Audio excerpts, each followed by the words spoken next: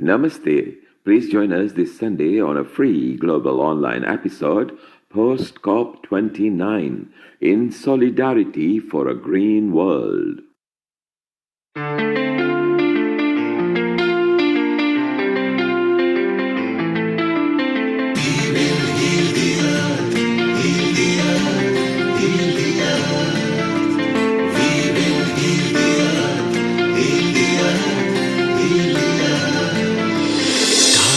They can tell you stories which are brighter than yesterday.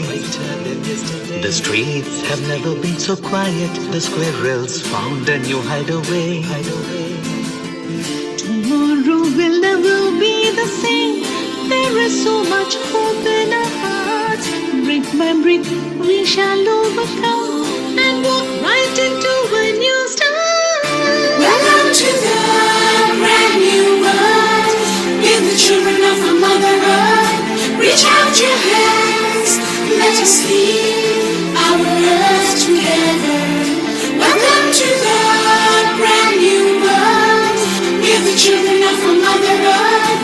Reach out your hands. Let us lead our earth together. We will heal the earth. Heal the earth. Heal the earth.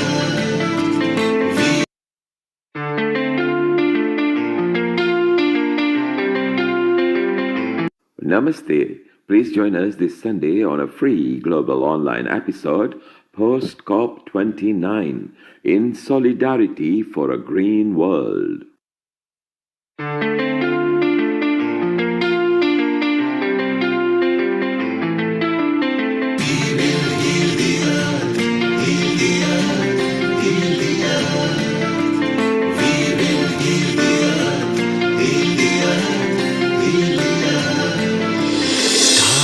They can tell you stories which are brighter than yesterday. The streets have never been so quiet. The squirrels found a new hideaway. Tomorrow will never be the same. There is so much hope in our hearts. Brick 10, 9, 8, 7, 6, 5, 4, 3, 2, 1. And a global namaste to everyone here. Welcome to our Healing Our Earth episode. We are dedicating today's special episode on COP29, a very popular, a very trendy subject right now. And you're going to get a chance to meet some amazing guests who are going to throw some light on subjects relating to the COP29 climate action, or as well as, of course, how we're going to be protecting our planet in the future. Before we start, I am Dr. Hani Kalaria, your senior host for today. And at the same time, I think before we start our special program, it may be a good idea to start off with a special prayer like we always do. So with that, I'd like to say a global namaste. Om Bhurbhuvaswaha Tatsavidurvarenyam Bhargo Devasya Dhimahi Dhiyo Yona Prachodaya. Guru Brahma, Guru Vishnu, Guru Devo Maheshwara, Guru Sakshat Param Brahma, Tatsmai Shri Gurudev Namaha. Thank you. So, with that, I always believe there's a guru element out there. We're not just talking about saints and wonderful teachers, spiritual teachers, but our guru is also the whole universe, the earth. Mother Earth teaches us so much. Our Mother Earth is also our guru.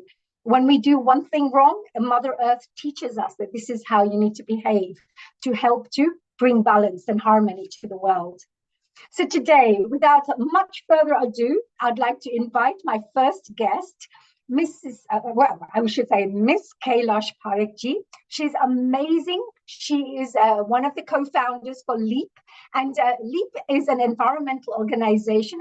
Actually, instead of me mentioning a little bit more about this, let me invite and say global namaste to Kailashji and invite her to share some words about what she does.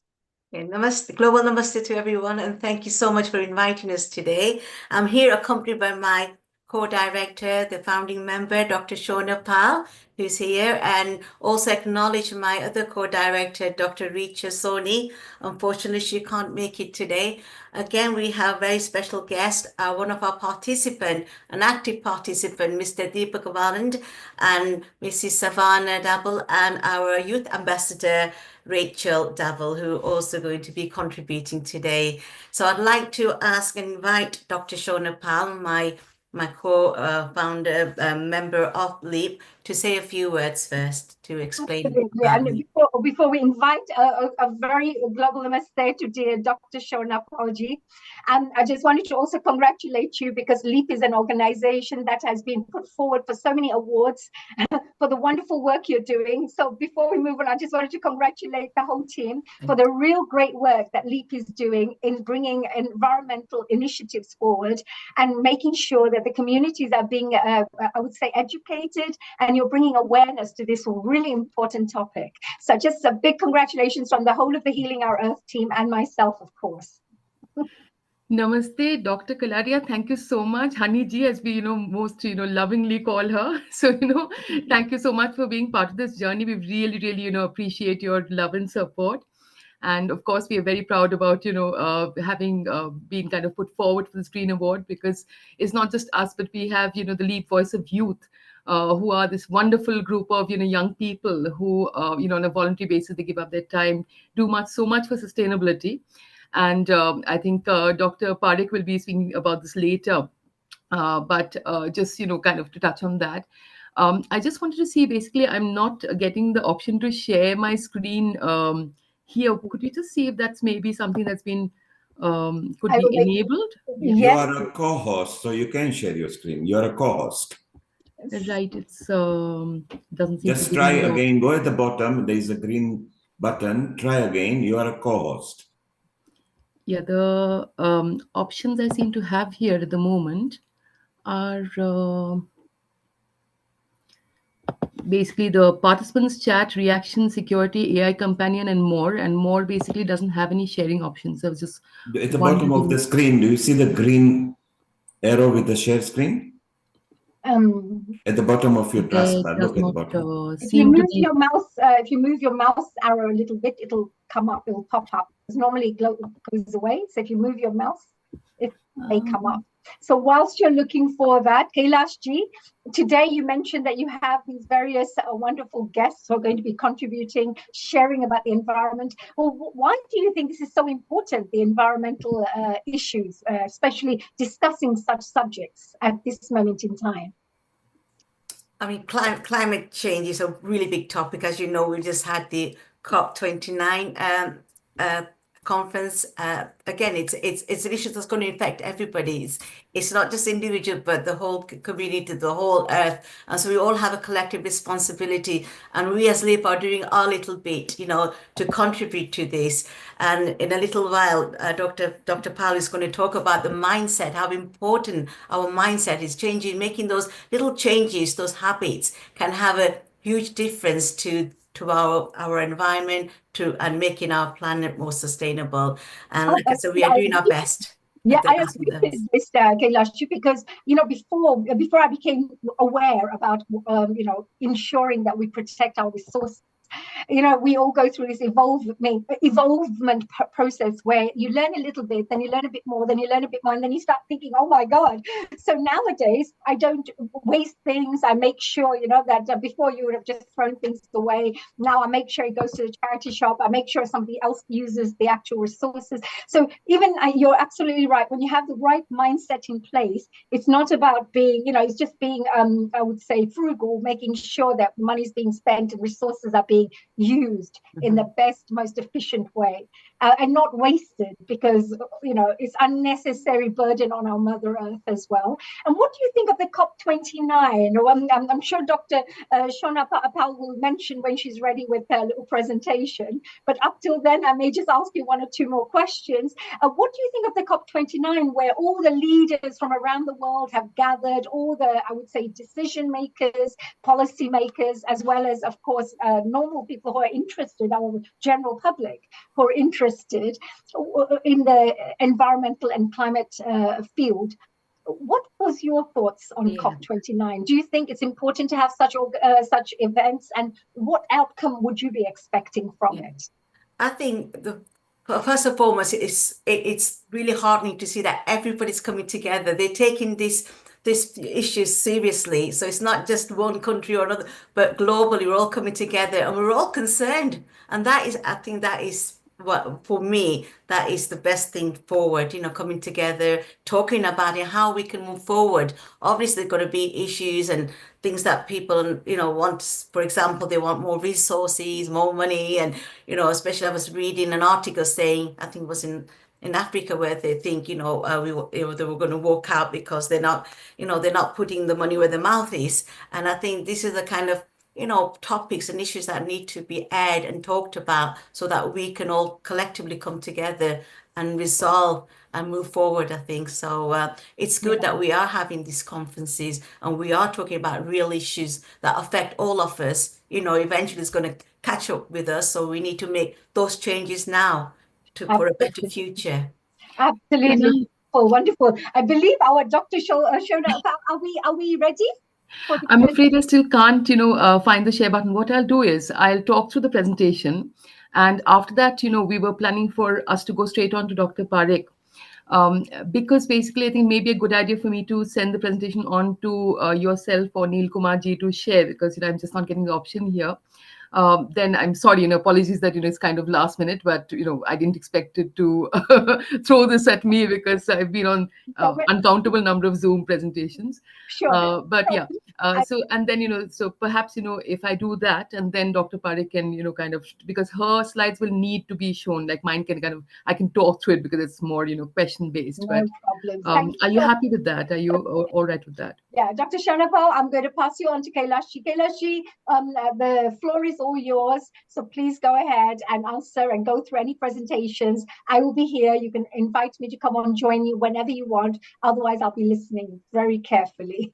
Okay, thank you so much. So I'm just going to invite Dr. Pal just to start off by talking about changing our mindset. So over to you, Dr. Pal. Thank you. So basically, what I wanted to say was that obviously, Lancaster Environment Action and Protection LEAP, what we are about right from 2021, our inception is trying to change the mindset of as many people as possible on the floor. So literally, we are talking about collective grassroots kind of action to think sustainably, to think alternatively. And this was something that literally underlies all our activities. So whatever we've done. So, Dr. Parekh will be going through some of those activities actually and explaining what we do. But I thought this may be something that may be interesting particularly because we are so fortunate to be on a global platform where a lot of people around the globe are listening in and basically will be kind of contributing later as well. To think about a model to move away from the very kind of consumerist, situation that we have. So to look at that, because this is not just LEAP's journey, it's all of our journeys, isn't it? And the climate solution is actually within ourselves. It's within us to actually make those choices, to kind of move into sustainable areas. So I had a few questions. Apologies, you're not pretty slides, but anyway. So the first thing that I wanted to think about was that if we think of a sustainable mindset, we have a question that what is the sustainable mindset? Okay. So firstly, to understand what it is that we're trying to do. So let's say if I said that, oh, that's easy, that, okay, at my temple, I am using, a lot of, kind of disposable cutlery and disposable plates. So basically, I'm being sustainable.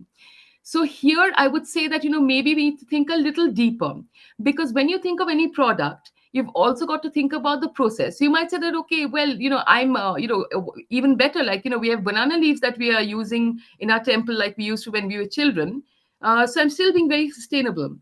The thing is that in the country that you are in, so say, for example, I'm in the UK at the moment, if your banana leaf is crossing many, many thousands of miles to reach you, then the carbon footprint actually in, conveying those, kind of banana leaves, particularly if it's a large organization which is transporting loads and loads and loads of cartons and cartons of these things, basically. So delocalization is a dangerous thing for climate solutions. So, I do understand that the way we've built up the world at the moment, of course, there is a lot of, kind of transportation and trade across, the whole world. And it's hardly something we can stop overnight. And perhaps in certain ways we shouldn't. But certainly in your choices, you can go for local things. So that is very important. So the sustainable mindset is actually local. That is one thing that I wanted to get across very clearly. That, you can be buying a, let's say, a plastic plate from your local corner shop, okay? If it's something that's been made by some local charities, maybe, okay? Kind of, maybe putting together bits and pieces of their own, older plates that they are, washing, recycling, using in that way. That is actually more sustainable than your banana leaf brought all the way from India. So it's just a question of kind of thinking a little differently to what the sustainability means today. Okay. So this is one. The second thing that I wanted to touch on, so I'm sorry it's kind of without pictures, so a little boring, but I'll try to kind of bring it a little, get it a little lively. Okay. The second thing I want to touch on was that is sustainability something that is natural to our daily lifestyles?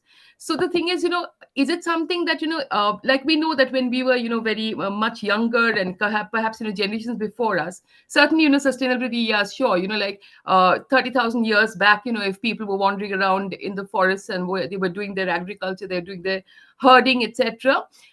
You can say, okay, what could be more sustainable? And certainly, that is certainly the best way to go. But in today's world, are we still naturally sustainable, or are we people who have evolved to a point where we can't actually turn back the clock? And what is the kind of interim solution? What can you do? So the thing is, again, if you walk into somebody's house and say that, oh, you've got so many things in your house, you've got chairs and tables and this and that, etc.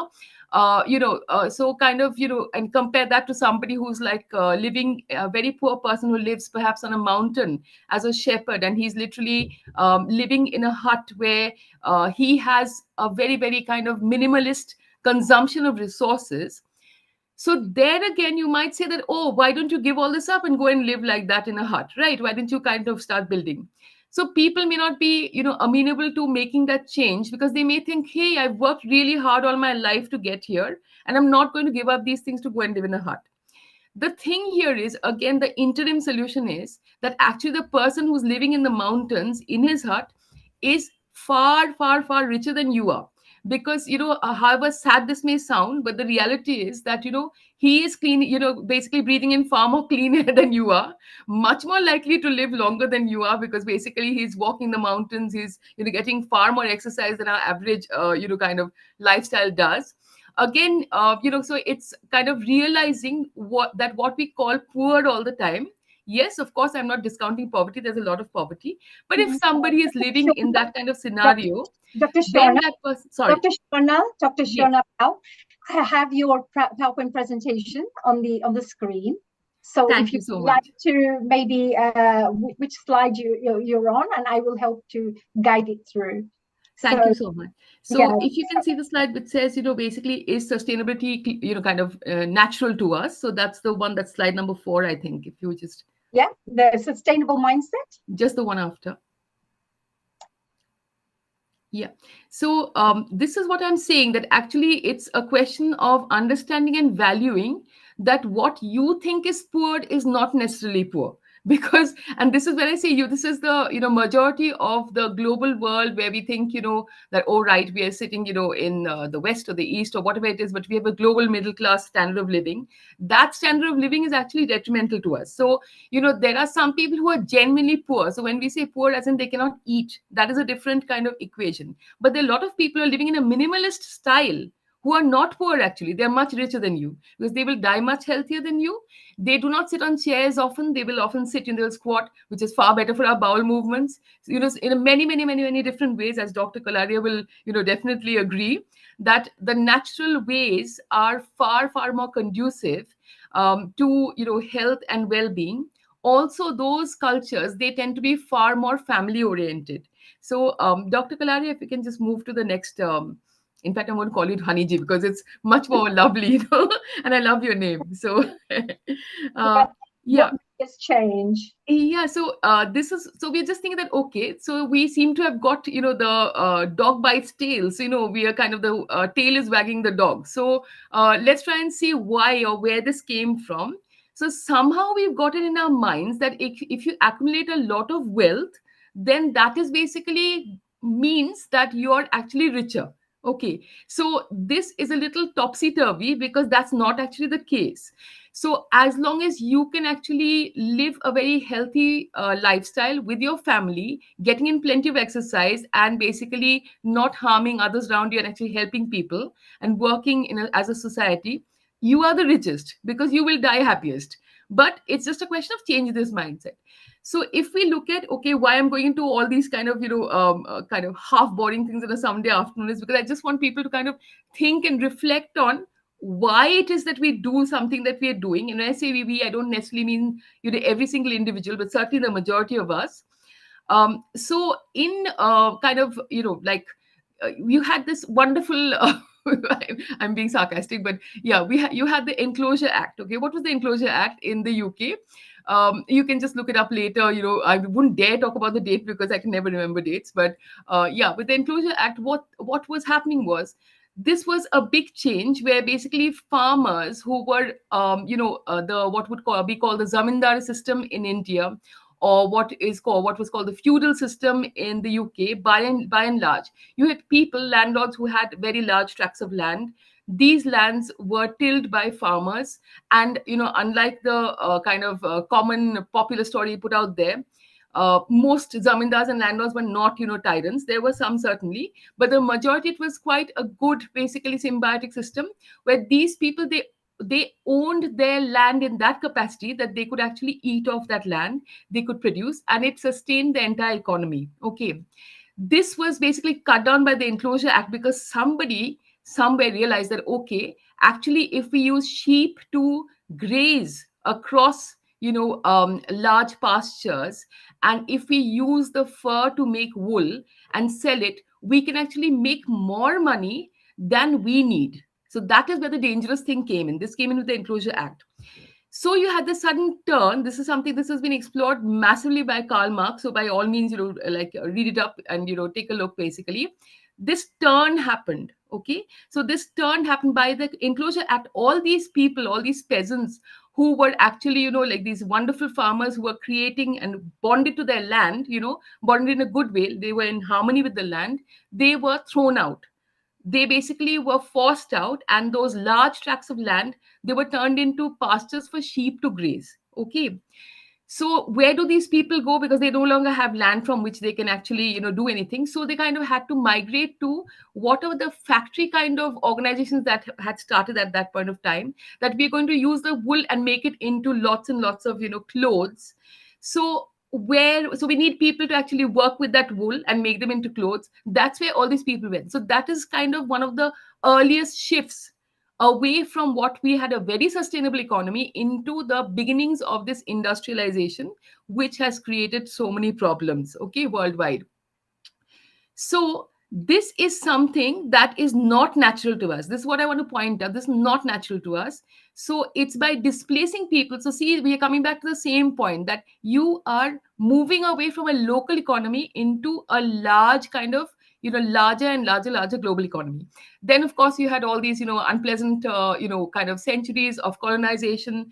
So you had people going out from these lands because some, at one point, you are producing far more than actually the people locally need. Okay, you've made so much, you've grazed so many sheep and got so much wool that you no longer, you basically are producing more than actually. This is topsy turvy because supply should meet demand, right? It shouldn't be that that basically it shouldn't be in this peculiar way where basically you're creating a demand. You shouldn't have to create a demand. But this is where the thing came that okay, fine, we found all these new lands all across the world, so let's make it even better and bigger, these markets. So then you have these cotton, and bring in the politics and basically forcing it kind of shifted from wool to cotton, because here you were taking raw cotton from the colonies, bringing it into England. So imagine the amount of delocalization. making cotton clothes out of that, and again sending that back to those colonies and using your politics to force it on the colonies. So double trouble, because not only are you taking the raw materials, but also what you're doing is you are absolutely finishing any kind of local ways of making the clothes at all, right? So this is basically, it is, as you can see, it's extremely skewed. So this is kind of the area from which this entire value system has been created, and we need to move back from that. So it is a long step. So this is what is stopping us from changing back. So in one word, it's organization. So when you actually want to take something in a certain way, you create structures, you bring people together, you make these concepts of office and so on, which will plug into your system that you're making. So we are talking about how we can move back from that. Okay, how do we move back from that situation? Okay, of basically being in this very organizational kind of way to move back. And it is the solution here is that, okay, governments and what is most structured, if you think about what is most structured, where is the maximum amount of organization? The maximum of these kind of artificial organizational structures are with governments and companies. So that is the most difficult part to break into. So let's not go there initially. Okay, let them do whatever. You have all the climate talks going around the entire world. We're talking about what corporates can do and what governments can do. Let that carry on. Very important part. But people, we are the people who are most flexible, best in a position to actually change the way we think and work together as a collective. So this is where the solution is actually in us. What can we do? And also not to think that this again, there's a wrong idea that you sacrifice something to be sustainable. No, you don't. Because when you're sustainable, you actually make yourself richer even in today's terms, not only health wise, but also if I wear a cloth, if I wear a particular dress for 10 years, it's much cheaper than my buying dresses every single year. So there are lots and lots of conversations, but I think I won't, bite into more time, because I think it will be soon time to hand over to Dr. Parekh. But I just want people to think for yourself, like I'm sure everybody does in many aspects, but in this particular aspect of the sustainable mindset, please think for yourself, think about how you can be sustainable, save yourself money in terms of today's terms, and save yourself your health and wealth in terms of what we've been doing for centuries. And don't buy into the kind of structures that are around you necessarily. Think before you act. That is the sustainable mindset. Thank you so much. Thank you so much, Dr. Pal, for that very, very powerful message about changing our mindset. That is the first step. So thank you. So before I go and talk about the workshops and what we've been doing to change that mindset, I think it's really appropriate to bring Mr. Deepak Valand, who's actually been on the receiving end of the training and obviously been looking at how to change those mindset and habits. So if Deepak, if you want to say a few words on your experience of attending the climate change training through LEAP and what impact it has on you. Global namaste to everybody, and thank you, Dr. Kailash and Dr. Sharma. I think, this initiative is easily something which is long overdue. And you'd be foolish to think otherwise.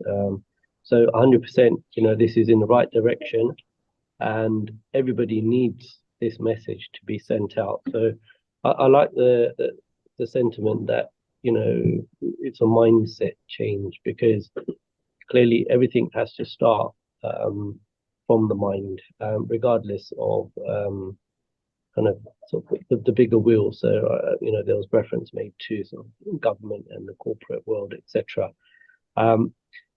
The course that I attended, which was I found very, very useful. It was very grassroots, so it wasn't too technical. However, it did cover topics which did trigger deeper thought and discussions. The workshops were interactive.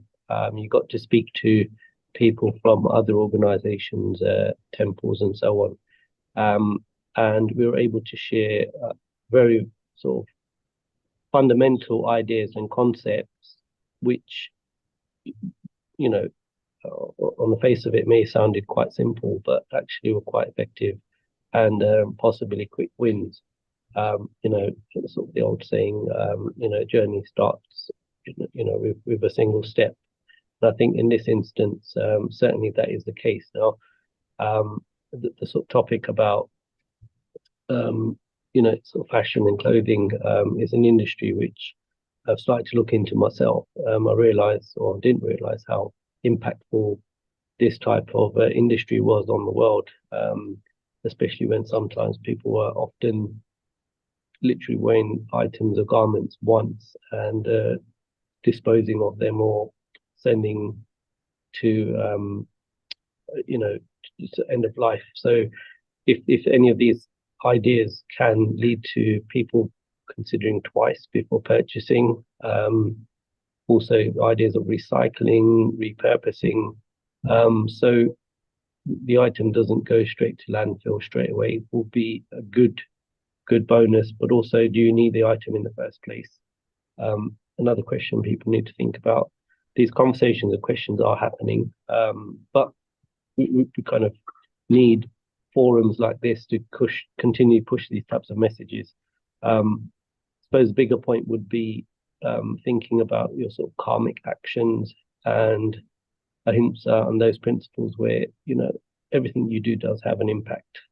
So yeah, thank you to, the whole team for supporting our learning and also encouraging our establishments to try and implement some sustainable changes, but also getting people to think about this type of movement. So thank you. Happy to come in again. I've not overshot my mark. Thank you, Kailashben. Thank you. Thank you so much, Deepakji, for sharing that experience. And I know there's been changes made, hence, following the climate change training, that collectively all the organizations coming together, for example, just ordering bulk, sustainable serving plates and things that we've already looked at. So I think it's those little changes that are going to be very impactful for the future. So thank you. Can I just also acknowledge one of our other directors? I'm sorry I didn't see you before, Dr. Gargi Das, who's here and joined us kindly from India. So Dr. Gargi, welcome. And would you like to say a few words on your experience? I know you've been there instrumental right from the beginning. So what do you think about this, changing our mindset? If you could say a few words.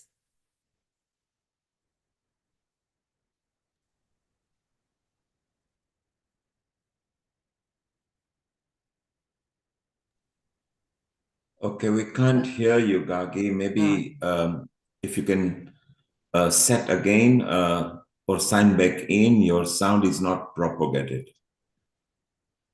Okay, well, we're waiting for Dr. Gargi Das to sort of mic out. I will carry on with the presentation. Just to follow on from Dr. Pal's presentation on the mindset. Having that in mind, we have been working with our youths and families to make that little difference. And we thought, let's just, look at fashion, how we can make fashion sustainable. As you know, this fast fashion, it contributes 10% of the carbon emission. And so therefore we need to make those changes on a need rather than a want basis. So just want to share some slides with you about the objective behind the workshops. Okay, so while we're waiting for the slides, I just wanted to say that the workshops, were kindly funded by our Duchy of Lancaster. We were supported by the St. John's Hospice with the clothes for recycling, which we use for the fashion show with our young children. Also, the workshop was supported by Lancaster Morecambe Hindu Society, as well as the Hindu Forum of Britain as well. So I'd like to say thank you to all of them to make it possible. So back in October, we had August and October, we had 2 workshops. And the objective behind the workshop was behind the workshop and the fashion show was to encourage young people and families to make those sustainable lifestyle choices, particularly in the context of fashion. As I said, the idea was to move the mindset away from the fast fashion, which is responsible, like I said, 10% of the carbon emission, to a culture of valuing and preserving existing clothing and reinventing, repurposing as necessary on a need to change rather than a need to want, basically. So when we did the workshop, we wanted the children to look at the science behind it. So there was some physics there. They were looking how to make clothes more adaptable to change, to weather, to look at, make it more resistant to water resistant, to look at heat, how to make it more resistant to heat and more energy efficient as well. So the children really got this. And we had some photographs on the on the slides. So I'm sorry, there's no pictures to go with it, but the children were really engaging and really, focusing on the science behind. We cannot see your fashion. presentation, Kailashji. There's no presentation on screen. Yeah. So, okay. if you wanted to try, you're welcome to just share your presentation. Yes. So whilst we're looking and waiting for yes. So whilst Kailash is getting the actual presentation ready, just wanted to share so far a very good summary. The sustainability and the right mindset sounds very important, actually, because there's no changes that could ever take place without people having a different mindset. Because many years ago, people didn't care. They thought, well, we're not going to be living here another 20, 30 years after 50 years, so who cares? So a lot of people have that kind of, I would say, attitude. But nowadays, I think people realize that it's also affecting us now, even health. If you look at the pollution that's out there, a lot of people are having lots and lots of problems, such as asthma and various different types of lung problems, because there's a lot of pollution in the air. So it's not about waiting for another 50 years or 100 years to see how to protect the planet. It's about making sure we do things right now, today. And with the amount of trees that are being cut down in this world, we always say, our beautiful plants and trees gives us the oxygen that we need. But as we start cutting all the trees down, how are we going to have clean, fresh oxygen? So when we talk about spirituality, we always know prana, we say chi, all that is very important to keep us healthy and, very important for our wellness. But if you're having very dirty, polluted air, that is definitely going to affect not just your physical health, but your mental health, your emotional health, your spiritual health. So, Kailashji, have we been able to find the presentation for? Yes. Did you want to share? I just want to say, Haniji, don't worry about it. I was coming to the end anyway. I just wanted to explain the objective behind it and to get the children involved. Once they were able to look at the science behind it, what we did, we had a fashion show where almost 12 children from different age groups actually fashioned all the different clothes that we can see. We can recycle them and make it look more fashionable as well. So we had a day last month where they actually showcased fashion, working with the hospice, so that was the key message. And one of our key ambassadors here, the youth ambassador here, Rachel Double, who I've invited today to say a few words on her experience as well. So she's been very proactive. She's been active in taking part within the fashion show, as well as the work that we've done with schools in eco-friendly booklets as well. So Rachel, would you like to come in and say a few words about your experience on the actual fashion show? Rachel, if you unmute yourself, please. What name is Rachel signed under? Rachel Double. Savannah, sorry. Savannah. Okay, so let's... Mom is Savannah and Rachel is the daughter. Rachel, you can unmute yourself. Rachel, if you can make your screen landscape, please. Okay, very good. If you can landscape your screen, Rachel.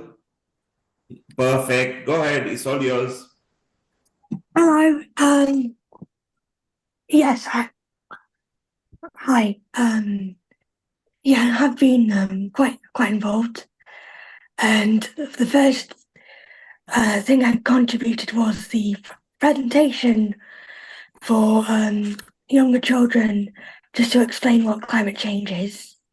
and how it affects the environment, biodiversity, and to vaccinate us and explain what they can do to be more sustainable and generally more of a positive outlook on what they can do rather than that well, it's an encroaching problem, which it is. It's becoming a bit more of a problem with the weather changes.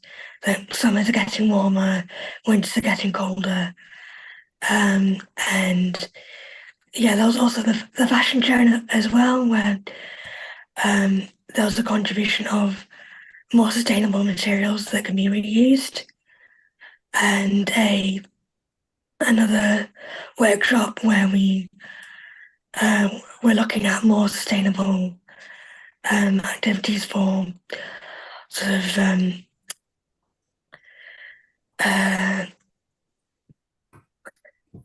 The festival booklet. the festival booklet as well. And yeah, that's what we've had contributed so far. Brilliant. Thank you so much, Rachel. I know you've done a lot of work behind the scene with other youths. You know, Daruk has been obviously the lead, but you've been supporting all the work. So what message are you going to be taking away to other youths about fashion? What would you say to them? Well, I would say to them, again, it's sort of that change in mindset. You just have to think before you act, and it's just the small things you do that make the biggest impact, because that's what everyone has to do. If we all just make a small change and everyone makes that small change, we can make a big impact. Absolutely. That little change, that mindset will go a long way. So, Mum, Savannah, what would you again like to say in support of what Rachel's already said about, you know, fashion and the youth and the future generation? So I've been involved in your project, Dr. Pal and Dr. Dr. Pal and Dr. Kailash, and I've been listening in the background when you've had your meetings. Was it over COVID? And then you did the Eco Festival booklet, and then we've been in a WhatsApp group where you share a lot of information, and I read them and I support Rachel in what she's doing, and she's in the third year at university at the moment. But when she did her A-level, she did an EPQ on rewilding, and you may remember she talked and did a presentation to the group on rewilding. And Rachel and her dad and we are all very keen in the project rewilding, and you may want to look up what there is in the United Kingdom. And it is quite fascinating that sometimes you should let nature take its course and it will work. So there is a project in the south of England, which is by Isabella Tree, a book called Rewilding. I recommend that. That's in southern England. And we visited the place, didn't we? So I've done to support Rachel's interest in your projects. So I also helped to do the fashion show. We did a dress from curtains, and we had tassels, and we made it look pretty. So yes, what you were saying before, think before you act. You don't need to go fast fashions, and it's creating so much. It's affecting us, and we don't need to think before we do that. So even small changes like that will help. So I'll continue to support Rachel and yourselves. Yeah, thank you so much. Brilliant. I think it's really important that we support our children, you know, to go forward and think more sustainable. And it's a collective effort, like we said earlier. You know, if we all do a little bit, we can make a huge impact. So really grateful. Thank you so much for joining us and sharing your experience. And I hope that you will continue with the good work. Because as you know, we were very proud to say that we won the award for the BBC Radio, making that difference for the Green Award. And it was because of the work that you guys have been doing in the background, you know, the competitions you got involved in, the Green Week competition, the eco-friendly booklets that we've done have obviously made a huge difference and impact, making that difference. hence we are very proud to say that we were a recipient of the highly recommended award for the BBC. So and also, I just wanted to mention about the day in Lancaster Library. That was absolutely fascinating. I don't think we talked about that. If you want to say a few things, Dr. Powell, that was it was so busy, and I learned so much. It was fantastic effort. So well done to you as well.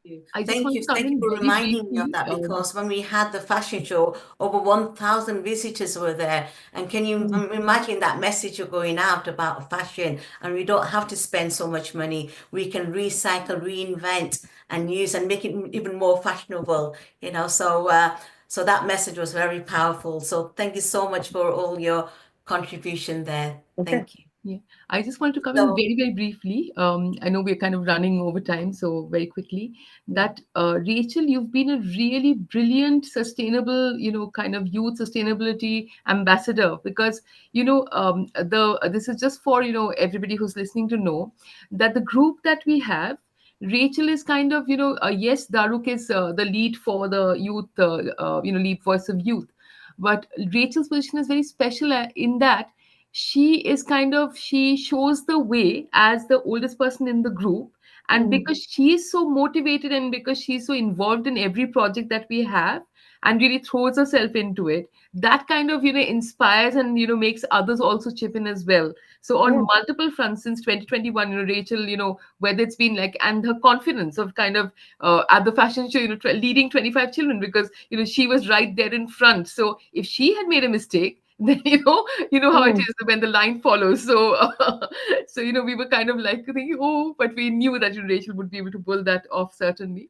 So, and Savannah, again, many thanks for because no child can really take things forward that well without parental support. So the role of the parent is huge in kind of helping to support the sustainable mindset. But I won't talk anymore. I know I'll hand it back to Kailash. Thank you so much, Dr. Pal. Thank you to all my guests who's come along, to talk about a really important topic about, keeping our globe, our environment, our planet, sustainable. So thank you, Deepak ji. Thank you, Savannah. Thank you, Rachel. Thank you, Dr. Gagi. And obviously, my co-director, Dr. Pal, as well, who kindly put the presentation together and really made us think about our mindset, how important, like you said, those little changes, even Haniji, you said, like yourself, I started changing, little things like light bulbs, making LED and,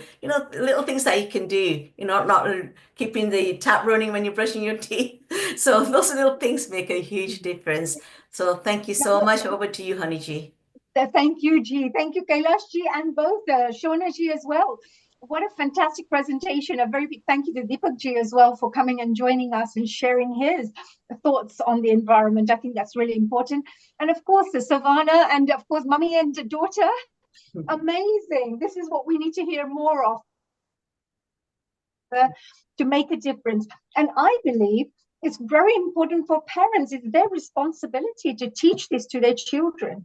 And I also believe that it's very important for us to have the parents talking to the schools and the educational establishments to suggest and recommend that I would like my child to have more environmental education. Because if parents ask for it, then the schools are definitely bound to, look at how to offer these kinds of programs. So I think this is a great idea. I had a question actually, and if any of you would like to share, you talked about the fashion show and about utilizing, I would say, natural materials, etc. What kind of changes came through afterwards? So once you did the fashion show, what kind of impact did that cause? So that were there any changes from the audience point of view, or any changes made by the models who took part? Can you just maybe share a little bit about that? That how important are these kinds of projects, and what kind of changes do they create in the communities? I think Kailash, if you're happy for me to expand a little bit on this. Yep, I think the first thing is that, we have this basic, I think, line that we all kind of need to follow, that be the change. So it starts from you. just like charity starts at home, I can't think of a bigger charity really than looking after yourself, to make sure that we and our future generations kind of live through as long as possible. So with the 25 young children who were involved, each of them had to, because all of them are used to, as is common in this era, to going into Primark, H&M, Marks and Spencer, wherever it may be, and picking out an outfit for various occasions. Okay, prize giving outfit, birthday party outfit can't be seen because this was on Instagram, 5 times. So, or the other way around, that, there's such an influence going on social media. And this picture of a dress or people in it keeps coming up 4, 5, 6, 7 times in your feed. And you think, I've got to have that. So for those 25 children, certainly, to firstly accept that, oh, I'm going to be wearing a dress that actually doesn't belong to me, it belonged to somebody else. And like, oh, firstly, that how can I be wearing some secondhand stuff? So, it's that mentality to break away from that, saying that actually it's a piece of item that's been there for a very long time. So it is something which has its own stories woven into it of its usage, and the longer you hang on to any particular dress, the longer it will stay, the more the stories that get woven into that, particular dress. So I think that was the first change. Second is because 1,000+ tickets were bought for that particular event. Bought as in, like, it was a free event, but as in booked. So there were easily 500+ people in the audience. And because, again, a lot of these families were the typical slightly more affluent, as in not, people who are the lowest in the lowest income bracket, people who had the luxury to come in out, on a Sunday to watch the show with their family. It was, again, going out to these people and kind of saying that, oh, the people, look at these children, they are in the Lancaster Town Hall on stage in Ashton Hall, which is very prestigious. There are these flashing lights and there's so many people watching them. So I am confident that a large number of children in the audience would have loved to have been there on stage along with those children to be applauded.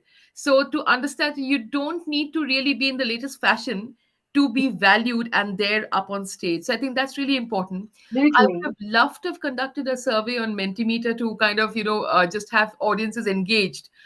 It was just a little pilot, so we couldn't quite do that, but hopefully for a future project, we'll have a little Absolutely. Mentimeter game at the end to kind of pick up things like That's that. brilliant. For me, just the fact that these lovely children ended up enjoying and learning and being more educated. We had 1,000 people turning up, so you can see that there is interest in the actual community to learn. And of course, I'm sure they went back a bit more inspired and learning and educated about this field, so which is great.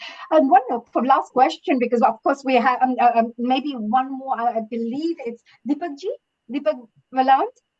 Yep. Hello. So yes, I would like to ask you, I know you had a brief chance to share your thoughts on the environmental work that you do. So what is it, the work that you actually do, and what is the most impactful work that you feel you would have done, from your experience? So, as I probably shared on one of the previous conversations around this, I'm heavily involved in my local temple. So I think that's, for me, I consider that as my sort of hub. What are you involved in? Your local? My local temple. So it's a temple. Yes, yeah. I saw the wonderful, lovely special. Yeah. Yes, the little mark, which is beautiful. But so you volunteer in the temple, and of course, temples are always using what would you say, the ghee and wood and various things for the pujas and for the prayers, etc. Mm-hmm. Are there any types of things that you would have changed to help to become more sustainable and more environmentally friendly with the work that you do there? Yeah, so very good questions, Dr. Hani. I think for us, the first sort of changes that we sort of implemented were moving away from sort of old light bulbs and moving to LED technology, which is, is a big win for us, but also having sensor taps. so that taps don't continue to run, because sometimes kids leave them on.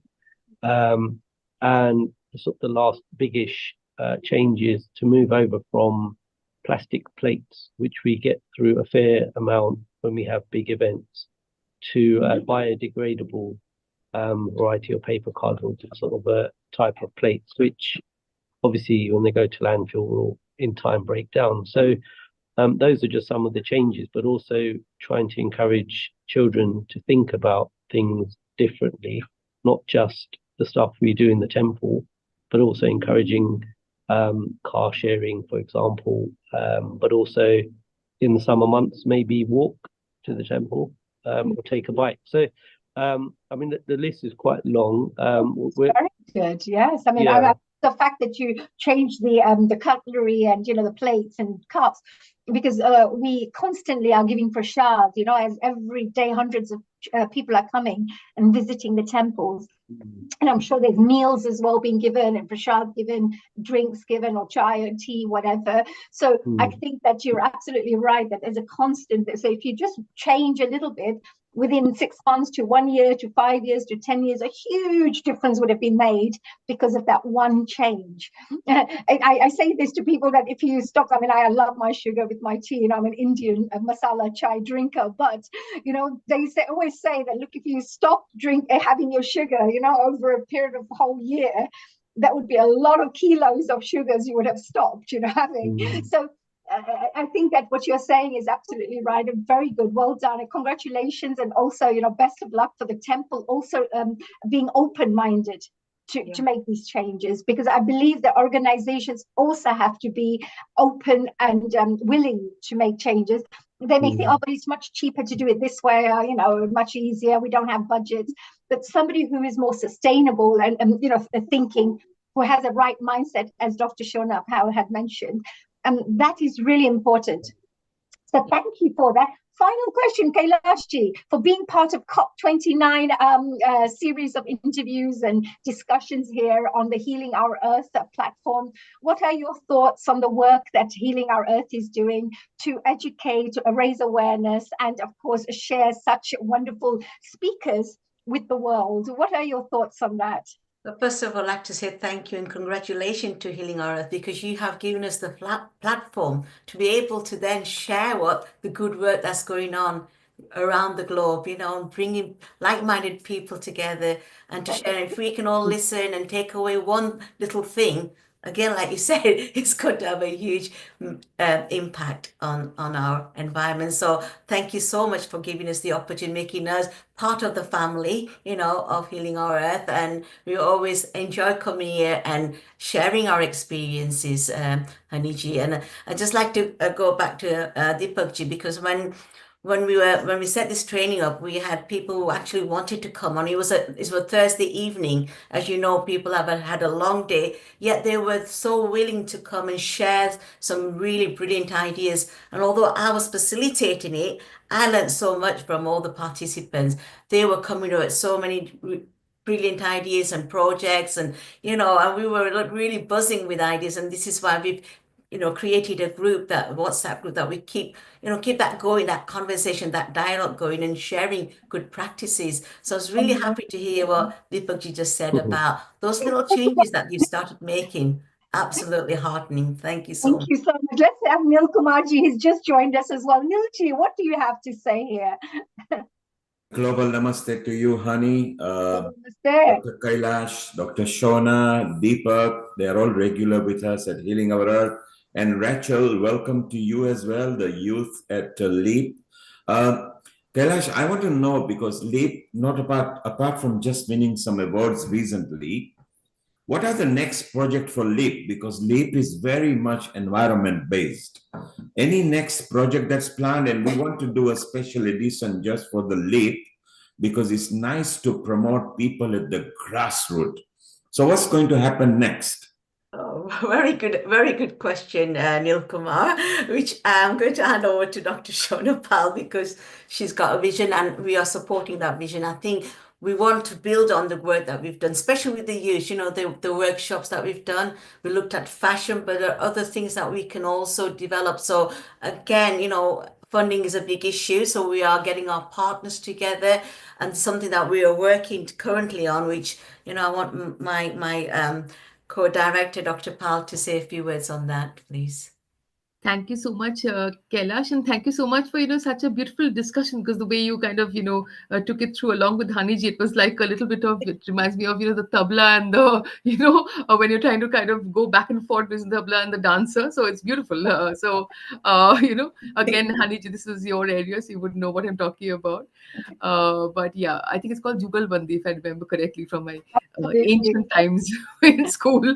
Yeah. So in terms of future projects, actually, first and foremost, I think the fashion is something that really needs to stay consistent. So if you're going to make people start to adapt and kind of start buying from the charity shops and kind of rebrand the fashion, rethink of it as something valuable to wear, then it's something that you have to keep kind of plugging away at. So certainly we have applied for funding for a fashion show on a bigger scale, like I was telling you, Haniji, that it needs to have more structure to it, needs to have kind of a different level of engagement with the audience, so that we can pick up the statistics of what changes we are making in terms of numbers, rather than kind of having a general idea that, oh, it was great. The other thing is basically, again, I'm very interested. This is something I know that both my kind of Richa and Kailash, they're both involved in putting together the information, the training material for the climate adaptable fashion. And this is something that, again, we can't really progress without funding, but I would love for this to expand, because it doesn't have to be really techie stuff that the average person coming into a workshop can't do. You don't need to have a solar powered charger as part of an recycled handbag that you've picked up. This is not rocket science. This is something that is very doable. We've done it at the workshops for first time candidates, just literally walking into the library. So it's things like that are a myriad levels of climate adaptation that we can put together, but it's not cheap at the moment, because obviously there are things like solar panels and so on, however small it is, to teach people you need a certain thing. So these are the kind of areas. So I think fashion is again going to be our main thrust in terms of both research to see what further we can do with it, as well as the delivery of the workshops and the training that we hope to kind of take forward over the next year. And I think I'll hand over to Deepak ji, because I think he would like to come in. Deepak ji. Go ahead, Deepak. Hi, yeah, so thank you. I did forget to mention, actually, because it's in early stages, we are actually talking to a local energy provider about supplying solar panels for the temple. So we're just at the opening conversations, but it's looking positive. And it appears in this area that we are sort of leading the way. So we're probably first on their list to get to where we're going. So touch wood, we do end up actually getting it done along with some other work. So we are doing what we set out to do and make that change, because the organization is there for good. So we know we're going to be using energy, so why not take the step and have the energy in a sustainable way. So thank you, Deepak. Another first. So it's so wonderful. And it's nice to see that people up north are also taking this seriously. I think this project should be rolled over to many other countries as well. So maybe LEAP can lead the way forward for everybody. So we are very proud of you, Shona, Kailash, Deepak, Rachel. Keep on bringing that youth element in there. And thank you to your mom as well. So it's so beautiful. And stay around. So thank you very much. What we are going to do, we're going to go straight into Azerbaijan in Baku, where the COP29 yesterday found some sort of solution for the $300 billion. And we have got a team from Brahma Kumaris who are going to tell us more about it. So thank you, Shona. Thank you, Kailash. Thank you, Deepak. Thank you, Rachel. Stay around if you can, and you will hear live what's happening in Baku. Thank you. Honey, what we are going to do now, thank you. We are going to go to Aneta, who is going to tell us what has been happening up there in Baku. And Golo will be the first person. Golo has been on Healing Our Earth many times. He's in Europe as well. But they're right now in Baku. So they'll be giving us fresh news and actually telling us what's happened over there. So it's so beautiful to have them. Let's welcome the Brahma Kumari teams for the next 90 minutes and hear what's happened in Baku. Honey, over to you, and let's welcome BK Aneta, who is normally at Mount Abu, but she's in Baku right now. Aneta, Yes. good early evening. You are about 7 o'clock there in Baku. How are you and what's the latest? Global Namaste. Om Namaste. Shanti. Om Shanti. Greetings of peace to everyone, to all my wonderful brothers and sisters. Thank you very much for having us. Indeed, we connect with you from Baku.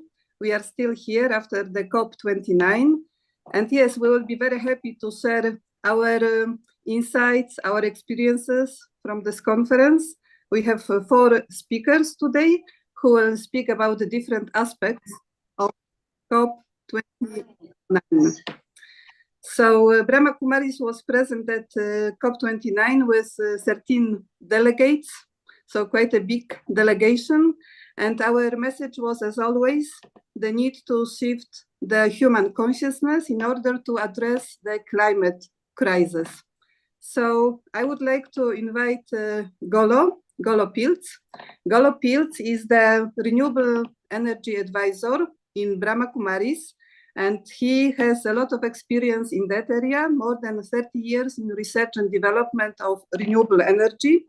And Golo has been participating at COP conferences since 2009. So also in that area, he has a lot of experiences and understanding. And one of his specialties is indeed to combine science and spirituality. So Golo, can you share the latest update from the COP29 that has just finished, please? Yeah, thanks very much, Aneta, and many greetings to London. The conference just had ended here in Baku in Azerbaijan. The northern border is with Russia and the southern border is with Iran. So it's a very interesting location right now. We were about 60,000 delegates from 200 countries. And there were also a lot of exhibitions. There was more than 100 government pavilions, and also a lot of stuff was going on outside the actual COP. We had quite a big green team, Aneta already mentioned, from the Brahma Kumaris, and we had also a lot of help from our local center here and from Russia and from Georgia and so on. We had also a big social media team which supported us with clips and posting things immediately. And if you come to the COP, you have to be ready for lots and lots and lots of people and lots and lots and lots of program. So the first 3 days we had a leaders summit where I think 100 ministers and head of states, they came together in order to discuss the general direction of the whole conference.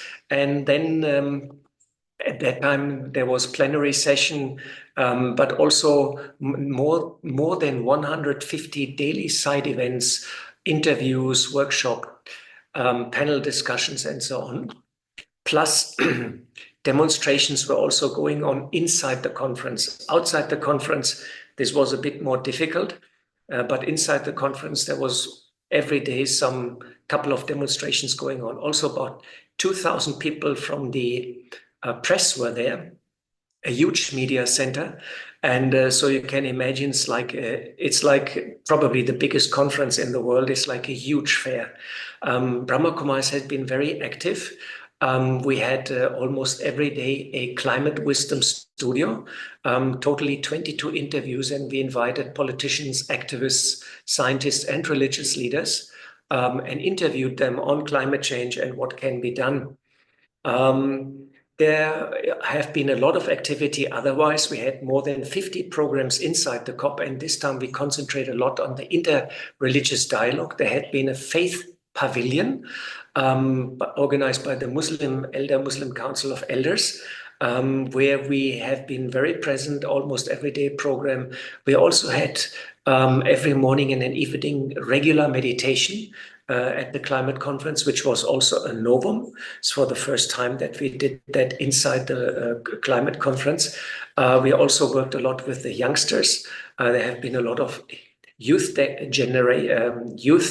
people, as well as with indigenous people. For the first week, we had also an exhibition there, and we informed all the people what we are doing. And as Aneta said, we are propagating a shift of mindset, which then leads to a shift of consciousness and then a shift of our actions and so on. And you can find all informations of our activities on our webpage, echo.brahmakumaris.org. You will find all the reports, the playlist from the interviews, all our statement and so on. Now coming to the most important, to the outcome. This COP was about finances and new national determined targets. It means how much the countries would like to save in terms of emissions, and also about phasing out of fossil fuels. But we have to say that the outcome of the conference has not been received well by the world community. Sunday morning, after marathon meetings and final talks and very long and partly bitter discussions, an agreement was finalized. And it looks like that by 2035, the developing world will arrange for almost $1 trillion annual in funds to help to shift to a low carbon economy and cope with the impacts of extreme weather. In the beginning, this sounds quite good, but only 300 billion of that will come in the form of what is most needed, grants and low interest loan. And the rest of the money will come from private investors and a range of potential new sources like levies and taxes on fossil fuels, things which have to be found out and have to be seen how it works and so on. So an insider says it's not enough, it comes too late, and it comes from too many sources. And the developing nations, they were furious, and they said, basically, rich countries spent 150 years polluting the world's atmosphere, then 33 years on discussion going on and delaying things. And finally, for 3 years talking on financial settlement. And now with oil-friendly countries and the threat of nations which are in denial of climate change, they force the developing nations to accept that deal that not only does not represent actual new money, but also may increase the debt of those developing nations. So there's a lot of disappointment about the COP and a lot of, I would say, bitterness. And whilst on the other side, some people from the rich countries, they said, see, there was simply not more money in the public budgets, and we went for the maximum. But all in all, the result of this COP is not well received, and the majority of the commentators said that the developing nations have been taken for a ride. And so this is a bit the outcome of the climate conference, which is not so good. And a lot of people, majority of people have already left, and many of them with a bitter taste and also a lot of frustration. So that's a bit the overview in a nutshell.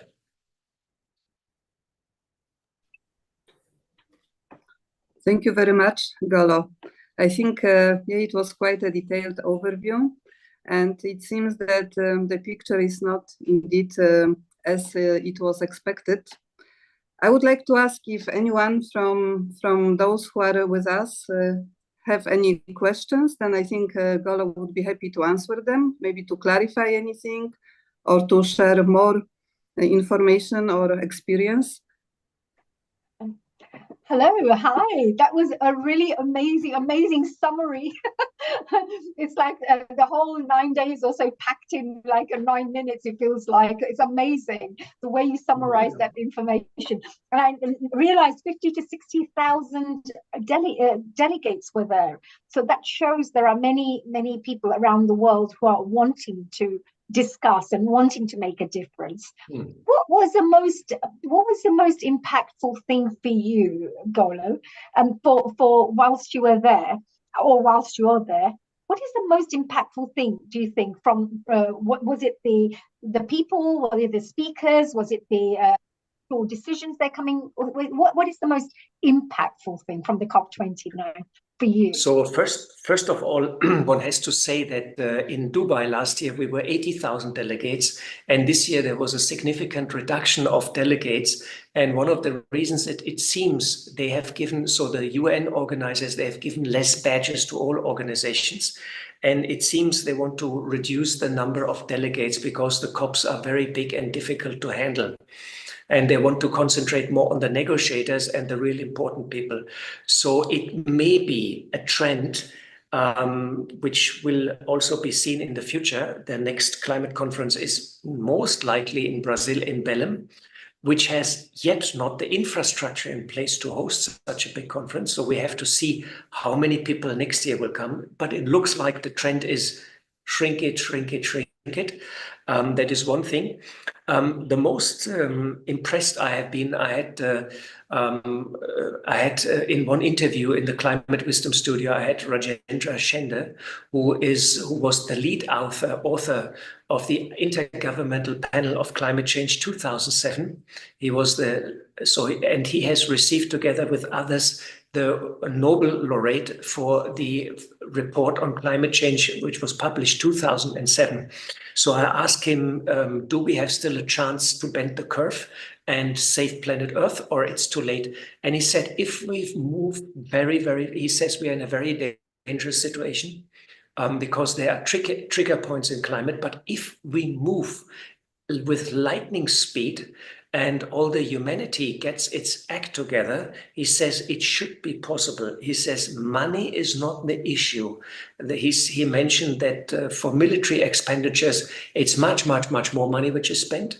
And also for fossil fuel subsidies are, I hope I'm right, $7 trillion, 7 trillion per year. Only 1 trillion is needed to push it into transition to clean technology and adaptation and mitigation. So he says money is there.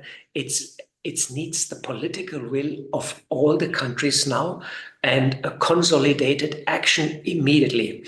But what we have, so that is possible still to sort of avoid the worst. But I'm now since 20 years at climate conferences, and unity is something you don't see that much often. So we really have to see how the next couple of years are sort of coming up. That's why it is so wonderful to meditate, because if you meditate and you change your inner world and your inner mindset, you create hope and strength from the inside. And I feel that's very important for everybody to look into that. That's beautiful. What a lovely answer as well. And also the fact that, yes, it's the unity that's required. It's not the money. So even if people are discussing budget. Let me say also what is important. It seems we should not wait that much longer on this top-down approach, and the local communities just should act and should do their good work. The local people should act and do their good work, and on a personal level, act and do your good work, whatever you can do, because if on the top level, it will be decided if they will do something or not do something. Who knows? In Brahma Kumaris, we are since 30 years active in renewable energies. And when I come back, I will install another 300 kilowatt solar system. And we try to convert our Gyan Sarovar campus totally on net zero. And this is a campus which can host 2,000 people, so it's quite a big campus. And we are since 30 years in renewable energies, and we are the biggest institutional user in India already. So I can urge only everybody to act and do whatever you want to do. Nobody stops. Absolutely. Congratulations, because I've been to Mount Abu and I've seen the beautiful, the solar plant systems and everything that's used there. It's amazing, because if all organizations did this, we could really start moving and going, using that lightning speed that you're talking about.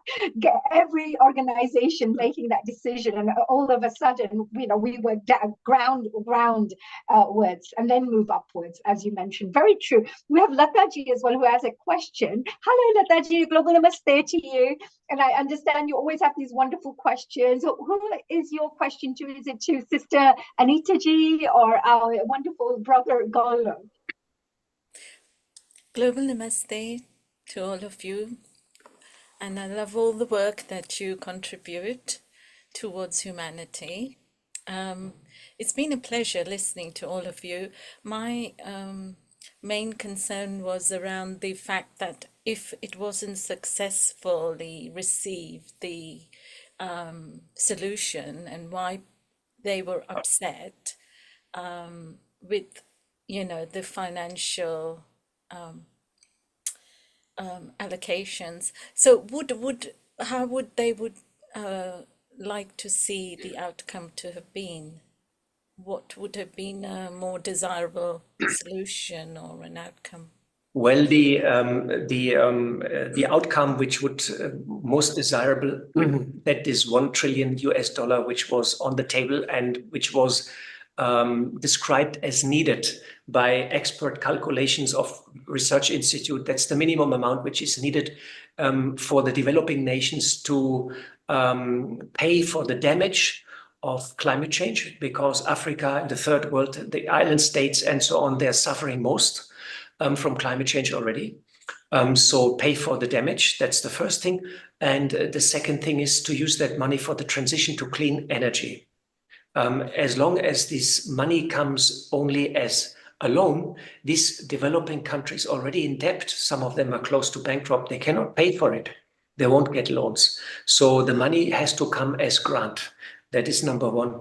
Number two, it has to be clearly mentioned that fossil fuels will be phased out with a clear timetable and clear targets. This has also not been really achieved because, as I mentioned, oil-friendly nations have sort of created a coalition, and they are blocking this kind of agreements in the UN process since 20 years, quite successful. They want business as usual. So that's why we're not phasing out fossil fuels, and that's why we are transitioning to clean technology slower than actually is required as per the scientific evidence, So the science is very clear what has to be done. Big money, fast as a grant, phasing out fossil fuels, and all the nations should ramp up their national targets, reducing the carbon footprint until 2050. So, it's called net zero. So you have to achieve, all the industrial countries have to go net zero very, very soon, because the biggest emitter is still United Nations, is still China. It's not Africa. It's not the little islands, it's not the poor nations. The rich nations are responsible for climate change through their emissions. They have to actually pay for it, and they have to accept the responsibility, and they still not do that after 30 years. And that's why developing nation is so upset, because this COP was a bit of a crunch COP where things had to fall into place, and they didn't fall into place as it should be. And we don't have so much time and so many chances left. Actually, we're running out of time. Thank you. I've got Kumar here. Maybe he's got something to say there. Thank you, Golu. That was a really great answer. But I feel it's unfair for the developing nations to pay as well, because I believe the whole world is doing various things. And sometimes it's actually not the developing nations, but other nations who are causing a lot of the problems, like dumping things in the oceans and all sorts of things. So let's see what Neil Kumarji has to say. Neil Ji, what do you have to say about this? Thank you, honey, and thank you, Aneta, for organizing all this, because we are live in Baku. And Golo, as you said, from 1 trillion to 300 billion, really not what was expected. But Golo, before we move on to Sonia, who is going to talk about climate wisdom, I want to ask you, Golo, when people started walking out, What was going on in your mind? That is this collapsed, or did you think they will come back fast? What was going on in your mind because you were present there? Well, we had you see, this is my 15th climate conference. So we had already, it's not the first time delegation walk out or there's protest launched or this and that. But this time the collapse of the whole climate conference was at the horizon in a way which was before never happened like that before, because the developing nations, they said better no deals than such a bad deal, you know. It was a bit like I mean, this was all in the night. We were not there in the COP itself, you know, but we watched it. It was live on UNFCCC. They show it live, so it was a sort of our own reaction was like not despair, but astonishment, a little bit of shock and also bewilderment, you know, but also understanding. I fully understand the reaction of the developing world because the West sort of once again has avoided to take responsibility for the mess, you know, and that's very sad, you know, to watch that, you know. It's part of the climate justice, you know. So justice has not been done to the whole cause, you know, again, not done. And now we run out of time, and there might be then, because it is not settled, the issue is not settled, it might be payday, you know, payday in terms of dramatic further damage and through climate change, dramatic. And we should not underestimate the cost, which is already on us. The cost of living crisis in food and all this is to a great extent due to climate change, because in 2 years, the global harvest is shrinking. So inflation is partly already due to climate change. And Golo, you say payday. It is actually happening. We are sitting in London here. The wind is so high. Up north, we have had today flooding, snow, storm. I mean, just in one day. So it's like mini bomb that has come here. I think world over something is happening. Golo, thank you very much. You've been at it for a long time. You've been at Healing Our Earth many times. We are so proud of the Brahma Kumaris who are there in every third, fourth episode of us. Golo, stay around. We're going to move to Sonia, who is going to tell us about climate wisdom. And I think we are exciting with this chit chat. And as Lata mentioned, what would have happened if there was no funding? So maybe even Sonia will tell us. So Aneta, let's introduce Sonia, who is there with you. And it'll be so nice to know what she has got to say and share with us. So hello, Sonia. Hello.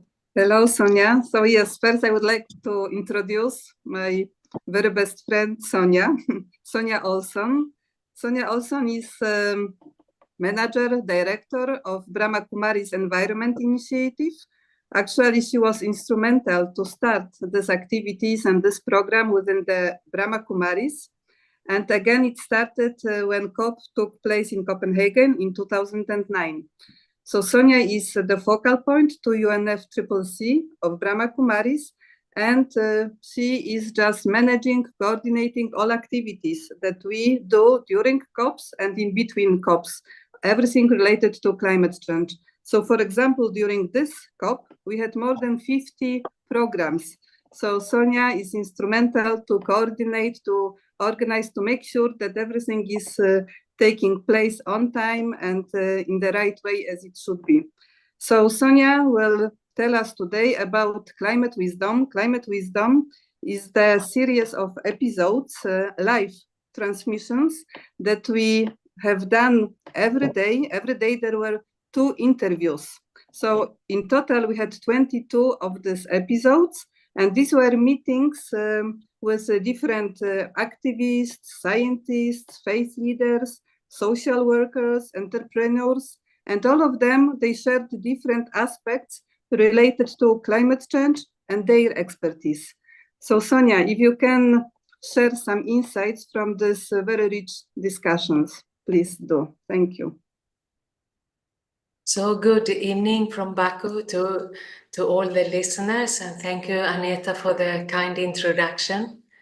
And it's just been a fantastic experience to be part of the Climate Wisdom Live studio from Baku. Every evening for 2 weeks, we brought together guests from the faith, as Aneta said, from faith, from science, from policymakers. And we had meaningful conversation. And these meaningful conversations, they bring hope. And I got very much touched with the guests when they come into our villa and they relaxed. It was quiet and we had a cup of tea together and they relaxed even more and they came to the studio and sank into the sofa and they got these beautiful questions asked and some jewels of knowledge, some deep insights came. We had from faith, from the Swedish church, from Pentecost Church in Ghana. We had from Catholics and Muslims. From science, it was this IPCC author. It was a scientific director, research institute. But we also had young climate activists from India, also from locally, from Baku. And it was about transformation. And actually also in COP29, this word inner transformation becomes more and more common. And in many side events, also not only Faith Pavilion, but other side events, inner transformation. So people are waking up to this inner transformation needed. And one of the guests in our studio said that a transformative moment is when your heart is touched. And that was very special. And then we continue our conversation about spiritual transformation is to bring this love into everything you do, into every thought, into every word, and into every action. Also in this world, which is so unjust. And the injustice becomes so apparent, so close to you in the climate change conference. And transformation is also at one step at a time, one thought at a time, and one word at a time. And I will quote here Mark Lawrence from this Riffs Institute. He said, "Do what you can as far as you can. Don't worry that it is not perfect. Worry that it is not as good as you can do. Keep continuing that effort in doing whatever we can do together until this world becomes maybe not perfect, but glorious." And we also had 2 visitors from the food hub. And the vegan food and plant-based food is gaining ground in the COP conference talks. And our 2 guests, they were active in this called Action for Food Hub. And they talked about non-shaming attitude, that whatever people are doing, we encourage them to do better, to do more, but we don't give each other bad conscience. We don't shame each other if we can't live up to other standards or to our own standards. But we understand this little by little transformation. And that each one of us has to think for the general good or the global commons. And we had a doctor from a hospital here in Baku. He came one evening and he used this expression from selfish to sensible. And I liked it because normally you sell from selfish to unselfish, but he talked about from selfish to sensible and how senseless it is to exploit the planet the way we do and leave nothing for our children. Normally, as parents, they would make sure that the kids get some inheritance or they get some money or an estate. Parents, it's genetic to parent to think that when they leave, they should leave something for the kids. But when it comes to the planet, this kind of attitude is disappeared. All parents today are leaving a planet behind which the kids can't use very much. Maybe it will not be there even, who knows? So opposite to selfishness is also to be humble. And this word came up a lot, humble leadership. And we had a scientist who is doing climate modeling. He's doing models for community and small societies and how to create sustainable development. And he said right from the beginning in the interview, he doesn't like the word negotiations, because the word negotiations for him means that I give something and I take something. And we can't take now, we should only give. So he wanted to call it climate offering, which I liked very much. And there was a lot of talk about wisdom, general wisdom, that the wisdom comes from within. And when we listen to our feelings and our consciousness and our conscience, we activate our inner wisdom. And there is a lot of fear in the society. And Aneta asked me before what touched me the most. And in these 2 weeks here, and I think it was this feeling of hopelessness and despair in the general conference. I often have felt a lot of anger and frustration before, but this time it was like people had given up. And it was more apathy and despair rather than anger and frustration. And this fear is contagious. But in the same way, peace is also contagious. So we have to keep calm and peaceful in all situations, even though how grave it looks or how hopeless it looks. We can't afford to lose our peace. And one guest speaker even called it, the Third World War is with nature. So we are at war with nature. So the opposite of war is peace. And we know peace starts from the inside. And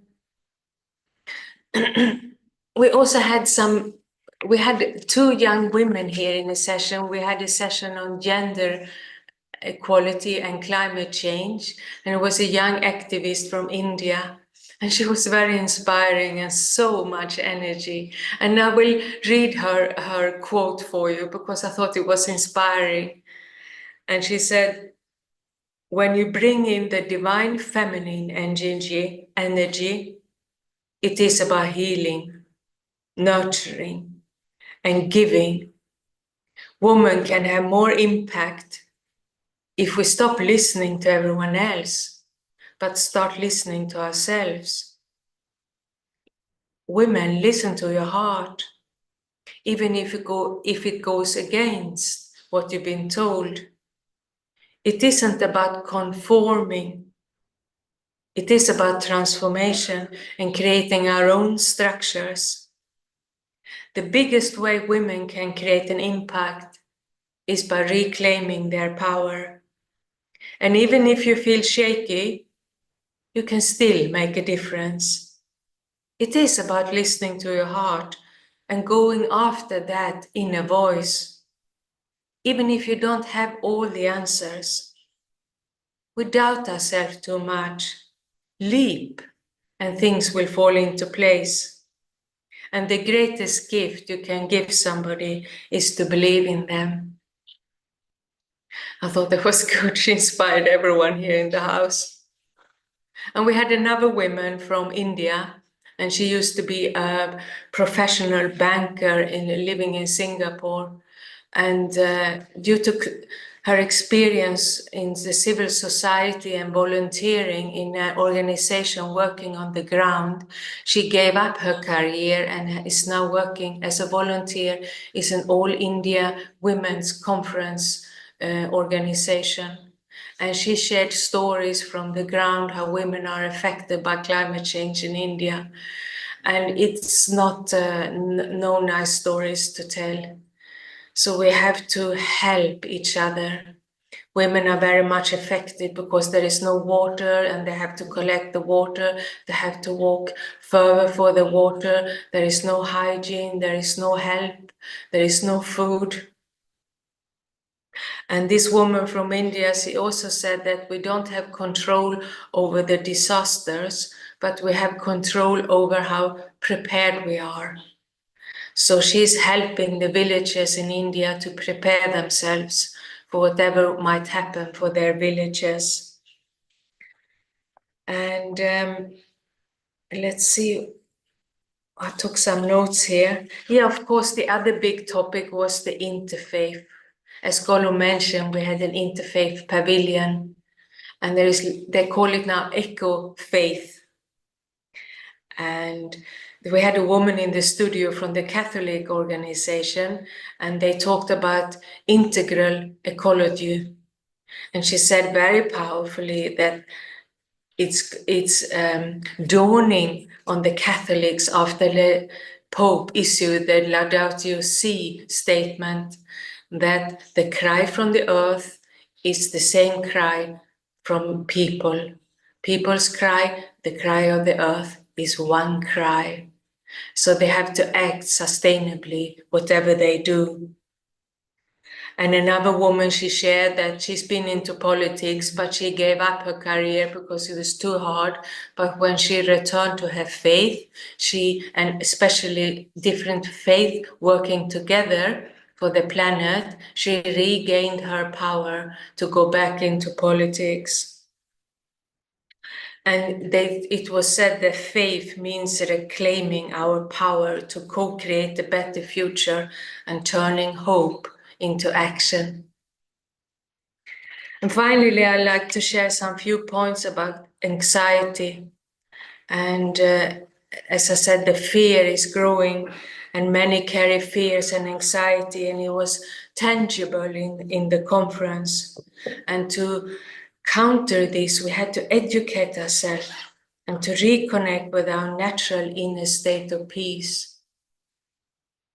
But there was also one woman in the studio from the faith movement, and she had 3 kids. And she shared about how she works with her 3 children to combat and to help them there with their anxiety for the future. And she's teaching her kids to manage their anxiety by transforming their emotions of anger and grief.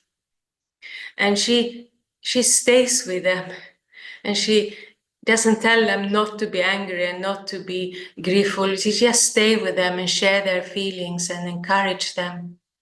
And she said powerlessness is a very scary emotion. So she helps her kids to find ways to act, especially together with other young people, so they don't feel alone with their feelings. And she's helping her kids to find a positive narrative, a positive story. And I thought she's creating the leaders of tomorrow, because it was said we need spiritual leaders, we need social leaders. And finally, I will finish with one slogan that the biggest contribution is to live without fear. And that's where meditation came in. And we're here in the house where we've been staying together, the Brahma Kumaris Echo team. We have had beautiful morning meditations together. And I was also touched by the energy our team has, and they go out early in the morning, come back late evening, and just share good vibrations all day. So that was my experience from the Wisdom Studio. Thank you very much, Sonia. I think it was very rich and very touching. Thank you for sharing all these insights with us. Neil Kumarji, you would have any questions to Sonia or anyone else? Thank you, Aneta, and a global namaste to you, Sonia, and Om Shanti. Om Shanti. I love the spiritual angle that you brought at the end, because it came from your words and your tone as well. That, we need that contribution as well, because like Olo said, forget the top governments, even we at the grassroots have to start doing that. And you brought in this angle of meditation and keeping composed and quiet, and it resonated from your sound. Do you feel we are progressing towards a common goal of actually taking climate very seriously? Do you feel that? Well, I would say it's my duty to keep a positive narrative. It's my duty to keep the vision of a sustainable harmony very active, very alive, and to share that positive outlook. And so I stick to my duty. Wow, it's so amazing. And from because you were also there in the last COP, and climate wisdom was one of your own subject. Yeah. Do you feel that the climate wisdom has improved as well? I would say that compared to last year, the climate disasters in the world has increased. We have had more floods also in Europe. We have had more tornadoes. We have had more heavy rainfall, especially in Northern Europe also. And in other parts of the world, there's just no water at all. So when the climate change hits the weather, it's not an academic or a scientific statement any longer. People really feel it and talk about it. So the awareness of climate change has increased since last year because of this. But I must also admit that the majority of people maybe just don't really know what's going on in depth. So, but it's increasing the awareness, but it also means anxiety is increasing. And it's just 1 year. Last year, it was COP28, this is 29, and we have seen so many disastrous weather in so many parts of the world. So it's not just a particular sphere on the earth.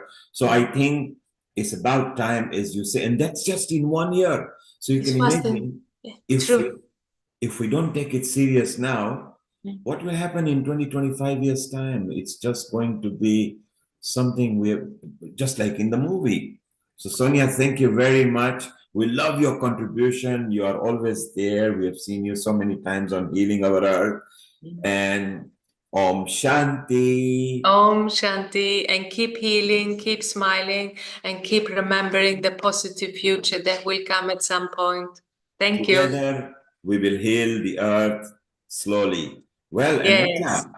one step at a time. Thank you. Thank you, Sonia. Aneta, maybe time for Caroline, and maybe we listen to what she has got lined up. Just before we call Caroline, Aneta? Yes. And obviously later you will be saying some views and some points of your, and last year you were again there as a co-host and everything. Do you feel we are progressing towards any positive direction?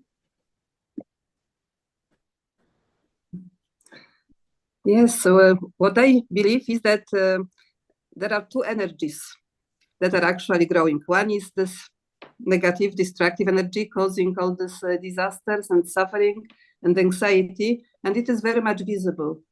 But I know that there is also the positive energy that is building. Maybe it's more underground, but it's getting stronger and stronger.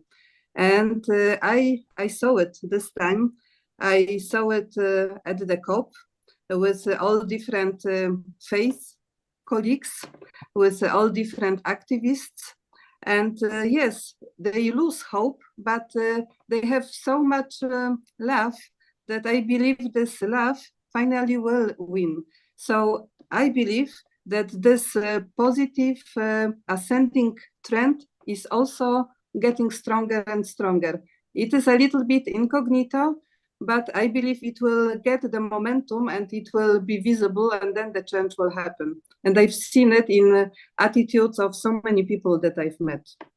Thank you, Aneta. And a bit later, you will be also saying your points. Let's go to smiling Caroline, who has been on Healing Our Earth as well. And hello to you, Caroline. And Aneta, can you please introduce her? Over to you, Aneta. Yes, it's my pleasure to introduce my friend, Caroline Fraude. Caroline is co-leading the Brahma Kumaris Center in Berlin. She is also on the board of Brahma Kumaris in Germany. She is also affiliated scholar at Research Institute for Sustainability in Potsdam, Germany. And I would say one of her specialities is to bring in dialogues in all these very complex spaces. So this is what she has been doing for many years, and also this year. Plus, what I learned from her is something what we call relational transformation, which as I understood it, is indeed at the foundation of the change that we want to bring about in the world. So Caroline will speak about the inner infrastructure for climate resilience. So Caroline, please, the floor is yours. Thank you. Thank you so much, Anita, and thank you for organizing this event. Everyone who is behind the scenes, it's really a special opportunity to share this so freshly whilst we are still here in Baku. Yeah, the conference has been completed and the news are out everywhere. Everyone is not very happy about the outcome. And we need to ask ourselves, what does that mean for me personally and for us as a community? Looking at the state where we are right now, and we can assume, having seen what's happening in the last couple of years, we can assume a little bit how the future will be. And that tells me we need to prepare. And the topic of inner infrastructure for climate resilience relates to this in two ways. And the first aspect, which I see in terms of the inner infrastructure, and I will talk a bit about this, what this means, is really the individual level, but then also, secondly, the societal level, how we need to prepare best. So infrastructure is a term which we use more in context of systems. For example, when we look at a city, how is the infrastructure of a city, which means how are the different parts of the city best related? Can people get best from A to B, and what is actually needed where, and best placed or best built? And in the same way, in the recent science, we are looking, especially in the context of complex issues like climate change, we try to understand things like climate change from a perspective which is built on a systems understanding. And systems understanding basically means that we are not entities which are just living on their own, but we are all interconnected and we influence each other in a positive way, but also in a negative way. So if somewhere something happens, it affects the whole system, if we want it or not. And this is why it's interesting to see at the climate change conference, when nations negotiate with each other, it's very clear that these politicians, these negotiators are still in the mindset of negotiating just for their own country, which doesn't make sense at all if you are sitting in a situation, or if you're in a system where you cannot separate one area of the system from another. We are talking about the Earth system. So it is really important now that we all shift more in our context, but also on the international level, into a different way of looking at these things. So to talk about my country just doesn't make sense. So that's just to explain a little bit the difference of systems thinking. But of course, we as individuals are also systems, and we are affected by the energy, by the news we hear, and all of that affects our mental state. So seeing what's happening now actually will bring up a lot of more frustration, fear, anxiety, hopelessness. And we need to be preparing ourselves on an individual level, in the sense that we are more sensitive, we get more sensitive to our own feelings. The moment we feel low, the moment we feel tensed, we need to take that more serious and be aware that it might also come from outside, from the atmosphere, from other people. So what I do in this case is really to stop, pause, concentrate, and become aware of my feelings, and become aware of I can change and I should change my feelings. So I change my attitude. I remind myself of my powers and all the successes I had to deal with difficult situations. So like actively activating my inner powers. So that's one thing on the mental level. But then on a societal level, the crisis we have, no individual country, no individual group can deal with. Resilience in a society is best if we work together in the best way. And when can we work together in the best way?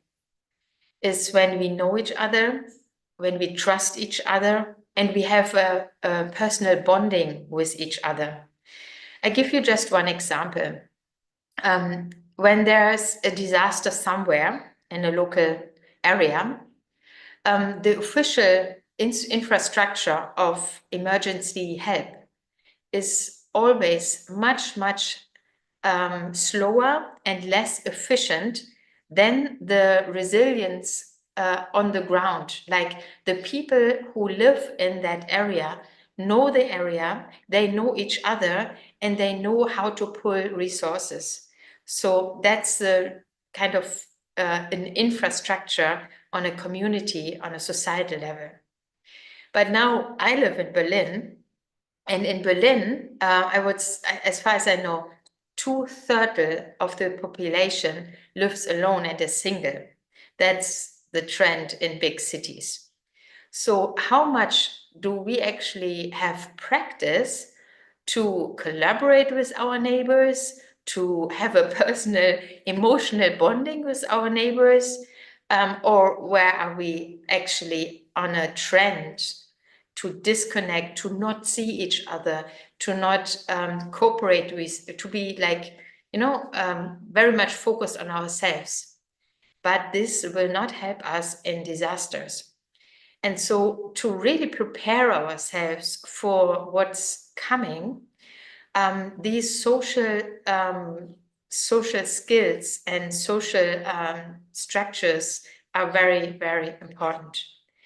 And some countries and some regions started already to support neighborhood collaboration. There are different initiatives who do that, so that you actually get to know your neighborhood again. You know about the skills someone has, and you help each other. So I think this is a big, big topic, which is till now quite overlooked and not understood how important this resource is. And so I would like to invite you to start making contact and even friendship with your neighbors, and start helping each other. So to just sum that up a little bit, the inner and the societal level, how do we prepare ourselves to become climate resilient? Cultivating inner individual capacities, that is also making daily exercise for inner stability, creating powerful thoughts, meditation, and so on. But also learn to bond again with other people, creating relationships, investing in relationships. There is so much this attitude of not care and it's not my business, or I go home after my work day. No, let me invest in relationships, because relationships make us resilient. And then empathy, openness, compassion, trust, all of these things go with relationships. Yes, and then even decision making. It's so important that in a situation which we will face, where things happen we never faced before. We had this with COVID. No country had experience with the global global challenge like COVID, like a virus. So we had to learn on the spot. We had to make decisions on the spot. So decision-making skills and that openness for dealing with new situations in a group, in a community is very important as well. So thank you. Do you have any questions on that? Oh, that was amazing. I think that was such a wonderful talk. We look at the big topic of environment and climate, but we really do not look at the inner engine that's supposed to be working. And this is the most powerful lesson I'm going to be taking back with me today. And that is about this social bonding, the emotional IQ that we should be developing. I think this is amazing. And when we're talking about mindset, today we had various guests coming in, and Dr. Sharma also came in the beginning, and she spoke about the mindset, how we have to change people's mindset. So this is not just about the mindset, it's about also emotional IQ that needs to be added to this as well, about how to be able to cooperate, live in harmony, care about each other, and have empathy about not just it's your issue, not mine, but it's our issue. Let's deal with it together. That was wonderful. So, Sister Carolyn, I just wanted to ask one question, which I thought was really good. How do we help people become more what would you say, connected with each other? How do we develop this social IQ? How do we develop this emotional IQ in people? What advice can we give to people? Thank you for the question. I think it's a very important question. I would say one of the things we can offer is to learn to host dialogues. That means to invite people to come together for an hour or an hour and a bit, and to just be together and listen to each other. And as a facilitator, we can learn how to, what they call today, hold a space.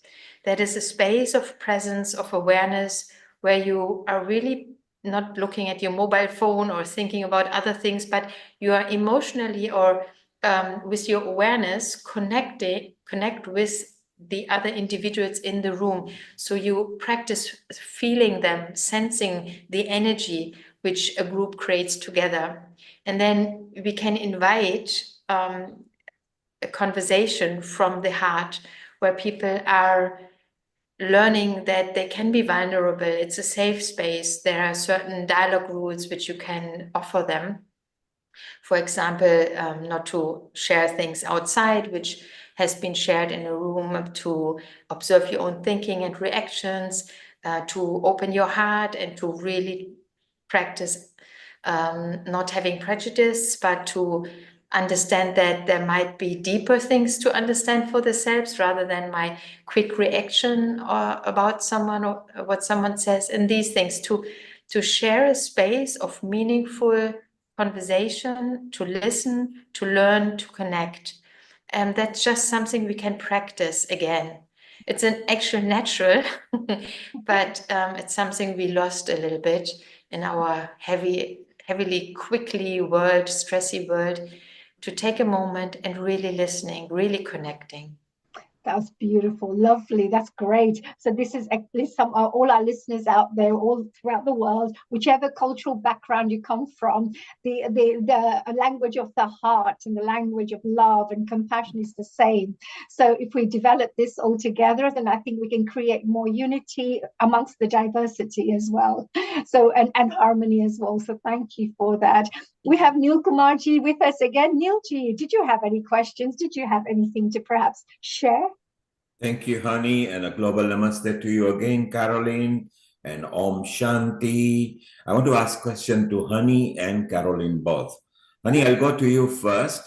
You are very much environmentalist, and you're involved in a very big project called Planting a Tree. And a dream is to encourage people to plant 1 million tree, which is later in about half an hour's time. We are going to show the music and the reel and the momentum that is getting on. Do you feel, Honey, that people are taking climate seriously now? Well, I think, what I've realized is from what my experience has shown me is it's a deep subject sometimes, although it's something which is natural, which everybody should be aware of, but it's a deep subject. There are many factors, many areas layered in the field, in environment, biodiversity, this, that, there's so much. But what I've learned is when you use fun, creativity, and share powerful messages through that, then we can definitely start helping to educate our young people. Because the young minds, if you can help them to learn and to be aware and to become more, let's say, increase the environmental literacy amongst them, you will find that they will start making better decisions. They will be aware of making the right decisions, even if they become politicians or they become businessmen or housewives. They'll know how to make better decisions. So I believe that it's better to use songs and music and dance and have fun with young people, and then share these really important environmental information with them, so they're learning whilst they're having fun. So yes, thank you for asking me that. So the song that we are launching, which is called Everybody Plant a Tree, it's where we've launched a song where we're inviting people to pay £1. And for that, you receive the song for free. But with that, there's a brochure, which is more important. And in that brochure, it tells you why it's important to protect our environment, why it's important to plant trees. So actually, it's more it's an educational program, but done in a fun way. So yeah, thank you, Neil, for asking. So hopefully we're going to get everybody, giving £1 and downloading the song and dancing away. And you will find out a little bit more about it very shortly. And for those guests who are connected through us on YouTube, Facebook, Twitter, and the website, and through our media partner channels, which we are live streaming this episode from, if you want to know more about that, Honey, our senior anchor, will be taking it up completely, showing you the song and telling you more and bringing so many guests who are actually involved in the production of the song. And that's 30 minutes from now. Let's go back to Caroline at the moment over here. Caroline, you've been on Healing Our Earth many times. Caroline, do you get this gut feeling that people have suddenly started to get the vibes that, yes, we must take climate seriously? Do you feel that around you? Yes, actually, it's good you asked this, because even in the climate change conference, much more than ever, I see actors from top to grassroots who are very aware that we need to bring in the inner dimension of transformation to make this shift. They have been trying for years and pushing for years, and there are these walls of countries or individuals who don't want to move, but I would say, like little mushrooms popping up everywhere on all levels, on the Secretariat of the United Nations, on the level of negotiators for countries and directors of institutions. You find everywhere more and more people who really are very serious about change, and also understand that we have to come from that deeper level of change, and they want to work together, and there are plans for that. So I'm hopeful that the good forces are combining and multiplying as well. And even if they don't believe in it, look what's happened in the last 10 years itself, just the 10 years. We have seen climate that has got no pattern, absolutely no pattern. We are keeping records for it, and it's in different parts of the country. So Carol, thank you for giving your gut feeling. Thank you for your contribution. stay around. We are going to go to BK Aneta because she is there with you as well in Baku. And we want to know her views as well as to what she has found out, because we are getting live news from Baku where all the Brahma Kumaris are. So, honey, let's move to Sister Aneta, who is normally in Mount Abu, but she's also a coordinator for some of our events over here. So, Caroline, we'll tap into you in a while. Let's go to Sister Aneta. Honey, over to you. Thank you, Neilji. Thank you, Caroline, as well. Thank you. And coming back to Sister Anita Ji, you've brought some amazing guests today. We've been really inspired and I think very well educated as well, and so many different areas and elements of the environment side. And again, like I shared, Sister Caroline, who shared about the emotional IQ, which we keep forgetting because we keep thinking, oh, let's switch off the water and switch off the lights, etc. But there is so much more to it on a deeper level so that more can be done. So from your side, Sister Aneta, from all the things that you have learned as well from the COP29, has there been anything that stood out for you? Is there something you're going to take back and implement within the Brahma Kumari organization also? Yes. So once again, global namaste and Om Shanti. Om Shanti means greetings of peace. Om means I, peace means Shanti, so it means I am peace. And actually, this is something what I would like to share today with everyone. And this is the relationship between peace and climate change. And I was very moved, actually, in a few side events where people were sharing about the consequences of conflicts, armed conflicts, wars on climate change, on environment. And I thought this is indeed something fundamental and transformative. But it is still not been recognized. However, it is coming to the surface. Like in Baku, the presidency, they launched Baku Call on Climate Action for Peace, Relief and Recovery. So this is an initiative that is to address the nexus between climate change, conflicts and humanitarian help. So something is starting to happen in that area. But as I educated myself, I understood how important this topic is. So peace, or rather lack of peace, has huge effect on environmental degradation, and also it accelerates the climate change. And there are different types of conflicts or wars that we are facing today. And today already Sonia, Golo and Caroline, they mentioned all these different aspects, but I would like to go a little bit into depth of that. So the first war that actually we are having right now, it's a war that human beings are waging on the nature. So the General Secretary of the UN, Antonio Guterres, he said that this is the worst war that we could start because we are totally unaware of the consequences of this war.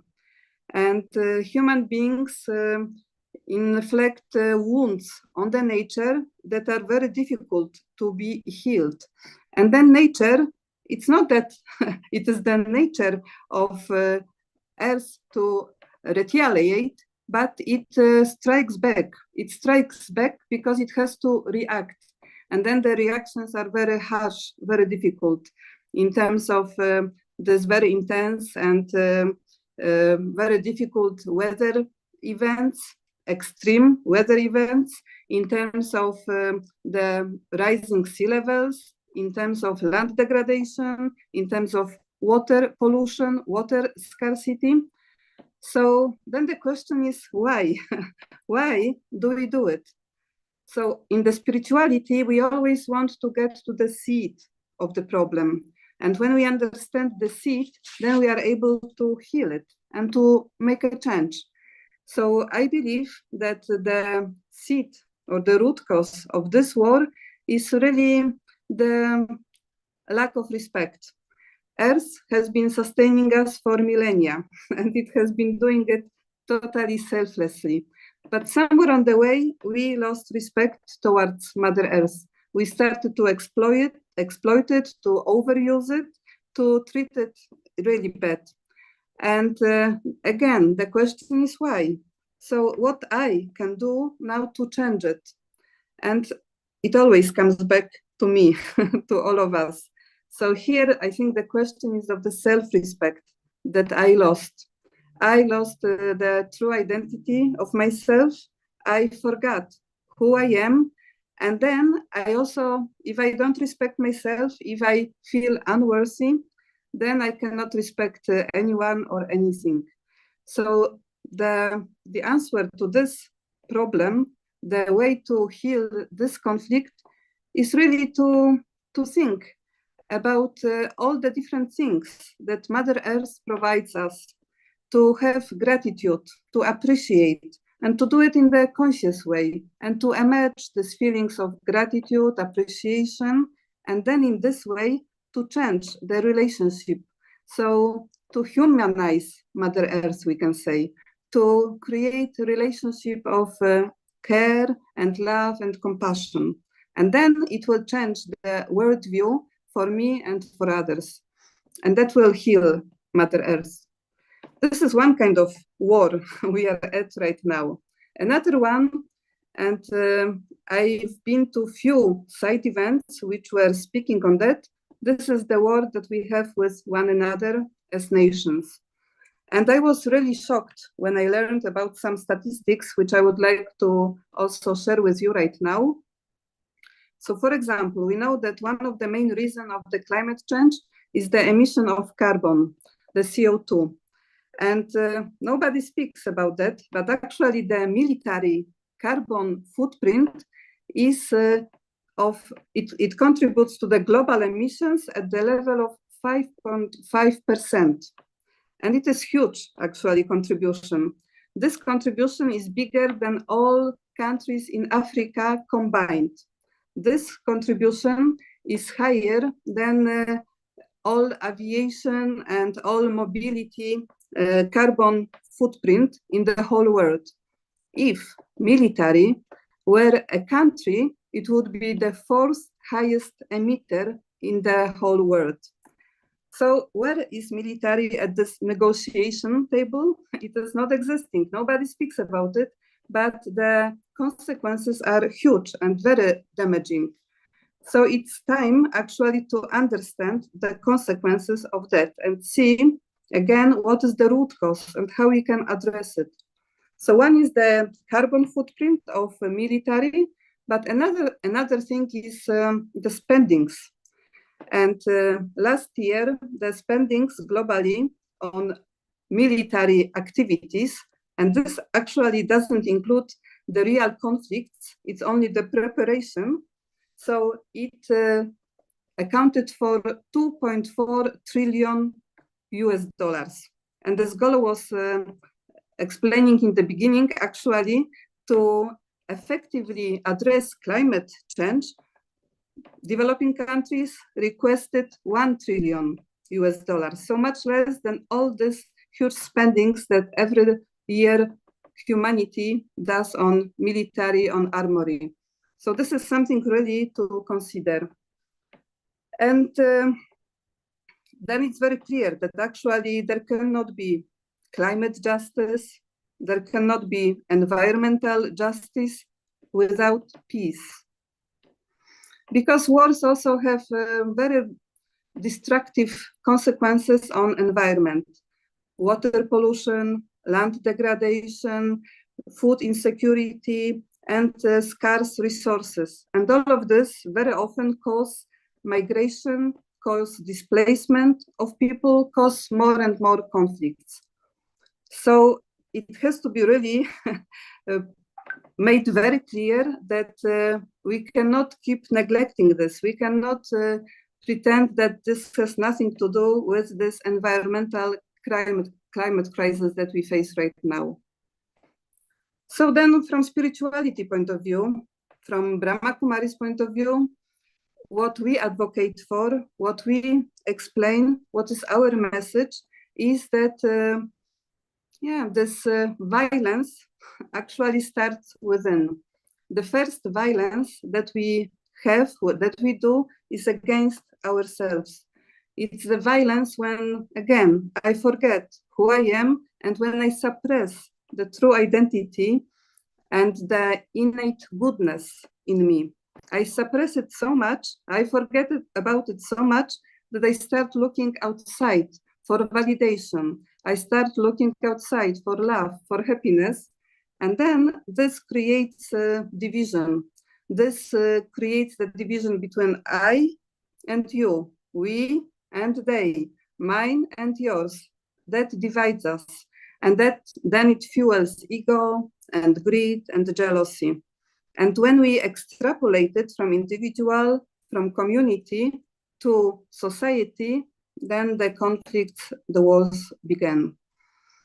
So one reason for really the violence outside that is caused from inside is the lack of self-love and lack of self-care. So our contribution to all the spaces is really to show this trajectory from inside out, from my awareness to my attitude, to my words, to my actions, to my relations, to the world at the end of this trajectory. So we always have to go back to the seed and see how I can heal the seed within me. Self-love and self-worth and inner power, which we lost. And the way to heal it is really spirituality. And there are so many different ways we can do according to our faith traditions. But what is important is to understand this trajectory and really to take time to heal the self with kindness, with love, and with help from the divine. Because as I now became empty, I can recharge myself, I can feel myself from the source of peace, the source of love, the source of power. So this is what we have been also offering in the COP space. As it was also mentioned, first time ever, actually, there were so many opportunities to have meditations, to have prayers, to have contemplation, to have silence together. And I believe it was very healing. It was healing for those people who participated in those sessions, but also in general for everyone who was present in that space through the atmosphere of peace and love that we were all collectively creating. That is just so amazing. This is beautiful. And you know what you mentioned about the war, and I think that is really amazing that you mentioned something about 5.5% of all the pollution that's being released in the air. It's through the military, and that's also maybe just practicing sometimes, not even the real war. So I think these statistics are really important for people to be able to understand, and also put everything into perspective. That look, if we can do this to protect our planet, you know, where do we want to invest our money? And anyway, peace, like you said, seems to be such a big part of the environmental crisis that we're facing at this moment. And having inner peace, as you mentioned. And you talked about connecting to the source. Of course, becoming more soul conscious, being able to connect with who we really are. And we are meant to be love. And that's like the highest vibration that we could, vibrate in. And if you were vibrating in that, then you would probably not damage the Mother Earth, because you would be full of compassion and love for everything in life. So that, may I ask, what can our viewers out there do in order to maybe begin a process where they become a little bit more connected to themselves inside? What kind of perhaps meditation practice they could try? Or is there anything you could suggest, any advice you can give so that we could provide our viewers from all around the world with a step forward, like first action they can take to start moving in that. Some people may think, oh, I love myself anyway, I'm fine. But there is always, when you go deeper, deeper, deeper in layers, you always realize that there is a lot to clear up from within as well, so that you can become the best version of yourself.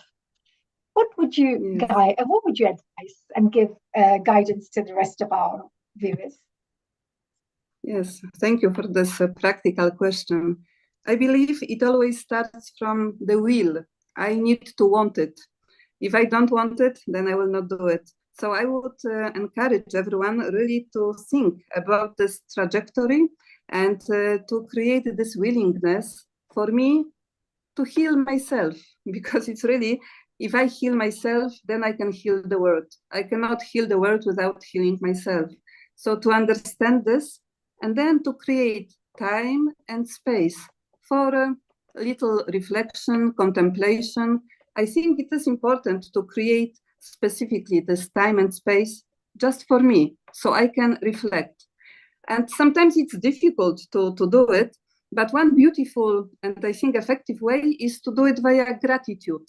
Like think really about gratitude for Mother Earth and then also for myself. And see, because sometimes it's difficult to see the good points of myself. What are the positive sides of myself?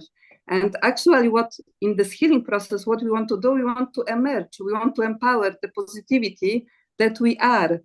Love, we are love. Peace, we are peace. But we have forgotten about it. So let me remember the moments when I was peaceful, when I was loving, and empower these moments. In the specific time of sitting in quiet reflection, and by emerging these moments, they will grow in me, and then I can take them with me and use them during the day. So I think gratitude and focusing on values that are within me in a very conscious way, really. And then during the day, you know, there is this very simple method of SOS, you know, like when I feel not well, or even if I feel well, every hour have a moment, like a traffic control on the road. You know, when we drive, we have to see if we go in the right direction and if we are in the right movement. So also for my thoughts, let me take a moment as I go during the day and check how I'm feeling. What am I thinking? Is it a positive thought or negative thought? Let me take a moment, reflect and check. Change and check. So the first moment in the day, and then as I go, create these small spaces of reflection, and finish also with gratitude for yourself, for the divine, and for the universe. So beautiful. That is actually very nice, very practical. And we can all do this, every single one of us. We can all do this. And you mentioned about the gratitude, focus on the good qualities, because they say wherever you focus on, that's where the energy goes, right? and the more you focus on that area, the more of that vibration and energy and frequency will grow within you. So if you think about becoming peaceful, you'll start becoming more peaceful because your focus is in that area. And you also talked about every hour, you know, perhaps spending a couple of minutes or a minute just to bring yourself back on track again, just in case you're going all over the place. And we do live stressful lives. So this is a great way to keep ourselves balanced and in the middle. You stay in the middle part. It's very, very wonderful, practical, information there. And Sister Anita, is there any final messages that you may wish to share with our viewers regarding the COP29, climate, spirituality, peace, anything that you feel is a very important message to share with the world? Any final words that you feel? Yes, what I would like to say is that indeed we are in a dark time of our life, and everything what we see outside can make us hopeless, and we can become anxious. But we can look at the nature, and according to the spirituality that we learn, that we practice, we know that after the dark night there is a light, there is day that will come. So just to keep this understanding in yourself and keep emerging this light in the consciousness that we are light, and the more again we will reflect on it, we will experience it, then the light will become stronger. So after the dark night, there will be light. So it is not only hope, actually it is guaranteed, it is a law. And this kind of understanding, but also this experience of being light and connecting with the divine light and sharing light will bring light to the world. So beautiful. I've really thoroughly enjoyed this wonderful section. Neilji is here joining us as well. I'm sure he's feeling the same. Neilji, what did you think of these wonderful guests who are talking to us all the way from our COP29 and sharing real insights of what's happening out there? It's so wonderful to get the live news because they are still there in Baku in Azerbaijan. There's a big entourage from Brahma Kumaris every year. For last several years, they attend there, and Sister Jayenti actually is also one of the guest speakers generally, and she brings so much spirituality in the angle. And Aneta also mentioned that it's not just physical change in the climate that we need to work and implement. We need to spiritually and socially also got to take it serious. Aneta, you know, I asked Golo, Sonia, Caroline, I'm going to ask you the same question here once again. Whilst you were there, what gut feeling did you take? Do you feel, and because you've been there not just this year, you've been there before, are we progressing towards taking climate seriously? Do we realize that it is very serious? Just in the last 5 years, we have seen complete pattern of weather that we have never known before in all the hemisphere and continents. So do you feel inside you that apart from the governments and organization coming together, your colleagues or the people we are sitting, because when you finish the conference, you chit-chat, that everybody is serious and bringing little projects in their own way? Thank you. Yeah, I would like to say that we are not serious enough in terms of understanding how big crisis it is. And it's not climate crisis, it is a spiritual crisis. I think we are not there yet, but we are getting there. And also, how serious we are, I think it depends where we come from. Because when we live in the countries that are still not so much affected by this climate change, it is still a kind of comfort zone. Like, for example, in Poland. Only now we see some effects, some symptoms of climate change in terms of little flood there, bigger flood there, and drought here and there. But people who live, for example, in Africa or on islands in Pacific Ocean, for sure they take it very seriously because they experience it every day. It is their life experience. And this year, one of the topics was, of course, loss and damage aspect. But faith communities, they brought an aspect which is called non-economic loss and damage. So non-economic means there are so many losses and damages, not only on financial side, economy side, but on inner side, like loss of culture, loss of faith, loss of life of someone whom we love, trauma that we experience when we have to move. We have to leave everything behind. The whole, everything what we achieved during the whole life, we have to leave. Home, we have to leave. Jobs, we have to leave. And very often in those areas that are affected so much, even different religious practices have to be abandoned because we are not able to do them anymore because of the changes that happened. So these people take it very seriously. But I believe still there is a lot of work in terms of creating awareness and creating experience for many other people in the whole world. But it is happening. It is a process and we are getting there.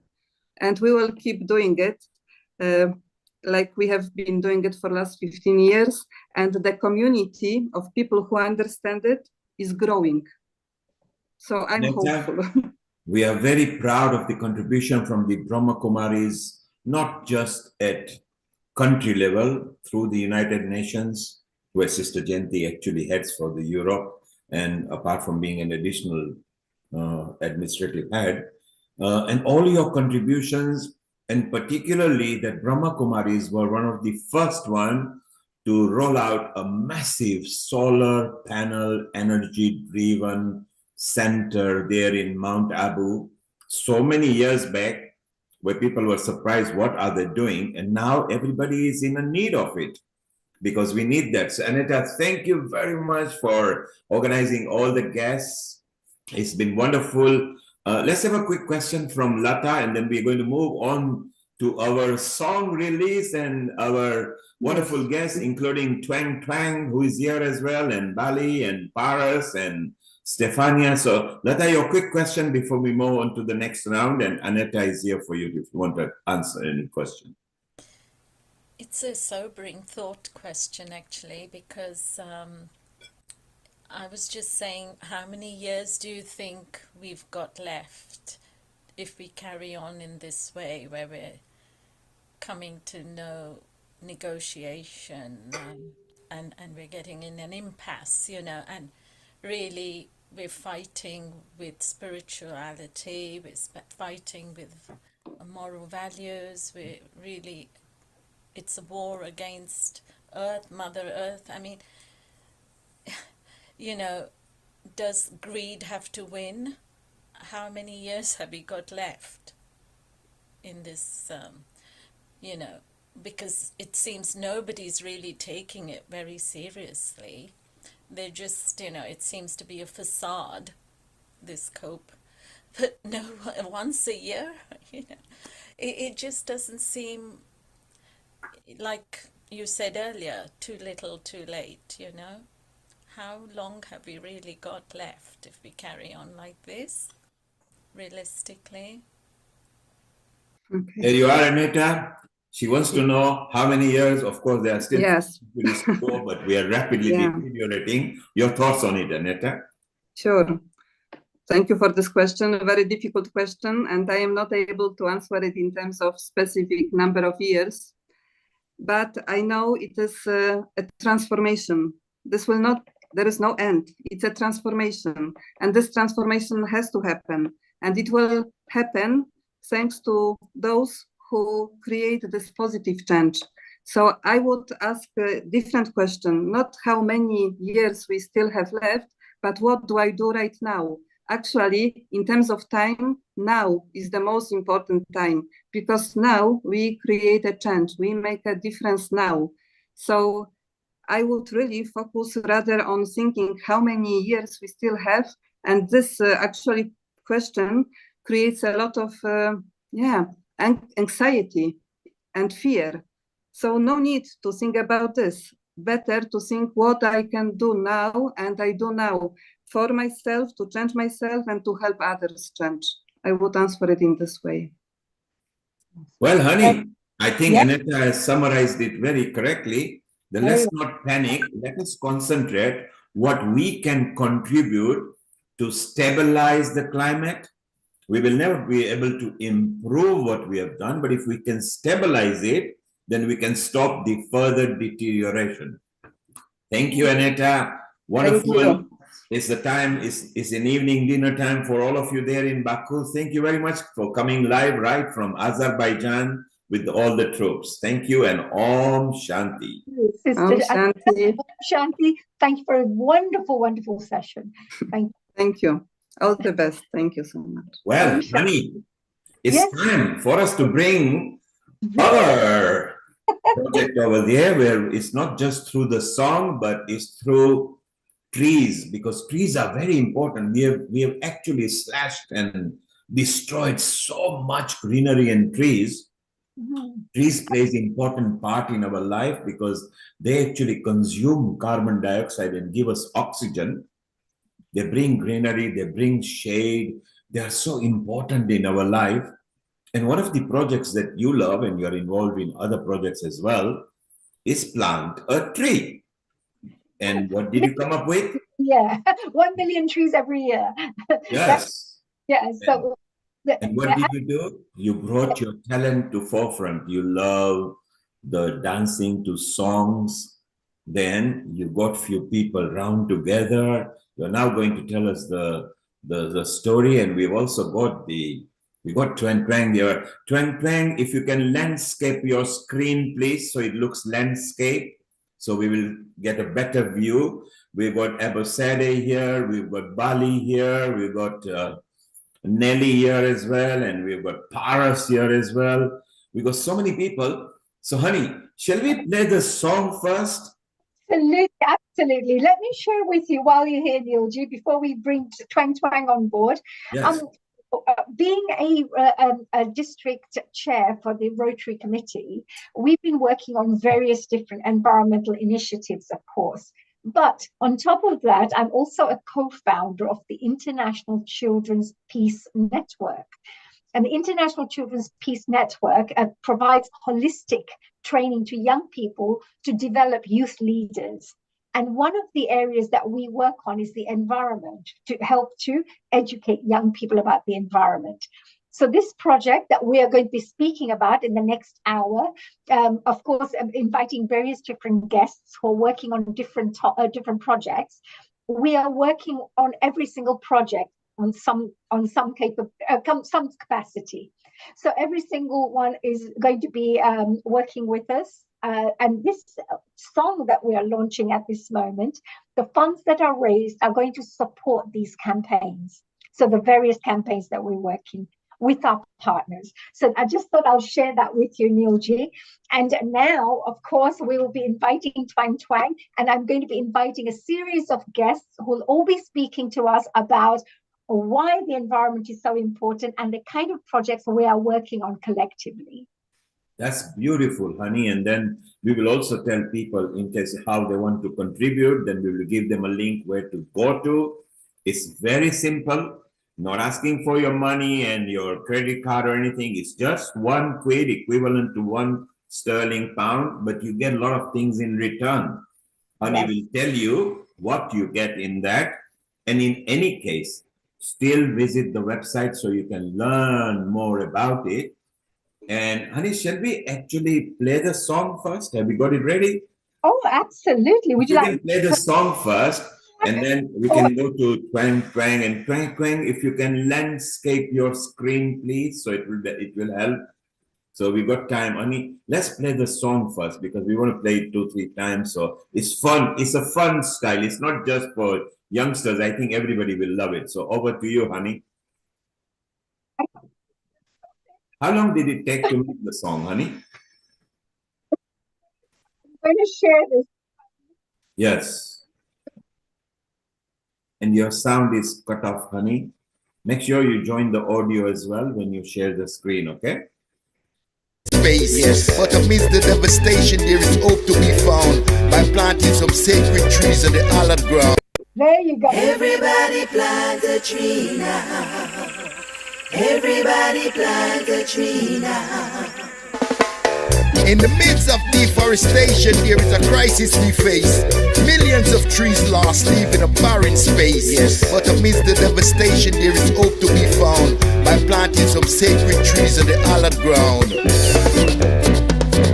Everybody plant a tree now. Absorbs carbon dioxide. Everybody plant a tree now. Delivers oxygen. Everybody plant a tree now. We all need it.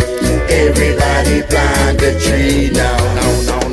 In the symphony of nature where melodies play, every tree planted shall keep it correct. We just spin and a jump, let's celebrate. In the groove of planting is never too late. Please plant a tree and let the groove unfold. In the middle of happiness, stories told. Pumpkin, carrot, tomato, ackee and more. Mother Nature's gift coming straight from the floor. Everybody plant a tree now. Everybody plant a tree now. Everybody plant a tree now. Everybody plant a tree now. In a world of green, where the rhythm's alive, seeds in the soil, let's take a dive. Please plant a tree and let the groove unfold. In the meadows of happiness, stories told. With a bird girl and a swirl. Let's join the spree. Please plant a tree and set it free. From the roots so deep to the branches so high. Dance with the trees and let's reach for the sky. Some backward trees, some yellowwood trees, some green pine and some banyan and some walnut trees. From the seeds to the leaves, birds and bees lives in ease. Twang twang and honey spreading loving seeds.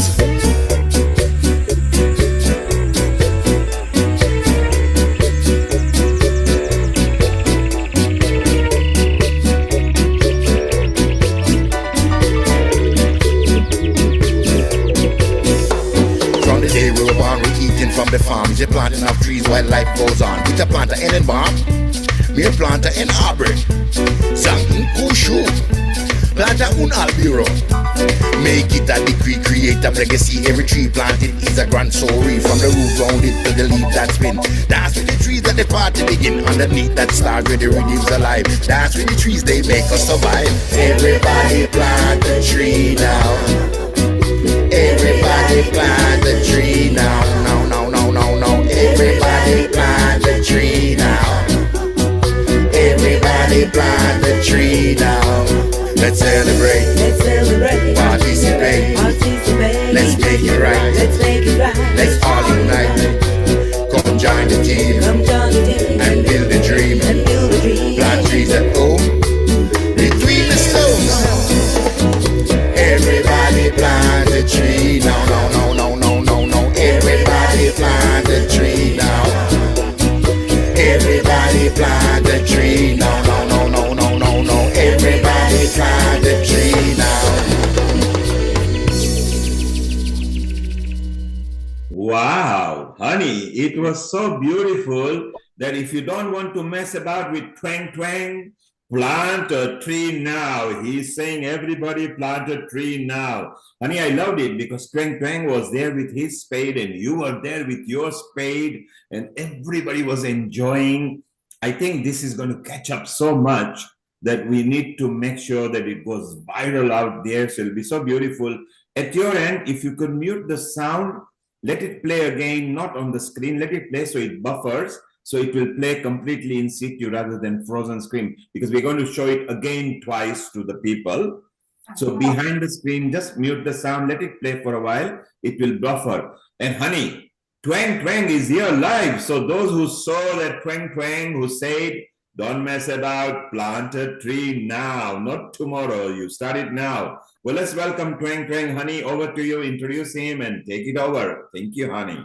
Thank you very much. And hello, Twang Twang. Hello. A global namaste to you. If we can hear, whilst Twang Twang is getting the sound on, let me tell you a little bit about my lovely next guest. He's the incredible Twang Twang, an artist whose infectious energy and unique sound are inspiring people around the world. And this is also not just inspiring, but inspiring for them to take action to support our planet. So Twang Twang is one of the creative forces behind the Everybody Plant a Tree song.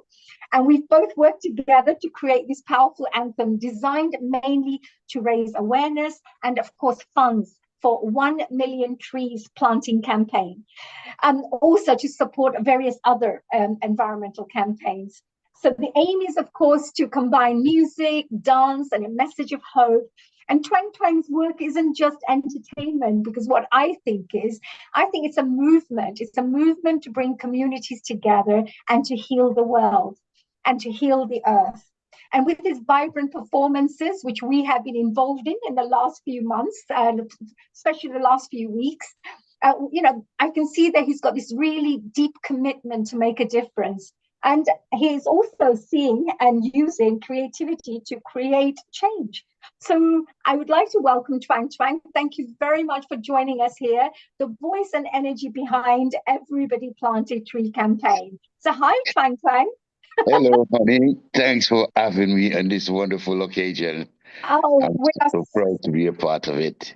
We are very proud to have you here. First of all, what did it feel like, to see this music video being shown to the world? I think we're probably over 100 countries soon who'll be seeing all of this. What do you feel like? We started with an idea of supporting environmental initiatives, and from there, this tree planting song is becoming such a bit of a hype, isn't it?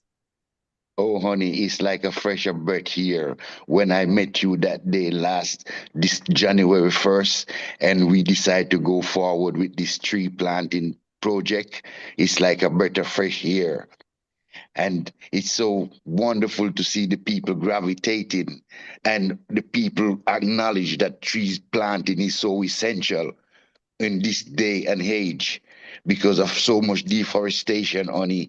If we continue to let it go like that, we won't be alive. There won't be no matter hurt. So what we're doing is substantial and we got to keep it going. Absolutely, absolutely. And also, Twang Twang, because you got inspired to write his song previously. You used to work in a flower shop before, right? Oh, and yes, honey. So my story, yeah. Right?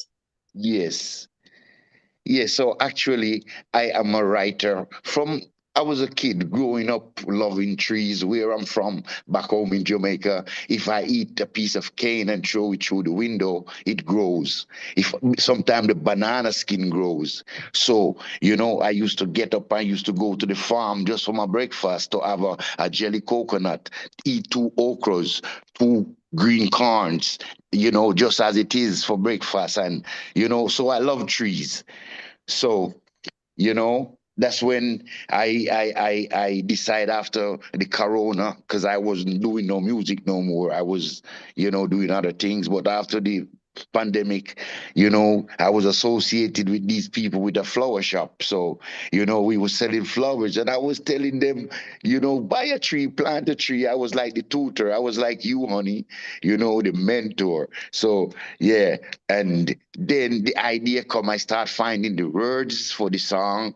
And then, I put that song up when you met Joseph, because we want to give it from where it started, So that's when I make that song. I create that everybody, that song was called Please Plant a Tree.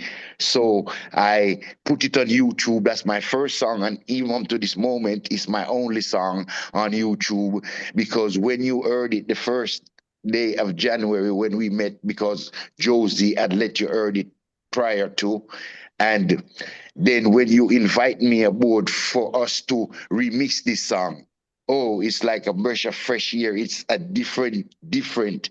And oh God, honey, I cannot explain the journey, so let's go. More questions. I will get there.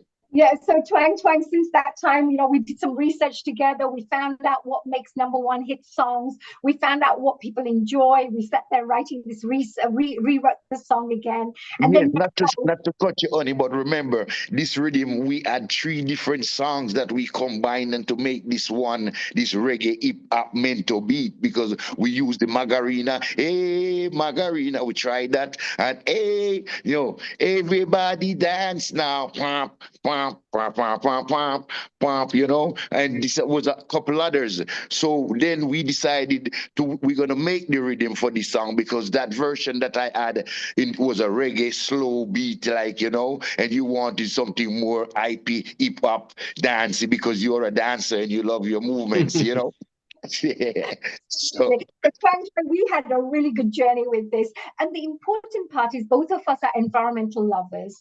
And our aim was to encourage people to plant trees. So, I just wanted to share on the screen here, just for people to understand. This is This is the project when we launched it, that we were saying to everybody to come along on board. Rotary is one of our partners who is coming on board to support us. But now we have many other partners who we are working with. And the aim is, as you can see here, if we can see right at the bottom, is to help us plant 1 million trees to help protect our planet. And what we are inviting everybody to do is to just order the song. Here is a QR code that you can just click on and donate £1, £5, £10, whatever you want. But in return, you received this wonderful song that they got a chance to listen to. How important is this for you, Twang Twang? What would it feel like when we actually go and plant these 1 million trees? What would it feel like for you?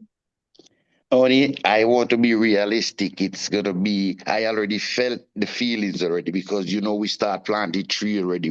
We plant trees for the mayor at 2 places already. So then and there, I get the feelings inside of planting this million trees or assisting people to plant the trees. It's an overwhelming feelings, and I feel like I'm doing something positive for Mother Earth, and I should be blessed because of this. Because it's not a lot of people doing all of this. So we are blessed to be doing this, and I think it's an act of God that we met to be doing this together. And with you behind it, Oni, you are a mentor, you are an actor, Oni, you are a dancer, you are also a doctor, and you have patience. So we're gonna reach somewhere. Well, with our help, we have people like Healing Our Earth teams. We have Rotary. We have these wonderful summer fun meditation groups. We have the Bala Foundation. We have International Children's Peace Network. We have so many. And now the Commonwealth Countries League was coming on board to support us as well. So we have some amazing partners who are coming and joining forces. And look at this on the screen, all the various performances that you've been doing. Literally every single person inviting you to come along to perform, and of course everyone buying a song and supporting. And I really feel that whoever's listening out there today, with the COP29 topic that we're discussing on how to change the world, well, this could be one step forward. Everybody can just share a link, share this particular project with their friends and family, and just invite everybody to pay £1, and £1 will help to download this song. And of course, I just wanted to share with everybody the fact that people are not just going to be getting a song, but they actually get a special brochure. So this brochure I would like to share on the screen so that you get a chance to see. This brochure is beautiful because every single person who will be downloading a song will be also receiving this Everybody Plant a Tree brochure. And this brochure helps you to understand why it's important to plant trees, and the importance of environment conservation, the benefits of healthy environments, etc., etc. And it's catered for children as well. It's catered to support young children to also get involved in environmental things. So this actual brochure will be going out hopefully to 1 million people around the world, helping to educate 1 million people. So the aim is not just to fundraise and plant 1 million trees. Is that right, Twang Twang? But it's also right to educate 1 million people around the world. But Oni, I have a question for you. I want to ask you, right? Sure. Yes. Yeah, if you should be a tree, what kind of tree would you rather to be? Beautiful. There'll be one of the two, right? I'd either be an tree, really firm, and be there for years and years to come, so that I can provide shade and provide, lots of oxygen to the world, so I can be useful as a sturdy tree. So, and oaks are very British, so we know that they're. Or I would probably be a fruit tree of some sort that I can continuously give, like whether it's mangoes or bananas or something, apples. So I would continuously like to give, because I'm one of those people who loves giving and contributing. But it's a good question. Me too. I would like to be. I would rather to be a mango tree. Keep giving fruits for food because from the day we were born, we're eating from the farm. It's the planting of trees while life goes on. And only I would like to talk about the importance of the song and the way we make this song. I didn't finish on that subject because back on, Twang Twang. I'm inviting you back again. So we'll be also I'm inviting you if you stay around. We're going to move on to Nelly, and then I'll be inviting you back on again, and we'll continue discussing a few more things about the song. So thank you very much. Stay there, and we'll. No problem. Actually right now, so we can make sure that we can say a global namaste to Nelly. A global namaste, Nelly. Nelly Stefano. Namaste, everybody. Glad to be with you.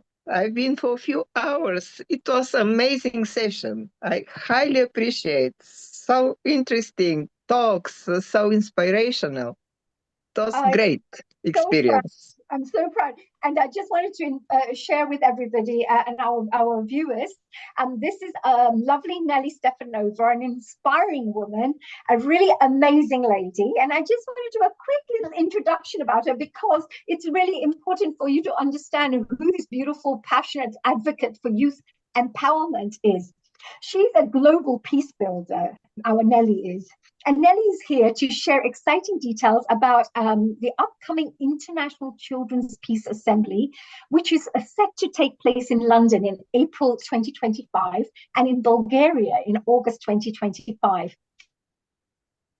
Initiative brings children together from around the world to engage in holistic training, nurturing their leadership skills, supporting their emotional well-being,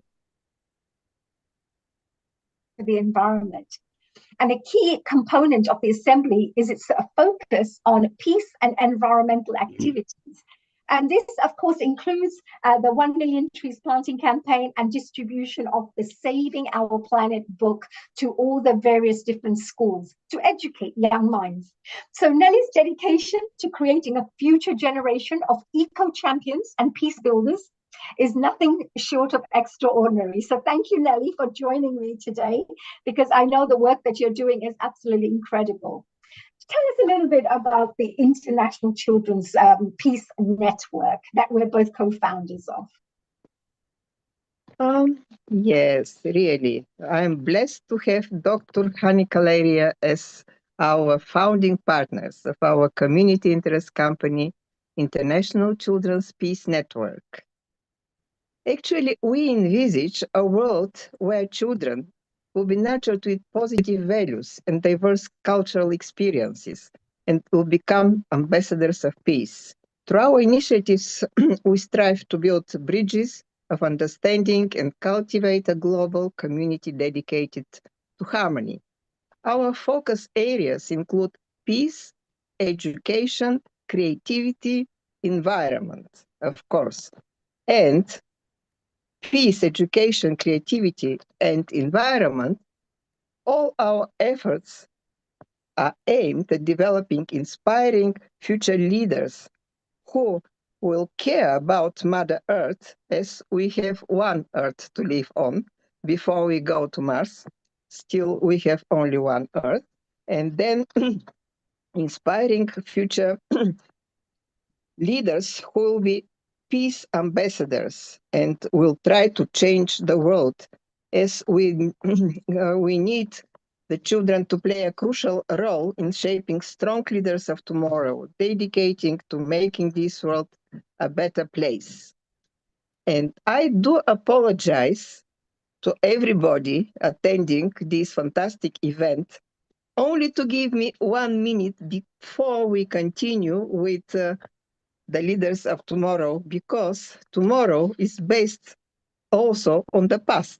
And the past, I would like to share with you in 1 minute, great success story about the past. And it's regarding the International Children's Peace Assemblies. I had the pleasure to be one of participants. There are many stories I could share, but I would like simply to give very, very short brief information, simply to know how we connect the past with the present and the future. In the past, in the distant 1979, International Children's Peace Assembly was held in Sofia in Bulgaria. Bulgaria is in Europe, and children from 79 countries came to Bulgaria. So, although initially it was one-off initiative, the positive international response led to the assembly being held every 3 years. So, in total, we had 4 assemblies, 4 meetings of children, 4 festivals. From children from around the world came to Bulgaria, not known to many people in the world. And until 1989, we had about 4,000 children from 140 countries who attended these assemblies, which have been supported by the United Nations, UNESCO, UNICEF, and other international organizations. the United Nations recognized the International Children's Assembly as messenger of peace. And what is more important for me is that after these assemblies, international peace movement started in the world, in 9 countries, in Brazil, in India, France, Portugal, Mexico, Belgium, Austria, to mention a few. So that's the past. We have decided that this needs to be revived, to restart these such unique events recognized by most important international organizations, but in a new format, not in every 3 years as in the past, these assemblies to be held in Bulgaria, but every 2 years, even 1 or 2 years, not finally decided. For the time being, we have London as first pilot project, and then Bulgaria, and then in other countries, other continents. And really our end game, so to say, is really to start now, needed as more than ever, international peace movement. So now let me come back to our activities, which we intend to arrange during the International Peace Assembly in London. The highlights will include a celebration of unity and action for peaceful and greener future. They include Youth Leadership Forum, a stage for children to share their stories, their struggles and their hopes, inspiring the world with their courage and resilience. Cultural showcase. We intend to arrange a talent show which will celebrate the diversity of talented children from all over the world. Then workshops on peace building will be organized, hands-on sessions that will teach practical tools for resolving conflicts and fostering cooperation, led by renowned peace builders. Cultivate future leaders. The Assembly's ultimate goal is to nurture participants as peace-loving and peace-building personalities who will care very much about the Mother Earth. That's why we'll have environment awareness initiatives, activities designed to educate and inspire children to cherish and protect our planet. And this will include tree planting, workshops organized by wildlife and other organizations. And through these efforts, participants will learn how to make the earth bloom and health, with health and vitality, ensuring it remains a heaven for generations to come.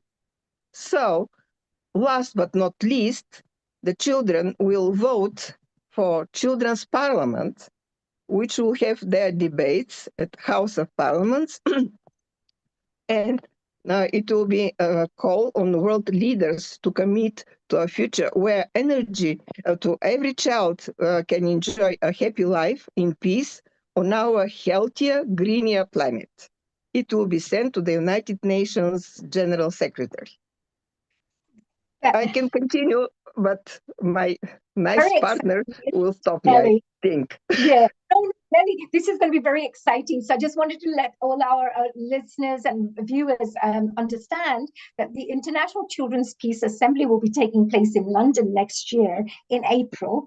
Healing Our Earth is going to be a big part of this as well, supporting this wonderful campaign to educate young people holistically, with one of the topics being environment.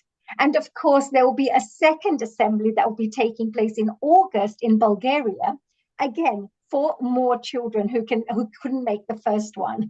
So we will be working alongside our partners like the Rotary in London, with our Commonwealth Countries League, with Samarkand meditation groups, and various other organizations to invite children from around the world. So this will be amazing, Nelly. Nelly, please do stay around. We are going to be speaking to a few more people. I just wanted to share something. This is what the International Children's Peace Network is all about. So I just wanted to share a quick little video. Next guest here.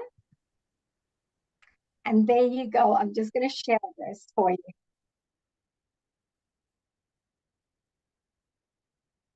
There you go.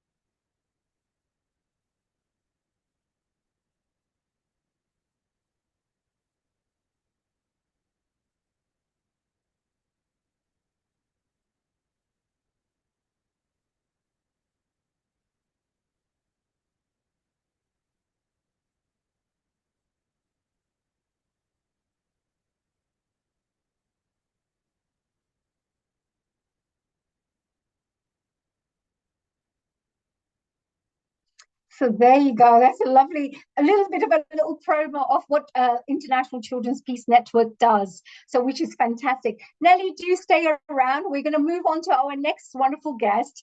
And this is Paras Maisheri, who's joining us from the Samarpan UK organization.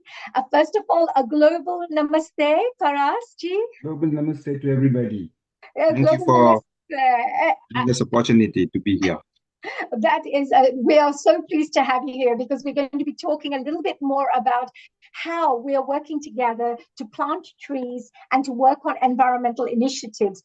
But before then, let me do a quick little introduction. Paras Maisheri is a managing trustee of Samarpan Meditation UK, which is an organization dedicated to promoting inner peace and holistic well-being through the ancient teachings of the Himalayan guru, His Holiness Shiv Kripanand Swami. Paras has also been very instrumental in spreading the transformative benefits of Samarpan meditation, which focuses on spiritual growth, mental clarity, and physical health. And he tirelessly works to make these teachings accessible to communities across the UK.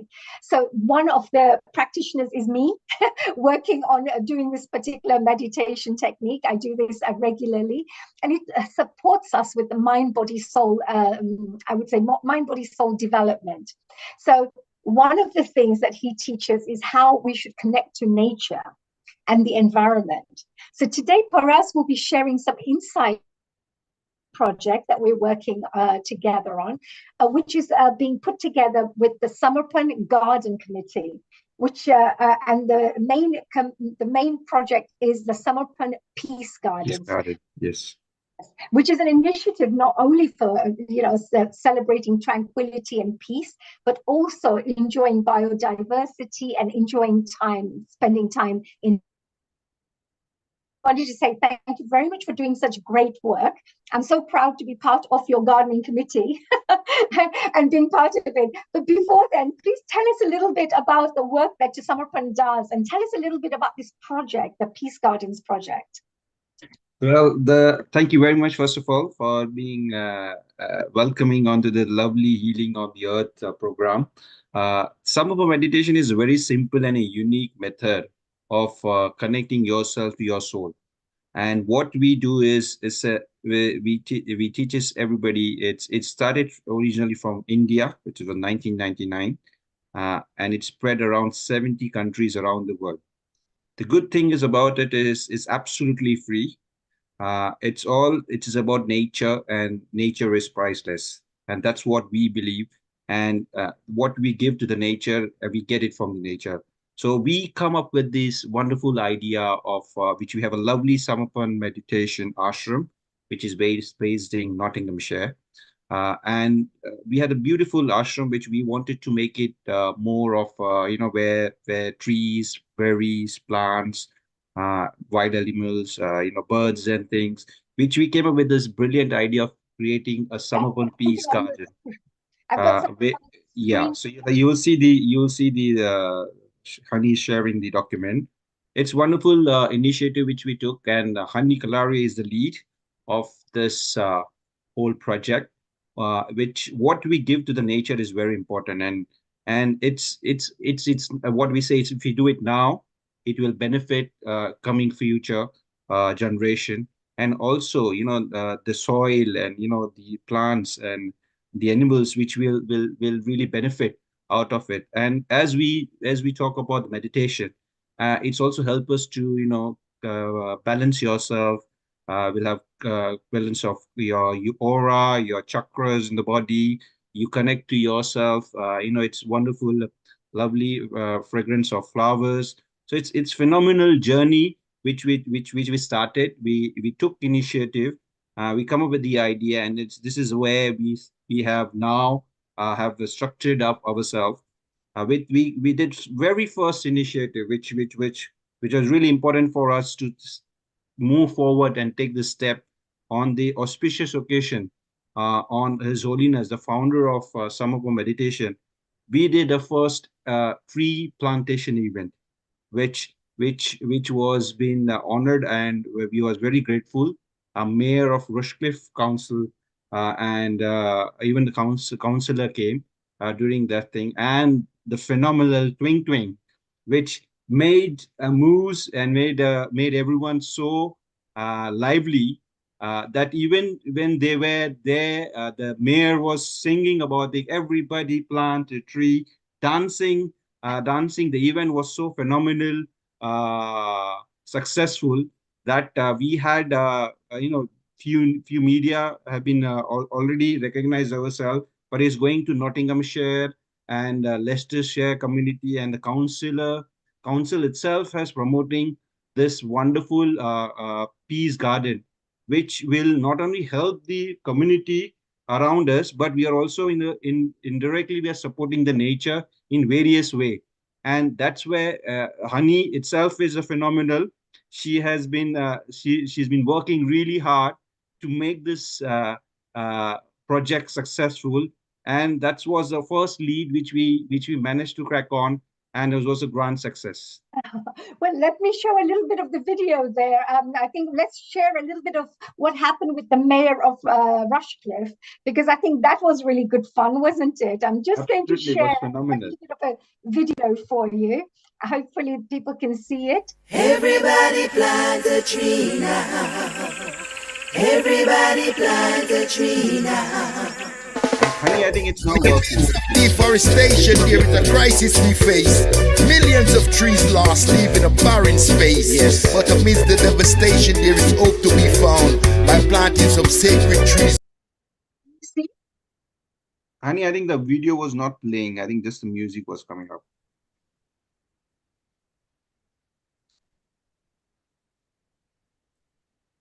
So carry on talking, honey, and then as soon as the video is ready, we can play that. Yes, Make sure it appears on the screen before we share with the sound, okay? And sound was there. It was playing at your end, the video, but yes, it wasn't shared. So it's okay. Could I share it now? Can you see it? Yes, now we can see, yeah. Okay, brilliant. It should play actually. I think it's a little bit of an issue with this. What we just internet probably. Okay, honey, Everybody plant a tree now. Everybody plant a tree now. In the midst of deforestation, there is a crisis we face. Millions of trees lost, leaving a barren space. Yes. But amidst the devastation, there is hope to be found by planting some sacred trees on the hallowed ground. So how did this meditation reach the UK? Everybody plant a tree now. Absorbs carbon dioxide. Everybody plant a tree now. Delivers oxygen. Everybody plant a tree now. We all need it. Everybody plant a tree now. No. In the symphony of nature, where melodies play. Every tree planted, show keep it correct. We just spin and a jump. Let's celebrate. In the groove of planting, it's never too late. Please plant a tree and let the groove unfold.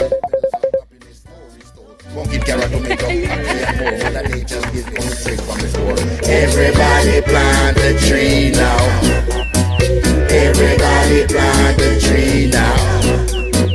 Everybody plant a tree now. No. Everybody plant a tree now. In a world of green, where the rhythm's alive, seed in the soil, let's take a dive.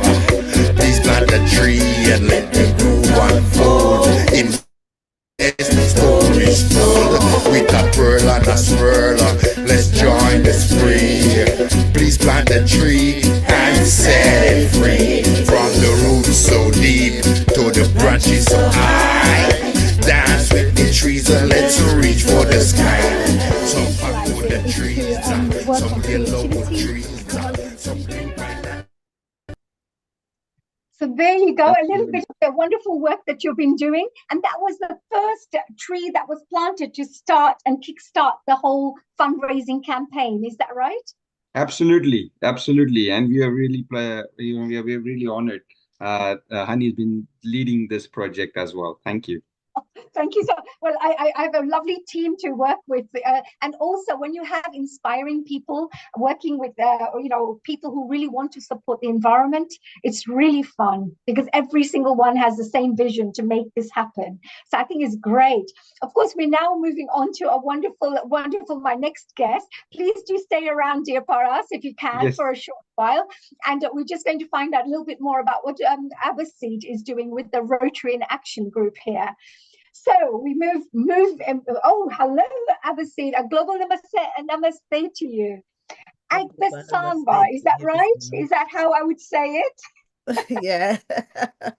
Let me actually just do a quick little introduction to Abbasid. Abbasid actually is a wonderful, dedicated educator with a postgraduate certificate in education, and she's also the district community and vocational chair for Rotary in London.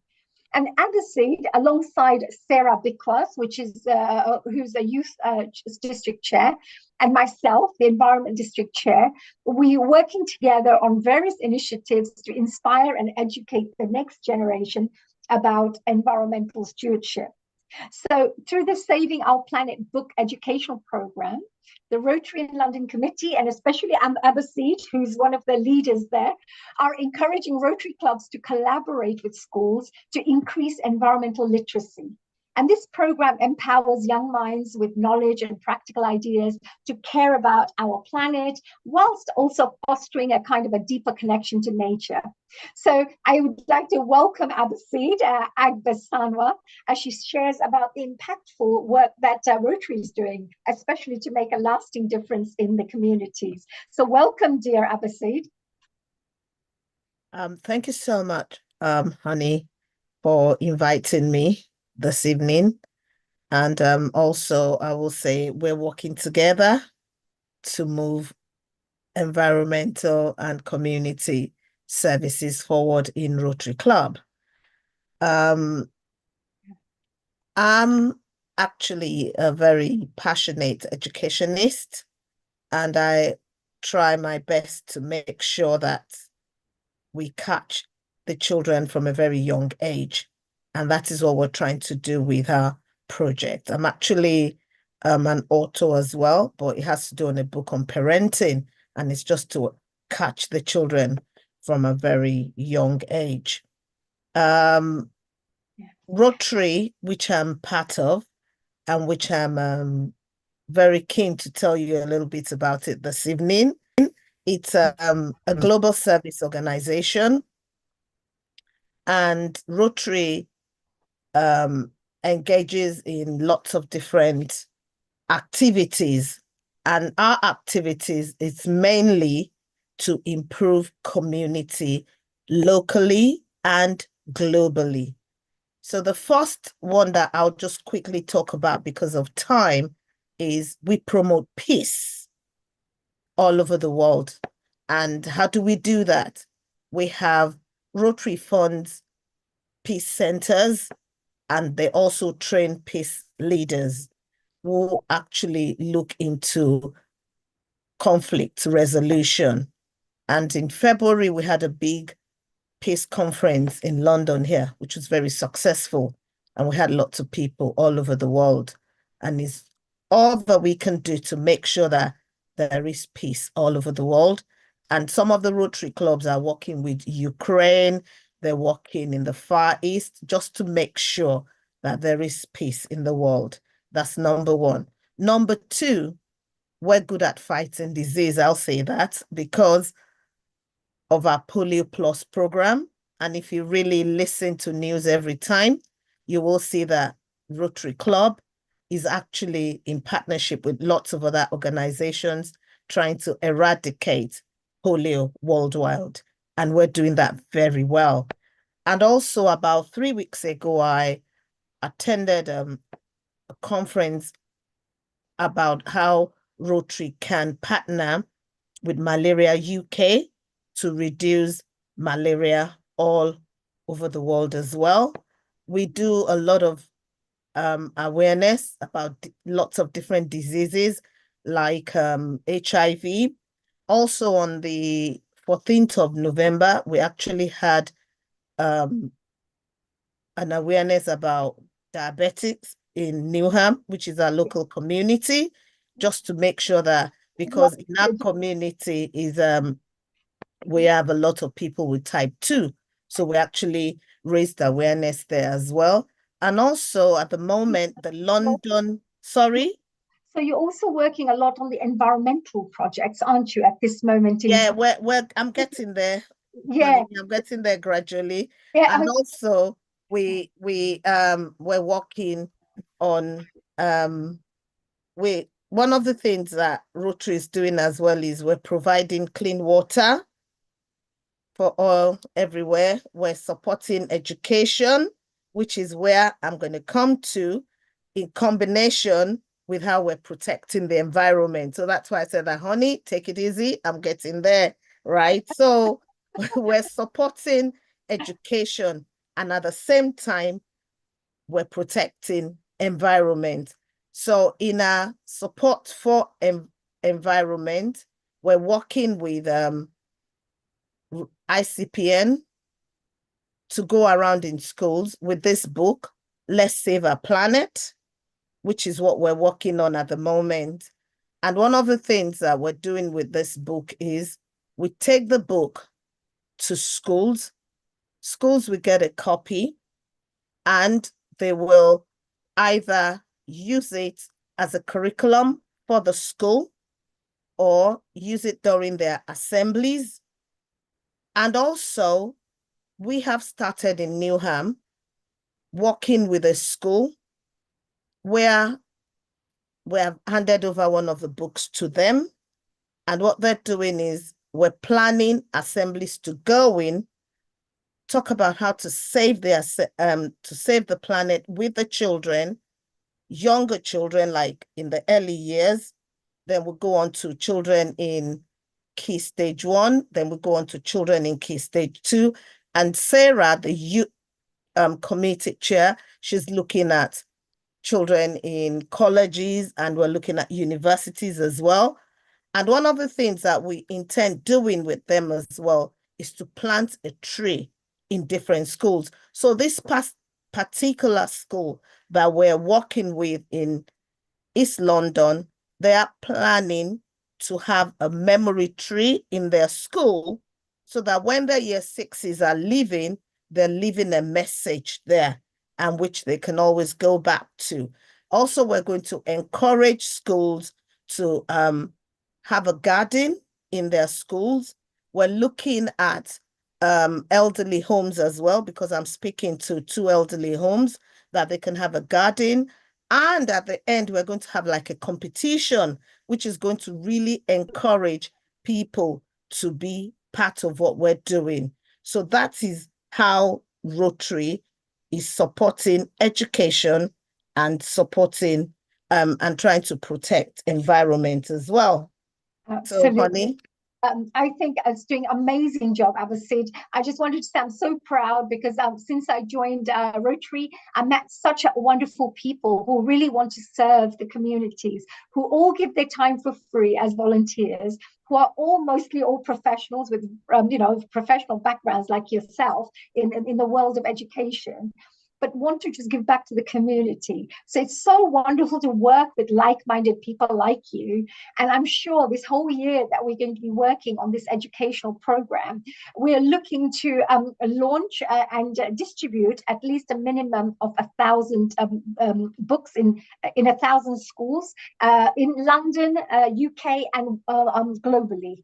And every single person that Nelly spoke about with the International Children's Peace Assembly, every child will be going back to their country with one of these books to work with their schools and to work with their local Rotary clubs. So Abhijit, please do stay behind. I've got this wonderful, I actually wanted to say a big thank you to you as well, because you invited Wang to to perform at one of your events, which was the East London Heroes Awards, right?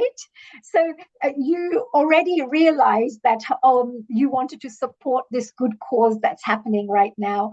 And I just want to say a very big thank you. Later on, when we get a chance at the end, we're going to show a little bit of that video with some of the photos of that event. So stay around. I'm going to move on to our wonderful Mr. Balaji, who's going to be speaking a little bit more about the Commonwealth Peace Park that we're working on. That was Abhijit. Hello and a global namaste, Balaji. Global namaste to everybody.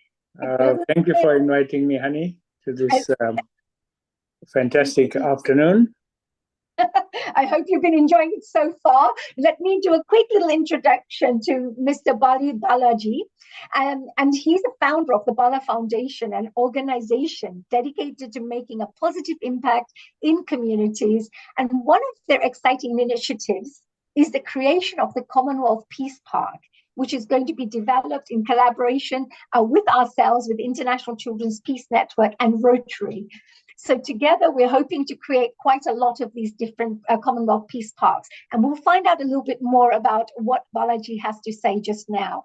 But the project actually aims to engage youth and visitors, offering them a unique opportunity to connect with nature whilst learning about the Commonwealth's diverse cultures in an inspiring and interactive way. So we'll find out a bit more right now in a minute. So the park will serve as a place for peace, education, community get-together, and the environment as well. And at the same time, create a legacy, which will, I believe, inspire generations to come. So I'd like to welcome Balaji. Thank you very much. Please share a little bit more about this remarkable initiative that you're working on, the Commonwealth Peace Park. Tell us a little bit about that and how we're going to be working together to raise funds through this song, with a fundraising song, to put this together. Sure. Yeah, thank you for that lovely introduction, Aniji. So how this started was when Her Majesty passed away, Queen Elizabeth II. And I was wondering how or what I should do on a personal level to create a memorial for her. And I thought deep and hard, how can we honor this amazing person? So I looked into her life and I realized that one of the most important things to her was the Commonwealth. So I thought, okay, Commonwealth is a big, big subject. And I thought to myself, if we can put the whole of the Commonwealth in one place, create an environment where we are representing every country in the Commonwealth in one singular place, that would be a really great tribute to Her Majesty the Queen. So to that end, so that's what inspired me to think of this project. Ah, very nice. And we started working with you on planting trees already through the SEVA International event that you organized with the Mayor of Redbridge. And that was really good fun as well, because we were starting to educate everybody that we're going to be working on this project. We were telling people to donate £1 so we could start fundraising. And part of the funds that we raised from this fundraising project will be going towards setting up this Commonwealth Peace Walk. And I understand that as we have this Commonwealth Peace Walk, Balaji, we have special plaques that are going to be put trees, and each one representing one country. Yes. And with these plaques, you last time shared with me that you have a QR code. So when young people or community members are going for walks, they can literally just click on that and it takes them to that particular country, whichever country it's representing that tree and that QR code. And it tells them all.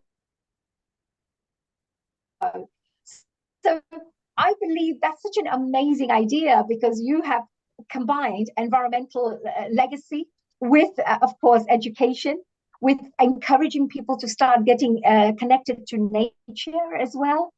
And you're also honoring the royal family, you know, through the work that you're doing. Amazing.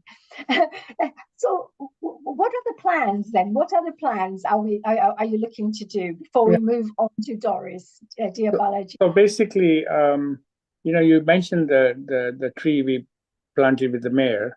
So this is something we have been doing for the last 10 years. So every year on Seva Day, which is sometime around October time, whoever the mayor is of Redbridge, we invite them to South Park, one of our local parks, and we plant a tree. There's the poster there that we had last time. And Yes. of course, this year we were very honored to have Twang Twang and yourself there.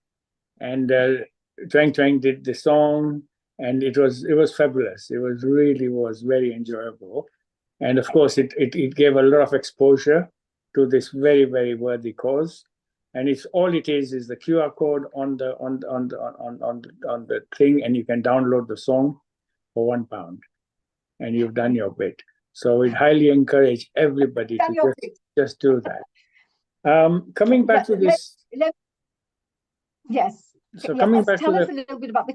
I'm going to show a few little clips of the mayor of Redbridge that you organised, so that people get an understanding of the planting thing. But tell us a bit about the Commonwealth you just mentioned before we move on to Doris.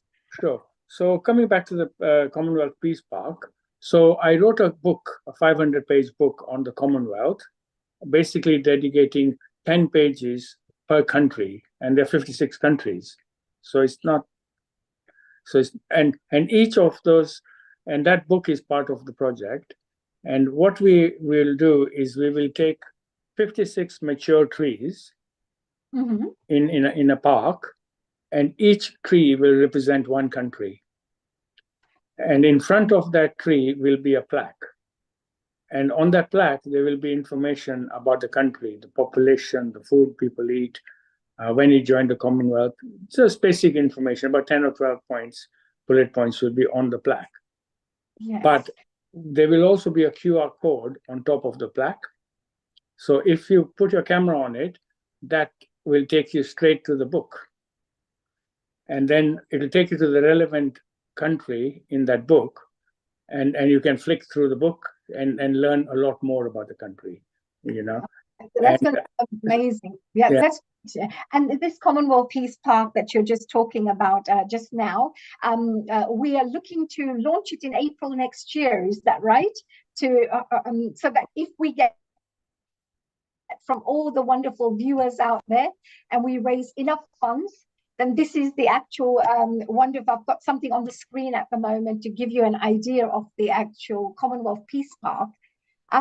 It's a great legacy, a community pride as well. 56 trees that you mentioned will be adopted with a plaque, which is going to represent every single Commonwealth country. And you mentioned there's going to be interactive learning through QR codes leading to online educational content, which is your book content. And this aim is to, of course, enhance local green spaces and encourage schools and the youth to enjoy the nature walks. And what a fantastic way to get young minds involved in a great, you know, and the communities involved. And we are looking to maybe repeat that Commonwealth Peace Park in various different parts of the world later on. Is that right? Absolutely. So the project is now ready. The book is ready. The QR codes are ready. All we need is space, and we can repeat this anywhere. We're already talking to a few countries. We're talking to Goa. We're talking to Delhi. We're talking to Tanzania. We talked to Epping, I believe. Fantastic. And of course, the Rotary is very much on board. And so we can repeat this anywhere in the world. And it's ready to go. Very excited to work with you for this, Balaji. What a great idea. And we're looking forward to raising funds collectively so that these are the kinds of environmental initiatives we're going to be funding through the tree song. So Twang Twang's playing a very big part on here, supporting us. And if we can do our part to share the links with all our friends and families, then the minimum would be £1. They can donate whatever they want. Corporate companies can give whatever they would like, but this can help us raise the £1 million that we're looking to raise for all the about 7-8 different projects that we're working on. So thank you, Balaji. Please stay around. We're going to move on to Doris, and we'll be back again to show a little bit of your videos of the wonderful Mayor of Redbridge event that we did. Hello, and a global namaste to Doris. Hello, Doris. Global namaste to you, honey. Thank you. Good evening. Of course, Ikos Okundaye, who is a lovely friend. She's doing an amazing job. We've got Neil on screen as well. Neil, did you want to share anything before I introduce Doris? Yes, honey, we'll introduce Doris in a moment. Just like to apologize to Andrew. Andrew, we are going to be with you shortly with Sharon, and we'll be flying to USA just in about 10 minutes. So stay around there, and we want to know. And we've got Hitendra Rana from Carolina, North Carolina, who has been there in the Creston. So, honey, let's go ahead with Doris, and then we're flying to USA. Over to you, honey. No problem. Thank you so much. Let's move on to Doris, our wonderful Doris. Let me give you a quick little background about her. Doris is a founder of True Ambassadors charity, a vibrant and dynamic organization driven by a powerful mission which turns adversity into empowerment.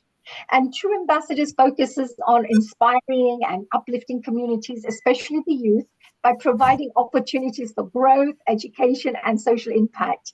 So I just wanted to say, Doris has been making a real significant impact in the local communities.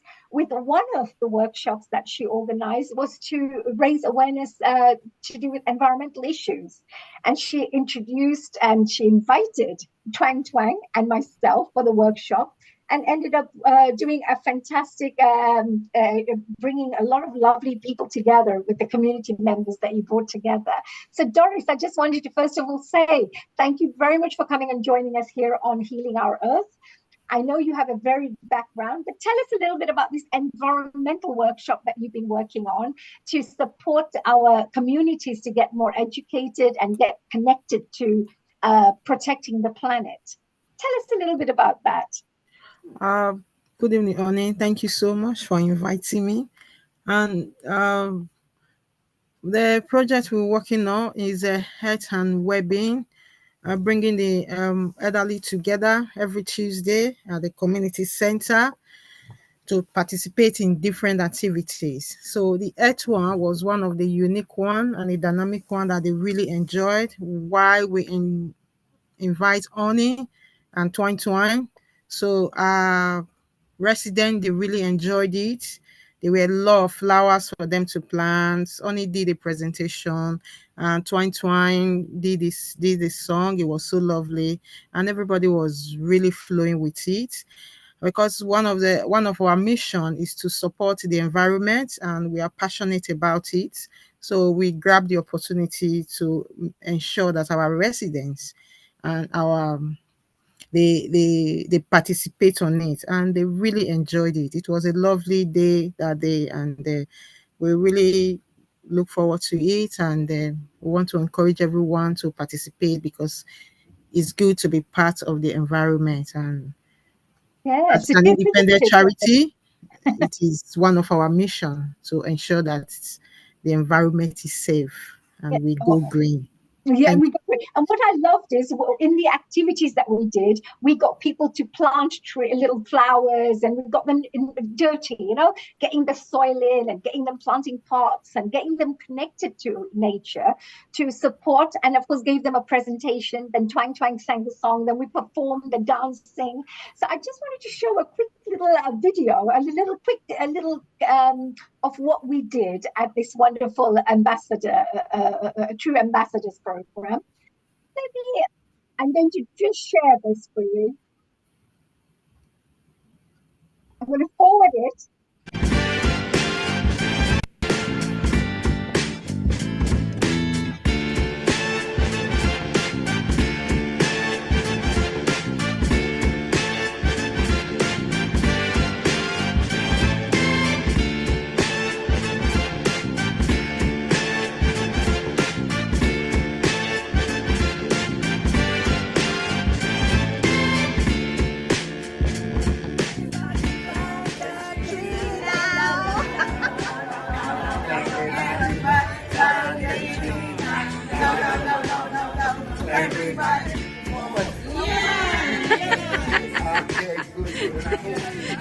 4. Everybody plant a tree now. Everybody plant a tree now. Everybody plant a tree now.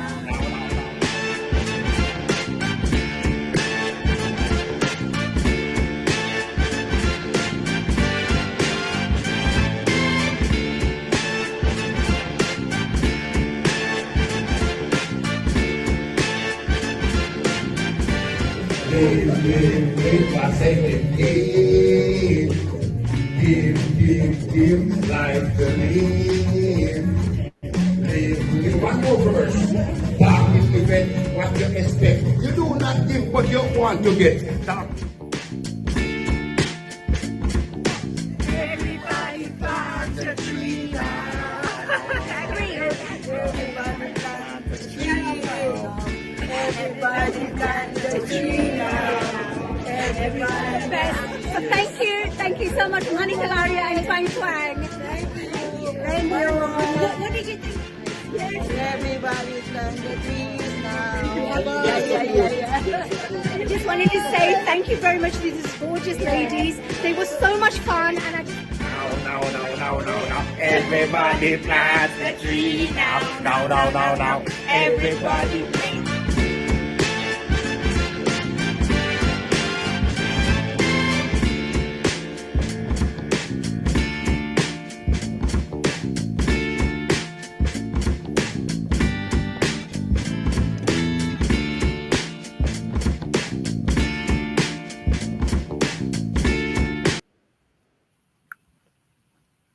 There you go. That was a lovely one, and it was a lovely day getting them involved, being them sewing their hands and all. So it was an amazing. Yeah, I just want to say, Doris, you're doing amazing work and we would love to support you. And I just wanted to finish off by saying Doris loved the work so much that she even came on board as one of our sponsors and sponsored one of our pop-up banners. So I just wanted to say thank you to true ambassadors, because this is what we need. We need people, community members and various people to come together to support each other, just like Healing Our Earth is now coming on board to support us with this fundraising campaign and to educate many more people around the world. Doris, thank you so much for joining us here. I believe we're going to be moving on to our next guest, and I'd like to invite Sharon to come on board. And she has a few other guests who she's going to be inviting along. Oh, and I have my lovely Hitanji. Hello, Hitan Ranaji, all the way from America. I feel lonely. I'm here in London, UK, and you guys are having fun in America together. Global namaste. A global namaste, Sharon. Global namaste, and global namaste, Andrew. And we have Neilji. Neilji, did you have a few things to say just now? Sharon, global namaste to you. How wonderful for Hitendra to fly all the way to Denver and drive up to Creston from North Carolina on his way for his onward journey to California. So Sharon, isn't it wonderful that you've started meeting some healing souls? You met Rohini, you met Danada, and now from the Soul Saxon and Samarpran Hitendra Rana, who actually, Honey, was the one who originally introduced to our panel. And it's also so wonderful to have Andrew here. I mean, Andrew is not just a filmmaker and a photographer, but he's also an inventor. So Andrew is going to really tell us more about his views on going green and environment and how he has captured. So Sharon, a global namaste to you, and Hitendra, so wonderful to see you smiling. I loved when you landed yesterday and you showed me the mountains and it's so beautiful. So over to you guys, Sharon and Hitendra. Well, I'll start with the fact that I'm going to pass the platform on to you now, dear Sharon. All yours. Okay. Honey, I miss you.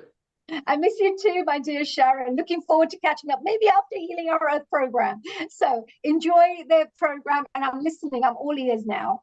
And Sharon, you missed earlier while Honey was here, and Twang Twang, who is the actual person who sung the song that Plant a Tree Now, which is something we want to roll out in America as well. So Honey will be in touch with you maybe at some point we can, all our American contacts can even roll the video out, which will be showing after your session with Andrew. We're going to show it again before we go to France. So wonderful, Sharon, Hitendra, lovely to see you. And Andrew, bring your wisdom. Sharon, can we introduce Andrew? And before we introduce, how surprised were you to see Hitendra?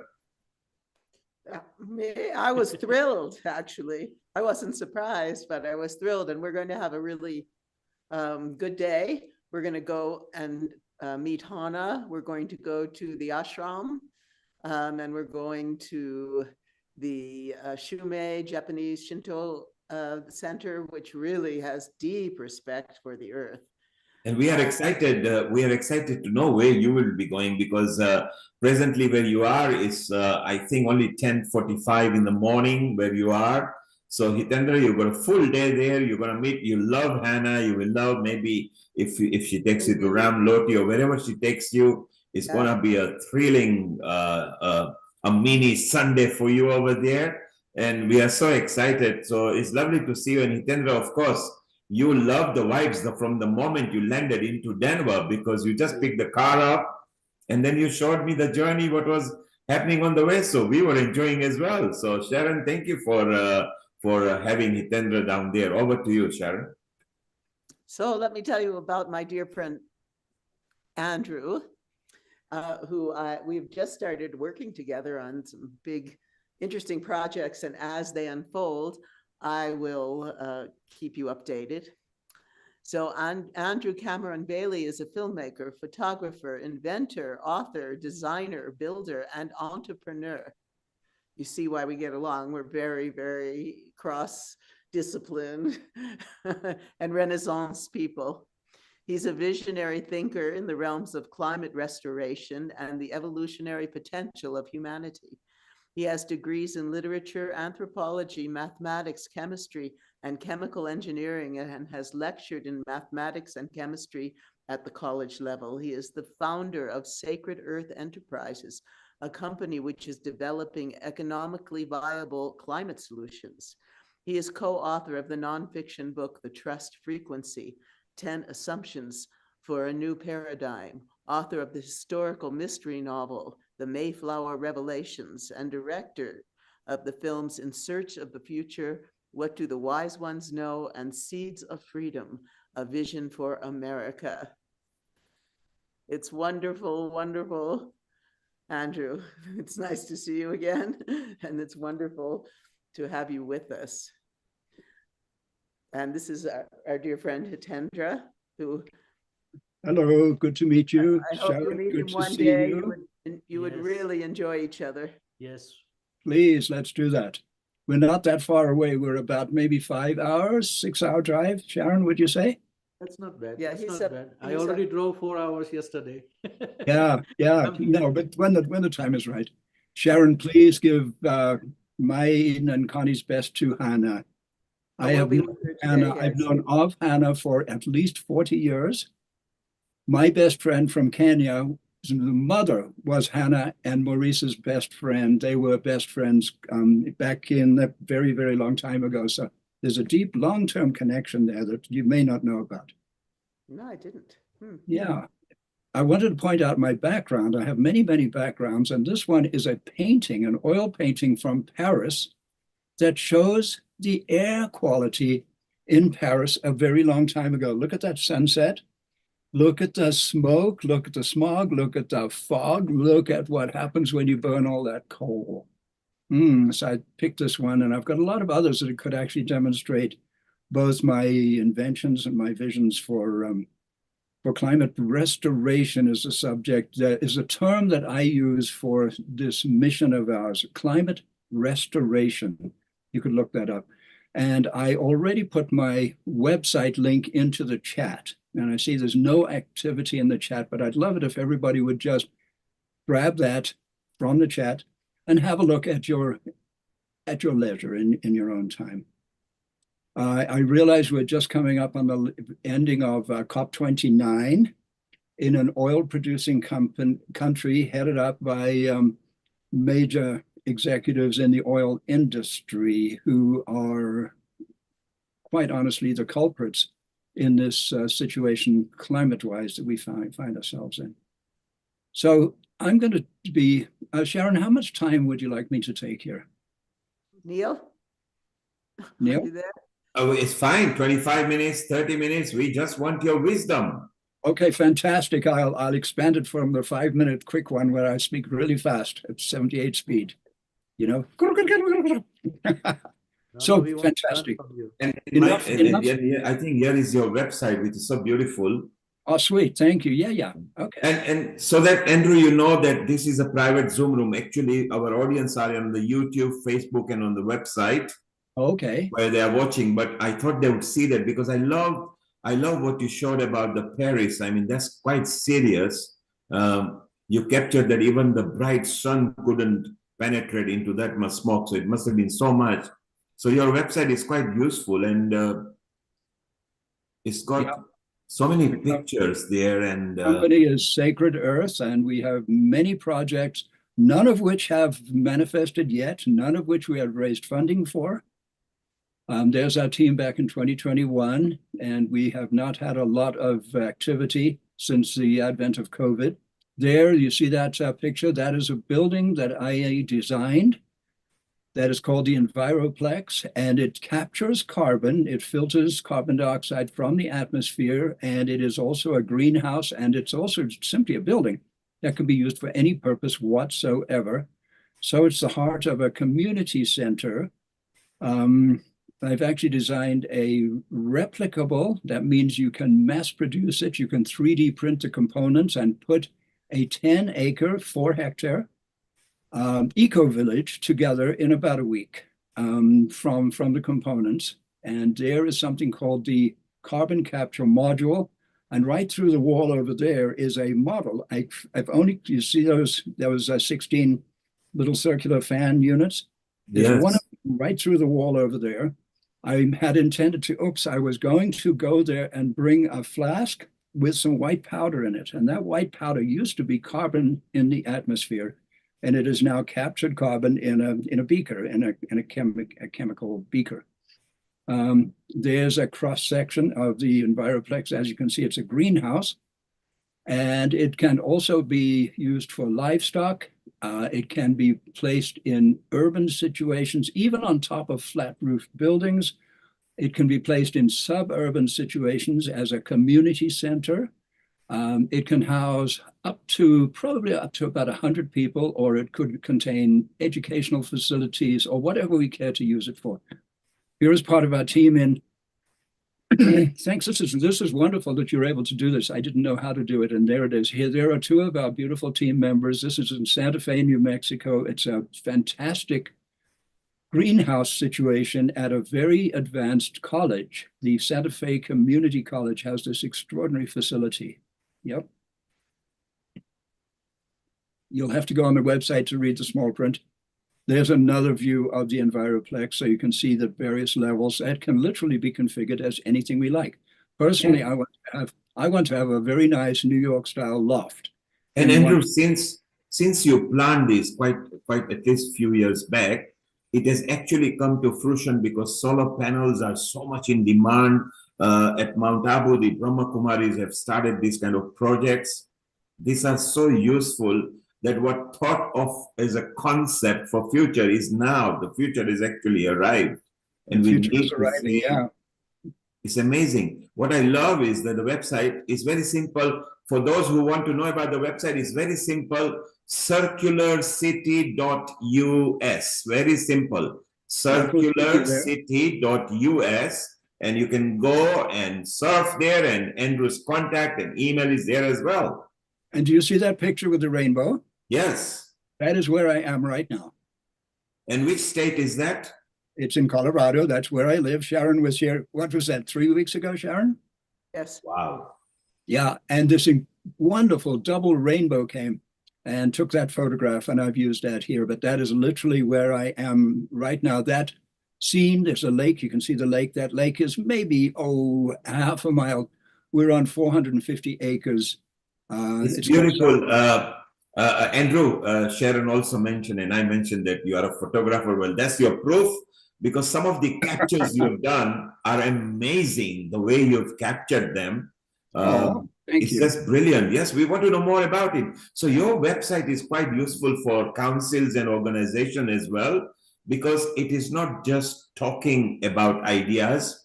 I think it is demonstrating how the ideas can come into fruition, how it can come. There, another beautiful picture in your backdrop.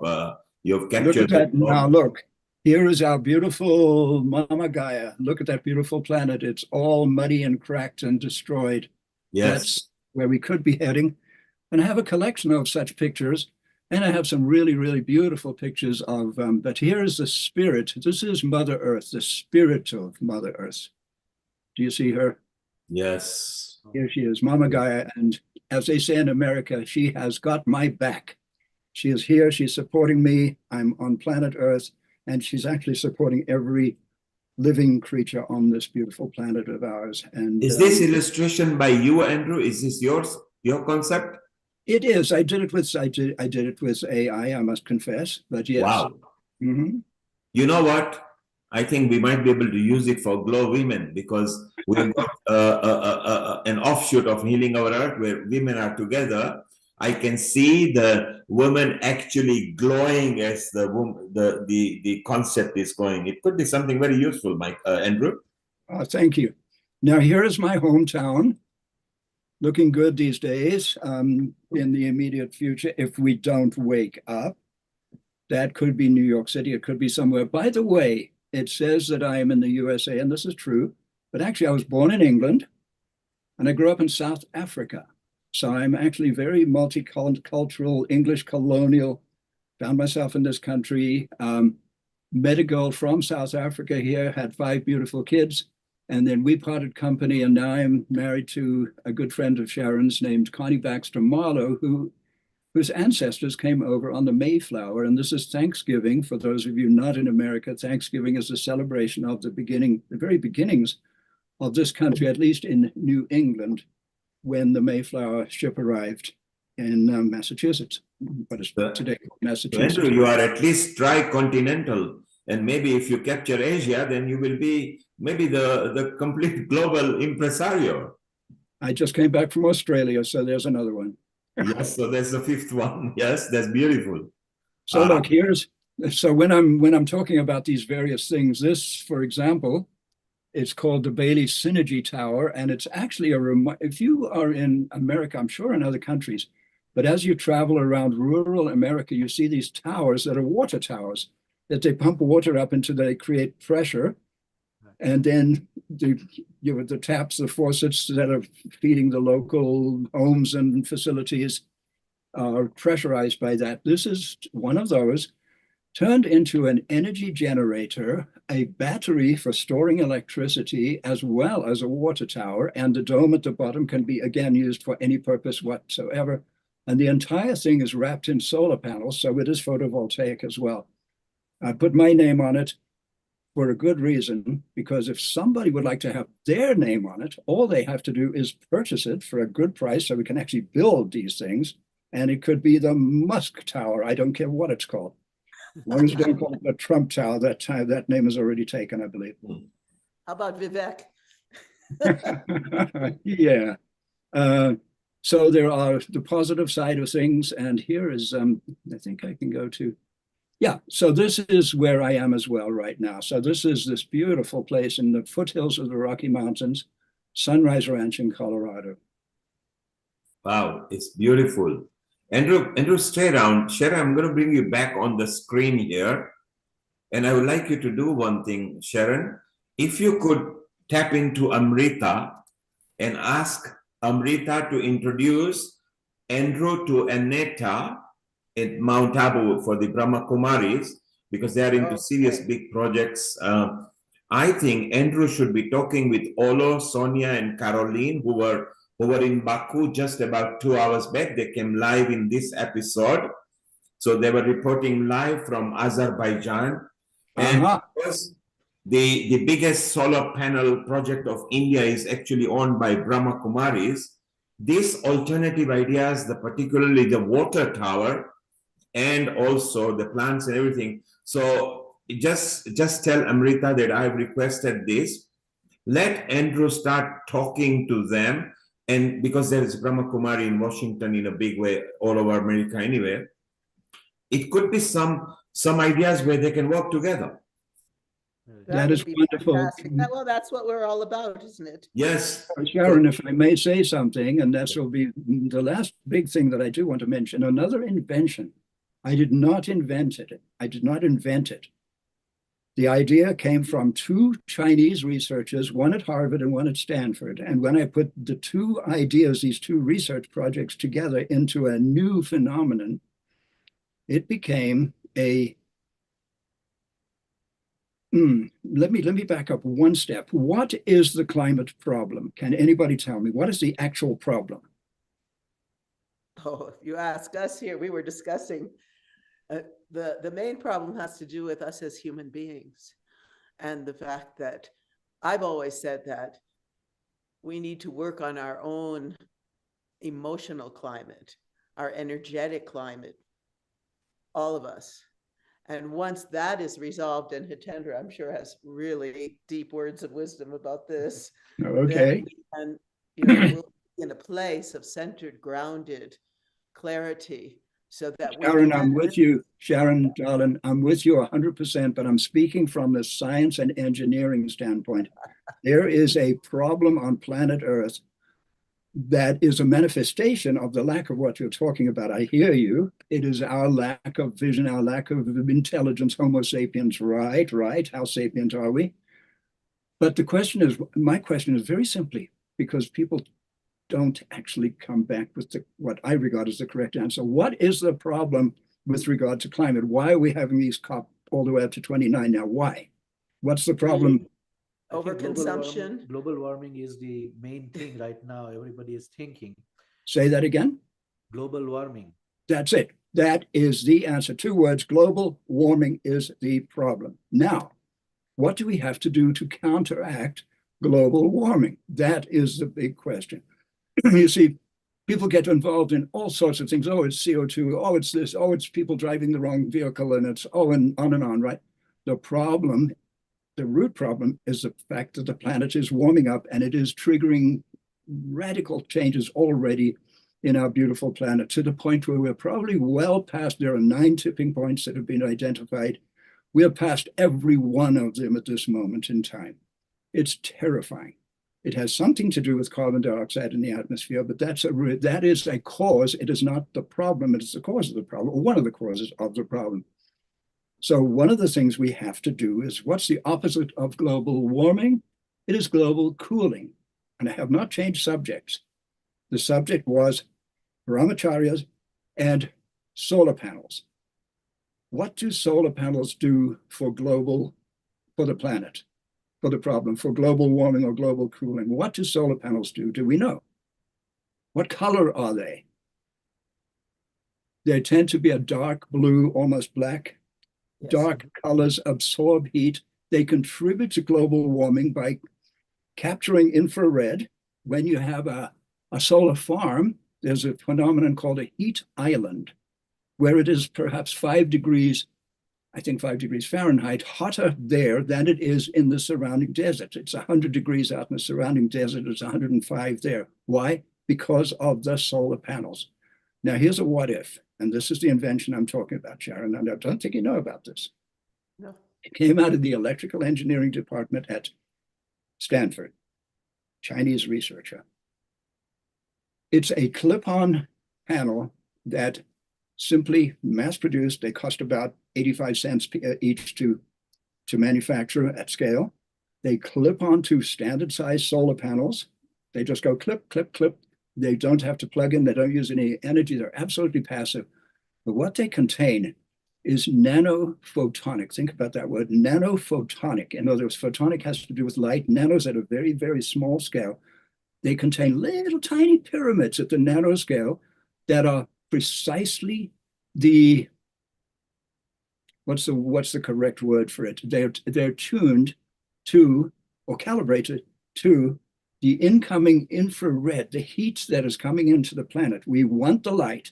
We want to convert it to electricity so a solar panel can work, but we don't want the solar panel to be heating up the planet. So what do? We take this panel, which is actually an infrared mirror, and we turn the incoming infrared around 180 degrees, zip it straight back out into space where it's harmless. It is a multi-billion-dollar business idea, and it converts every existing solar panel, and every future solar panel can be built in. So this is a business idea that's quite remarkable, that's sitting there. I've got various copyright or whatever you call it, intellectual property things in place, and I've got a domain name for the website. But that is something where, for example, with the Brahmacharya, extraordinarily beautiful people who I love and I thank, and I'm so grateful for what they do, we together could take every solar panel on the earth and cool the planet. It is the most essential one, because removing carbon dioxide from the atmosphere is incredibly expensive. I literally captured, in a 24-hour test of my machine in the next room here, 35 grams of carbon. 35 grams. What would it take to turn that into a ton or a kiloton or a gigaton? That's 1 billion tons from 35 grams. And I did the basic arithmetic, and it's many, many, many millions, if not billions of dollars. It works.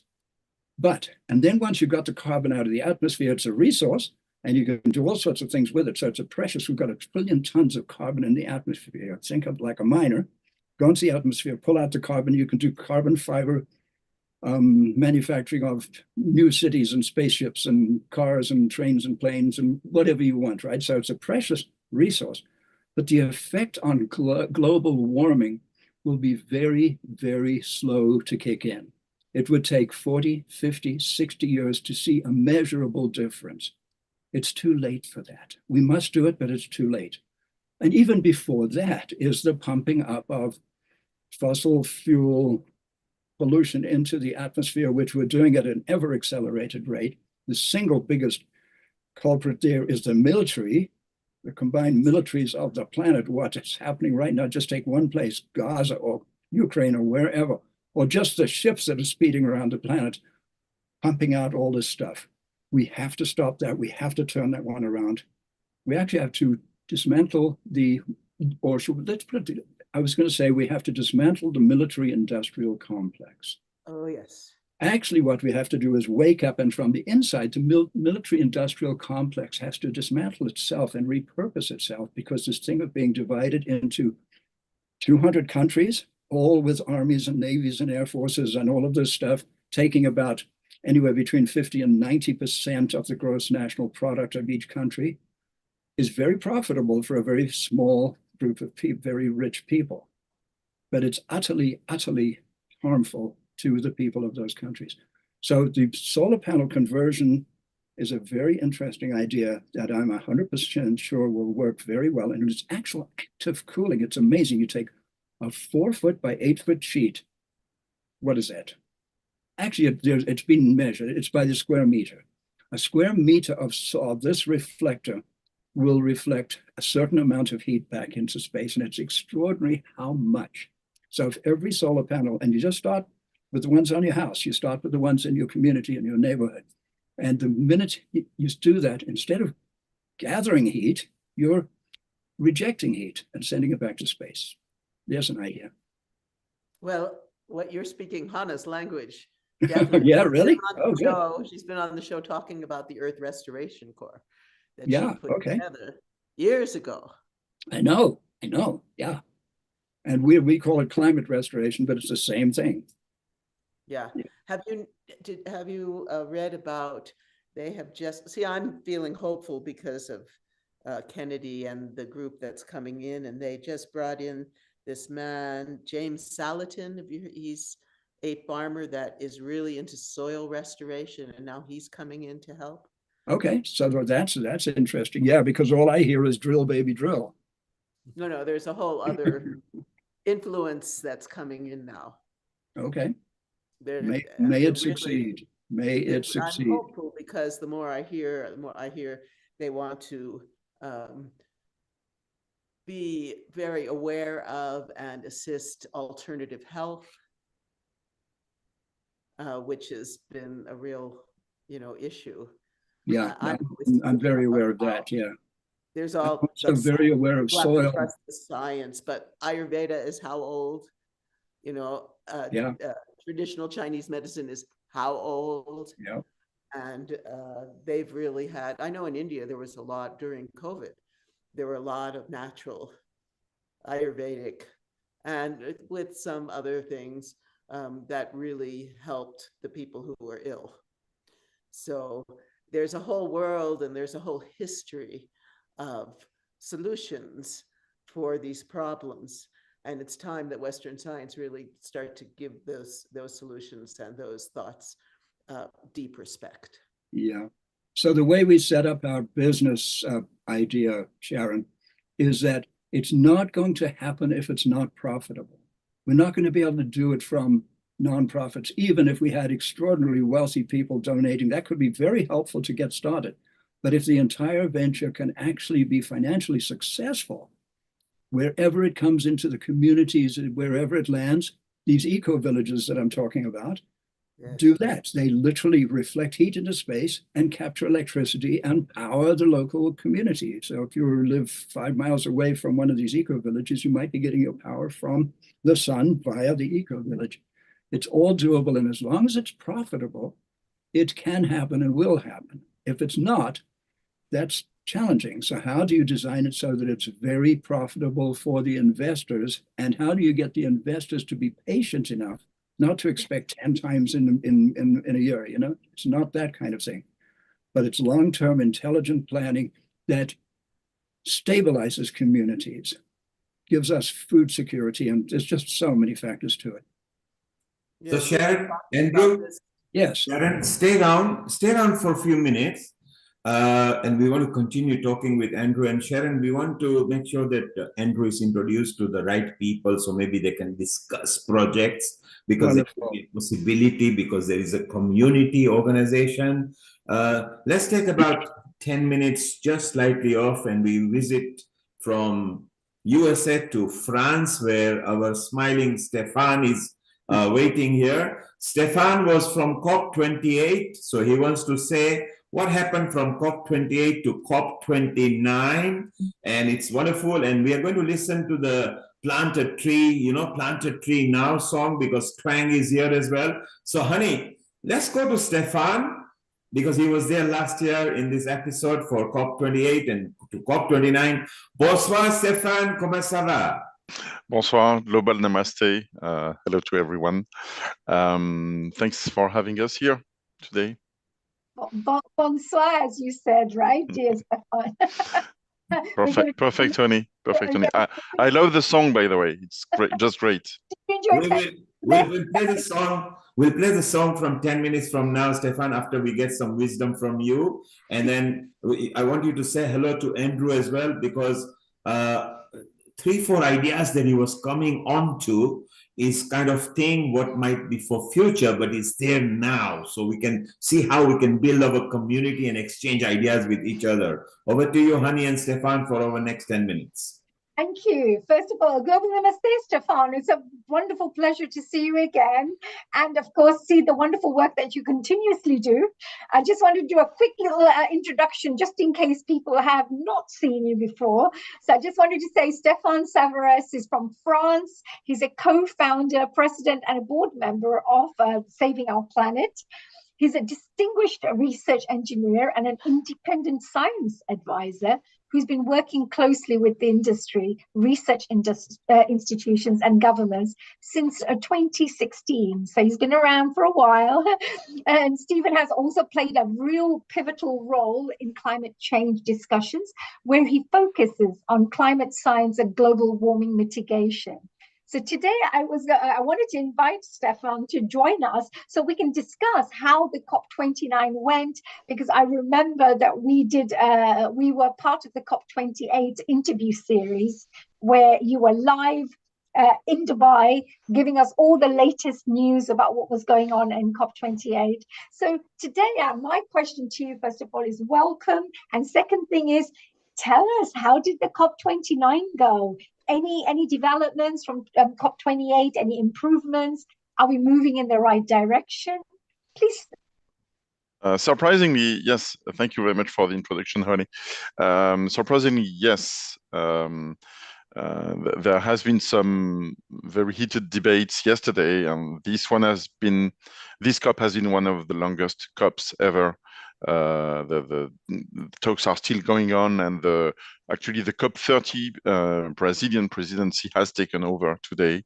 And what's happening is that there was an agreement last night, or early this morning actually, to confirm two things. First, Article 6, and then the global commitment for climate investment of about $300 billion, which is an update of the $100 billion per year investment commitment made at COP29 9 years ago. Some say it's not such a great deal because it's only with the inflation, that's only a 50% increase in the commitment. Even though it's going from 100 to 300 billion, you could think it's tripling, but in fact it's only a 50% increase after inflation. So it's going in the right direction because the commitments are increasing, but it's clearly not enough. The global need for climate finance was evaluated last year to over 1.2 trillion, so $1,200 billion per year, and we are now only at 300. Nevertheless, it's a nice increase. It means the commitment is taken seriously, and there is a conversation going on today on how this ambition must be raised until COP30, which will be the decisive COP in Belém next year in Brazil. So that's for the finance and the compensation plan. What is missing, and so the first problem is that it's coming very late, 9 years. I mean, 10 years ago, or 9 years ago, IPCC said that we had only 10 years to save the climate, so there is very little time, and it looks like it's taking about 10 years to make the right decision. So that's really too slow, not enough. And what is missing is also a clear commitment to protect forests, because forests are one of the best carbon sinks, natural carbon sinks, of course, over the planet. And we must always remember that natural carbon sinks are larger, and they're huge. They're much larger than anything we can build, and protecting them should be easier than restoring what has been destroyed or creating artificial carbon sinks. And the fact that the international negotiations are stalling on this point is really a bad sign, and clearly I agree with you that it's showing that we lack global commitment and harmony and really spiritual depth, because it should be. You would think that after 9 years of international negotiations, this key point should have been addressed, and it hasn't. So we need to fight it for another year and hopefully reach an agreement in Belém next year, which will be the perfect location because it's right at the border of the Amazon, and which is the largest forest on Earth. And we'll hopefully reach a commitment with this priority, which is protecting forests. Protecting forests and then forest regeneration, which we are doing through all our tree planting activities. The song is great. Congratulations, Honey and Twang for this. And all the small projects and small pilots that we've been trying, a few million trees here, a few million trees there. This is just preparing the future, paving the way for a future where, in harmony, the entire world is protecting its forests and growing new ones. Absolutely, absolutely. That's great, Stefan. And also, of course, for people who may not know much about the COP29, I understand that the COP29 stands for Conference of the Parties. And it's an international treaty that's been signed, and I believe it was first signed in 1992 between 154 countries around the world. There are actually, right now, there are 198 parties, 197 countries plus the European Union. Yeah. And then you have all the, what we call the IGOs, the international governmental organizations, and the NGOs are not parties. They are just observers, and they are the non-governmental organizations. But everybody participates to the COP. The COP usually has two parts: the green zone, which is the civil society zone, and the blue zone, which is the official UN administered zone, where the negotiations occur. Yes, it's huge, isn't it? I mean, I saw last time I was seeing it live, and it's amazing of the organization that goes behind planning and all the rest of it. But there was one question I had in mind, is I know that these treaties are signed, but it's mainly to find out how to combat, of course, the harmful effects of the climate, but it's also to monitor and see how we're progressing. Who actually does that? I mean, someone needs to be who is within the groups, because everybody's all getting together to do this. But who is actually the ones, like the final people, checking and monitoring things are happening? Yes. So what is not known is that there is a pre-COP every year in June in Bonn at the headquarters of UNFCCC, which is the UN, which is now named UN Climate Change, which is simpler.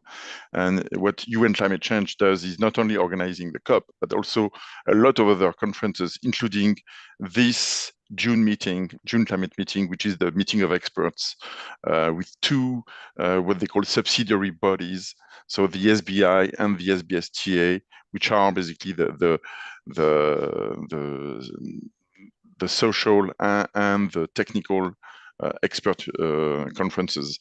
And these people and these organizations monitor and prepare the facts that are used for the political negotiations occurring at the COPs. Oh, that's interesting. Yeah, this is really good, because it's really important to know that there is a lot that goes behind the scenes. It's not just 28 and the COP29 that's been... So I should give an example. For instance, this COP29, which has some kind of agreement, but it's not a definitive agreement. It has to be reworked until the next COP. It means that the actual hard facts and negotiations will occur at the next SBI-SBSTA meeting in June 2025 in Bonn.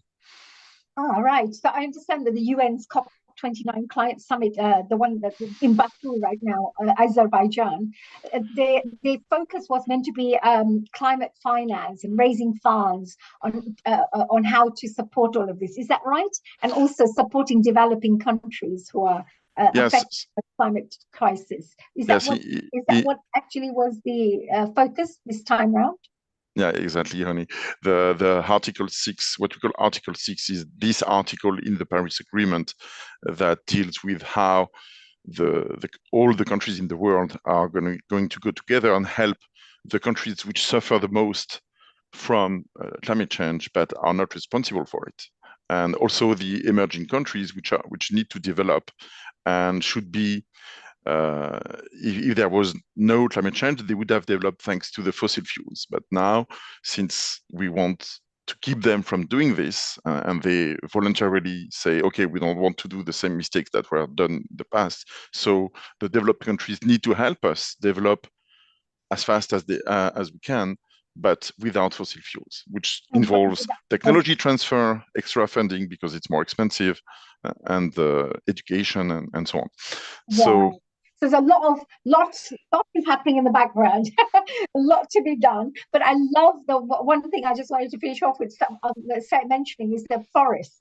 They did talk about how to protect the forest rather than replanting trees, because sometimes I find that these trees have been there for 1,000 years, 500 years, 300 years, and then they give enough, like they can be useful to clean the carbon. But if you have something just for a year, 2 years, 3 years, I don't think it's doing the kind of work that these 100 years of It's spite of impossible what to the replace. trees are doing. Exactly, it's impossible to replace a centuries-old tree, because this tree is not only a great carbon sink, it's also the home of hundreds or thousands of species and individuals and animals and plants. And it also does a terrific job of cleaning the water and regenerating fresh water and soil. If you cut this tree and replace it with younger trees, it's going to take centuries to go back to the same state. So you've actually destroyed something for centuries and created a gap in the ecosystem. If you do that by carefully choosing which trees you cut, which is a responsible way of using forests, it's okay. But if you cut all the big trees in an area, then basically you have destroyed the forest, the habitat of all those of this wildlife and so on. So much wildlife and biodiversity. I mean, yeah, absolutely. So thank you for sharing this that. should be obvious, but apparently it hasn't been fully recognized, even though that was at the heart of the conversation last week, which is a good thing always. Yes, no, fantastic. Thank you. That was a really good update, all in summarized form. Thank you. Very useful for the people who really are interested to find out more about the COP29 side and, of course, how talks are developing. We have Neil Kumar again on screen. May I invite you, Neilji, to share any of your comments with what you've heard so far? Thank you, Honey. It's always nice to have Stefan. He also connects us to Uganda, and he's obviously friend with David Appleby and other people as well. Stefan, I would like you to say hello to Andrew in Colorado in United States of America.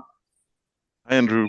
His website, if you actually tap into it, circularcity.us, I think it has got some exciting ideas. So, Honey, if you could make a note, if you connect with Amrita, who is our lead admin, who is also connected with Stefan on the WhatsApp and Telegram as well.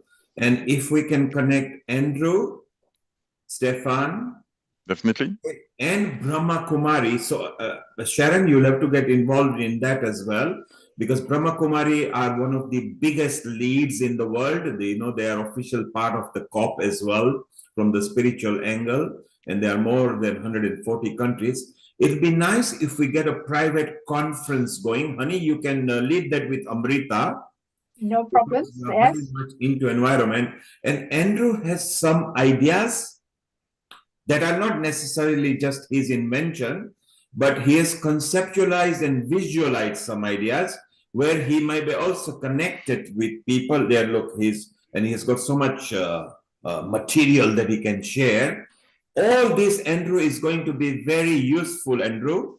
And we need to have a conference where we can expand our ideas, and we can be the private COP, and maybe we can guide them how to move forward in a positive manner. So Sharon, you can form a group with Honey and tap into Amrita. She will know what to do. And Honey, you can lead that way. And we've got so many other people in our just healing our earth who are into environment. And let's get a meaningful thing going where we can even put an exclusive episode at the healing, unite people, because I think some of the projects can be good for community at large, but maybe also for country to adopt through their local borough and the councils, because they're always in a lookout for ideas. So it'll be so beautiful. And at this point, before we go to Andrew, yes, you are holding some sort of, is it calcium? What are you holding?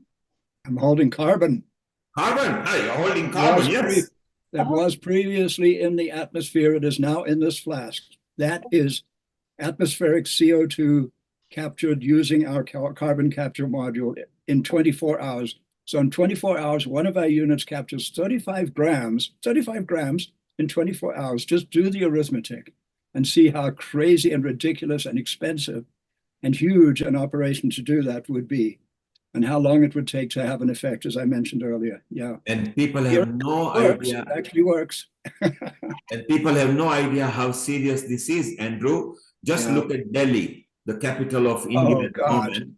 Really? It is completely disastrous there. in the state capital. And first we were in China, which was disastrous. We moved to India, and pretty soon it's going to move to Europe as well. If we don't take it serious, this can be catastrophic. And I think we need to wake up now. Honey, let's take a pause here. Let's play our song for Plant a Tree, because Twang is here as well. I would like to, Nilji, I would like to ask everyone who is on the Zoom at the moment, I think they should get involved a little bit with the Everybody Plant a Tree now. What do you think, Nilji? Yes, that's why we want to play. That's why we want to play the song first. Yes. Because it'll be fun, and Twang is here as well. So maybe he can, after it finishes, he can start humming as well. Because I love it the way he says. Basically, he says, don't mess about with Twang. Plant a tree now. You know, and I think it will be a good idea. So let's play the song. If you just play it at your end just for a moment, so it buffers, then we will play it with sound. Then Andrew and Stefan, you've said hello to each other, so you will be connected via either Telegram or WhatsApp group or an email group where even maybe I can make a comment. And let's get a private offline conference going, because post-COP we need to learn few things, but we've also got ideas. So shortly we just play this reel now. Sunny, don't forget to share the sound as well. I have, yes. Hopefully you're all going to be seeing this. So we present to you Twang Twang. Hope you enjoy it with Everybody Plant a Tree Now. Okay, honey, it's just a blank screen. So stop the screen share, let it play at your end for a while so that it's buffered. So it'll be beautiful and it'll be very nice. And Andrew, coming back to circularcity.us, which is not just graphically showing things, I love the idea that, like you say, even in small towers, you know, on top of the building, you can have an eco-friendly plant. And was there any calculation done about the costing of the same, Andrew? The costing of, I'm sorry, the costing of what? Of some of your projects, particularly in some large building, that on the rooftop, it can roll them out. So can a consumer afford it, or does it have to be a government or a council or an organization? Let me tell you, and you will understand, it's actually the economics of scale. The first one will be very expensive, just the same way the first Tesla motor car was very expensive to set up, to get your manufacturing together, because these, they're basically the heart of an eco-village. And so there's a lot of 3D printing infrastructure to be created, for example. So the first one would probably cost, if you took that Enviroplex, it would cost probably $5 to $10 million. And then the second one would probably cost about $1 million. And then the 100th one would cost about, $100,000. It will not cost, but the beginning, it does require some startup capital to ramp it up and get it going. But the beautiful thing is you can do an installation in one location and then move 10 miles and do another installation that's basically identical. So it creates, they'll all have their own flavor and their own community and so on, but they'll basically be the same physical installation so that we can mass produce that. That's the idea. And it does, when I did the math, I entered Elon Musk's $100 million climate capture project. And this was my, built my prototype. It captured 35 grams of carbon. And to get to the first goal, which was a kiloton, which is 1,000 tons, I would have needed about $5 million. And I did it out of my back pocket, and I don't have much money in my back pocket. So it was, and I was able to both build it and run it. I'm a chemical engineer by training, and I can build anything. Give me a budget and we can do it. So Andrew, from what you are saying, it's not astronomical, even at a consumer level. So those who are owning high-rise buildings now, which is in every metropolitan city, starting from $1 million onwards, is actually just peanuts when you compare on that level. But even at a consumer level, which can be less than $1 million, which can be a smaller version, as you say, once it comes economies of scale, once it goes on going. So it's definitely worth pursuing the ideas and maybe collect more data. And I think this is what we want to exchange ideas with. And whole platform at Healing Our Earth is we connect people from different parts, like-minded people, so they can explore the ideas. And some comes to fruition, some just comes to hi, hello, nothing wrong in it. Honey, are we ready? Is it buffered at your end? Absolutely. Let's go for it. Let's plant the tree. Let's see if we can share this. Enjoy, everyone. And Twang, get ready to, there we are, there's Twang. He's live on Zoom with us. Everybody plant a tree now. In the midst of deforestation, there is a crisis. Trees lost, leaving a barren space. Yes. But amidst the devastation, there is hope to be found by planting some sacred trees in the Allah.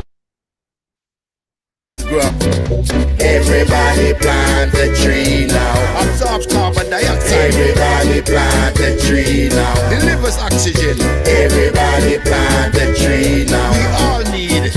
Everybody plant a tree now. Now.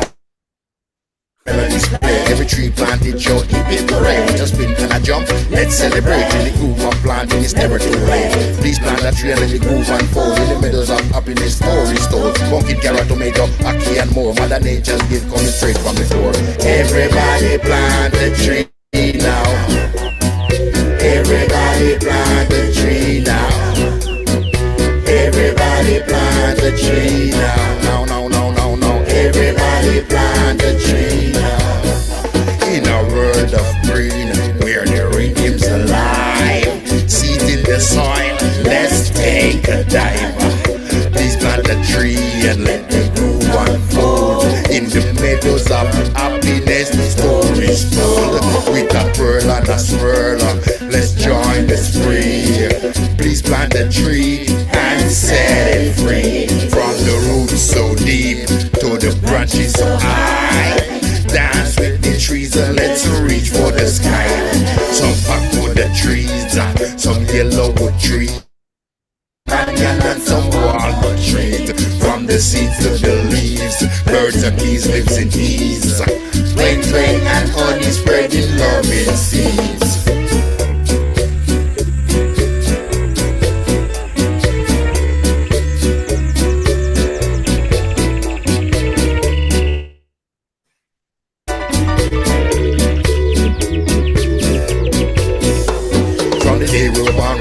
From the farms, you're planting of trees while life goes on. With a planter and a bomb, me a planter and arbor. Something kushu, planter un albiro. Make it a decree, create a legacy. Every tree planted is a grand story. From the root rounded to the leaf that spin. Dance with the trees that the party begin. Underneath that star where the rhythm's alive. Dance with the trees, they make us survive. Everybody plant a tree now. Everybody plant a tree now. Everybody plant a tree now.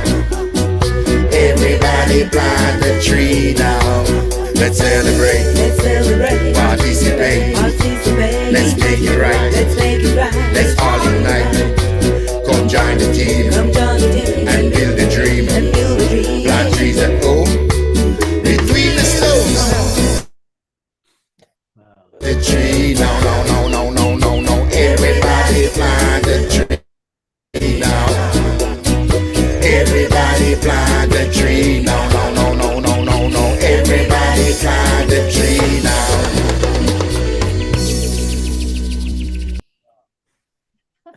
So beautiful.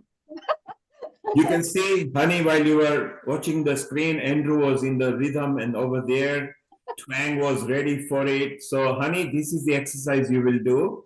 If you could send the digital version to Nishit, yes, he will just upload the song properly buffered in the YouTube, and then let's make it viral. And to all our colleagues, wherever you are listening, whichever country you are, we'll send you the song list. Just make it viral. Honey, at the end, do put the scan QR code as well, and so that people know where they can visit. So it'll be very useful for us. And it's so nice that I think that's the way to entice maybe the children.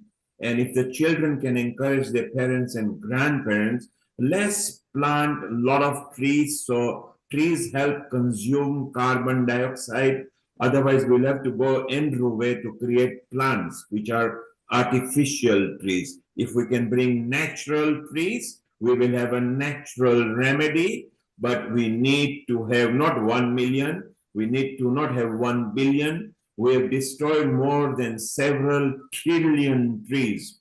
So we still need Andrew's concept, and we need the concept of the trees. And twang twang, how did you feel? You saw yourself dancing on there with your spade. You can unmute yourself. Say hello to everybody, twang twang. Hello, everybody. Hello, everybody. I'm Twing, and I'm so enthused to know that this song is taking it to the world and the acknowledgement for this song. Thanks, Oni. You're a star. You're my double star. You're a superstar, my dear Twang Twang. I just wanted to say that if our family that we have on Healing Our Earth can this could be one little initiative that we could all make, and paying £1 and just educating others about the environment is the best thing we can do right now. If you're not doing anything else, this could be the minimal thing that you could all do. And I'm sure with Healing Our Earth family members we have, we can reach this 1 million very quickly as a team, as a family. So not if we can, let us do it. Basically, let's get the ball rolling, because Twang Twang has already had the dream what he's going to do when the millionth is announced. He has got the new move and new steps ready for it. He's going to rap another song for it as well. And it will be a very good idea that we can encourage ideas like this, not just in UK, but not just in Europe. Let's go all over. And Hitendra, while you are there, you love singing because you are from South Saxon. You are very good at mantras and chanting. What did you think of Twang Twang saying, hey, don't mess about with me, plant a tree now? All I can say is, everybody plant a tree now. Everybody plant a tree now. No excuse. So there you are, Twang Twang. You've got Hitendra actually going at it, and he's from a South Saxon, basically spiritual impresario, although he sings Bollywood as well. And it's so nice. And today he is visiting Sharon, our coordinator there in Colorado. And Hitendra comes from North Carolina. And on his way to Thanksgiving, I think, to California, he said, I'm going to stop over at Denver, pick up a car, go off the mountain ride, and it's there. Maybe, Hitendra, while we've got you here, shall we for a minute or just do some chanting? Because I think it's a good time. Could we kneel whilst he's doing some chanting here, Hitendraji? Would you be able to sing this little line one more time with Twang Twang? And can I get everyone here just to do? Okay, why not? That is the best thing we can do together. It's a chorus. Yes, can we get Twang Twang and you to sing it? Yeah. So Hitendra, 1, 2, 3. Hitendra, what you do? Everybody plant a tree now, but you do it with chanting, and then in the chanting, bring it. Everybody plant a tree now, okay? Okay. No, when they say everybody, your thumbs are going to go everybody. We're going to press down the seeds, plant and then we're going to grow a big tree. So we're going to say, everybody plant a tree now. Okay. So here we go. Let's try it. Go. Let's have fun. Twang Twang, Hitendraji, go and sing, and we're all going to join you. 1, 2, 3, 4. Everybody plant a tree now, now, now, now, now. Everybody plant a tree now. Everybody plant a tree now. Now, now, now, now. This is beautiful. This is beautiful. I just want to say, to leave Andrew, he mentioned about the funding. I may have a couple of people who are funding environmental projects. So maybe we can talk about this separate. So maybe I can introduce you to 1 or 2 people who are involved in this area and have the funds as well. So wonderful. Can I quickly say something? Yes, go ahead, Andrew. Okay, so I'm planning to be in England in late January and early February, and then in South Africa on a little trip for, I'm making a film called In Search of the Future. And I'm coming to England for that. I have to raise some funds for that. We raised some funds, and then our bank account got hacked, and it all got stolen. And now we just had a GoFundMe, and all our community friends came through and gave us some money back. So I think we can do this. So if you're in London or South Africa, those are two places on our schedule, and then back here in probably April or May.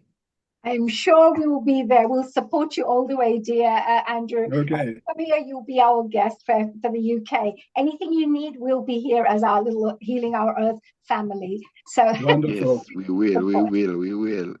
I have a beloved uncle in Malvern. Does anyone here know Cyril Hilsum? He's known as the Einstein of England. He's 96 years old. One of my reasons is to see him before it's too late. oh, it's lovely. That's lovely. Well, I just want to say, well done. Will you even come here? Welcome. And I just also, whilst I'm here, I want to say a big thank you to, of course, Twang Twang, to Nelly Stepanova from Bulgaria, who's joined us from the International Children's Peace Network, talking about peace and environment. I also want to say a very big thank you to Abbasid as well. I can't say the second one. I'm going to say Abbasid. But Abbasid is brilliant because she's doing a lot of good work in Rotary, and she's brought Rotary on board for this project as well, to work with us as a team. So I'm very proud to have her on board as my colleague. Thank you very much to Doris as well, from True Ambassadors. Connect to the communities, literally, like right at the right to the grassroots level. So I just wanted to say you're very, very, very. I love working with you. So please keep opening up these wonderful doors, and we'll continue working. The rest of my guests who came today with Paras and Balaji, the Commonwealth Peace Park and the Peace Gardens, we are very, very supportive of those projects. So we will be there to support that. So anything to do with environment, we're on board. And anything to do with family, like a Healing Our Earth family coming together, uniting together to do good work, we will be there first on the line. So thank you so much. Thank you, Nilji. Thank you, honey. Well Thank done. you, honey. Thank you. Thank you, honey. Have a good evening. Thank you, everyone, as well, on behalf of Healing Our Earth. You are all wonderful souls. We love you. Remember, Healing Our Earth is even your platform. It is our platform. It is there for all of us to share. If you've got any ideas, any concept you want to bring, go back to your host, whoever has introduced you to the song people is Honey. So just go back to her and she will explore ideas, and Healing Our Earth is there to actually communicate with different people on the earth, spread love, unity, liberty. It doesn't matter which caste you are, which creed you are, which nationality you are, which country you come from, which gender you are. Healing Our Earth is for all of us. So it's so beautiful. Let's just go around the screen for 30-second closing message, and then we will end up with a nice universal mantra. Stefan, your 30-second message on this, the COP post-29. Unmute yourself and your message.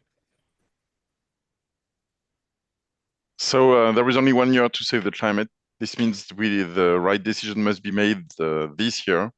And the best decision we can make is to plant a tree now and plant millions of trees over the next year. And Stefan, we've got a lot of people from Mauritius tapped into us in our social media. Would you like to say thank you to them in French, please? Merci de votre participation et on compte sur vous. Thank you, Stefan. Merci beaucoup. And Andrew, how do you feel at Healing Our Earth? This is your first appearance. What do you feel like now that you have appeared on Healing Our Earth? What vibes do you feel? I just have to say this is very special, very beautiful. I'm very encouraged. Sharon, thank you so much. It is far too late, but it's also never too late. We have all the time in the universe. Time is an illusion. So, however, it is time to wake up, and a few of us are in fact awake, and those of us who are awake can actually get to work. And we need to find each other and get to work. That's it. And there's some Thank very you. good ideas out there that, if manifested, will make a difference and at least give encouragement to communities to come together around a vision. Thank you. So Andrew's message is very simple. Although it might be late, it's not too late now. Just get on with it. Don't make it too late and then regret. So just get on with it now is what Andrew says. And you want to know more about Andrew? Very simple. circularcity.us. You can tap into his projects and ideas and you will love it, what happens down there. Let's go to Abosede over there. Abosede, how do you feel at healing and what message, 30-second message would you like to give? Thank you for the opportunity. My 30-second minute message is we need to encourage our children. We need to encourage parents. We need to make sure that even in that community, we get people together. And as Rotary Club, we are pushing forward that will continue to make sure that all Rotary Club in London gets involved in planting trees in London.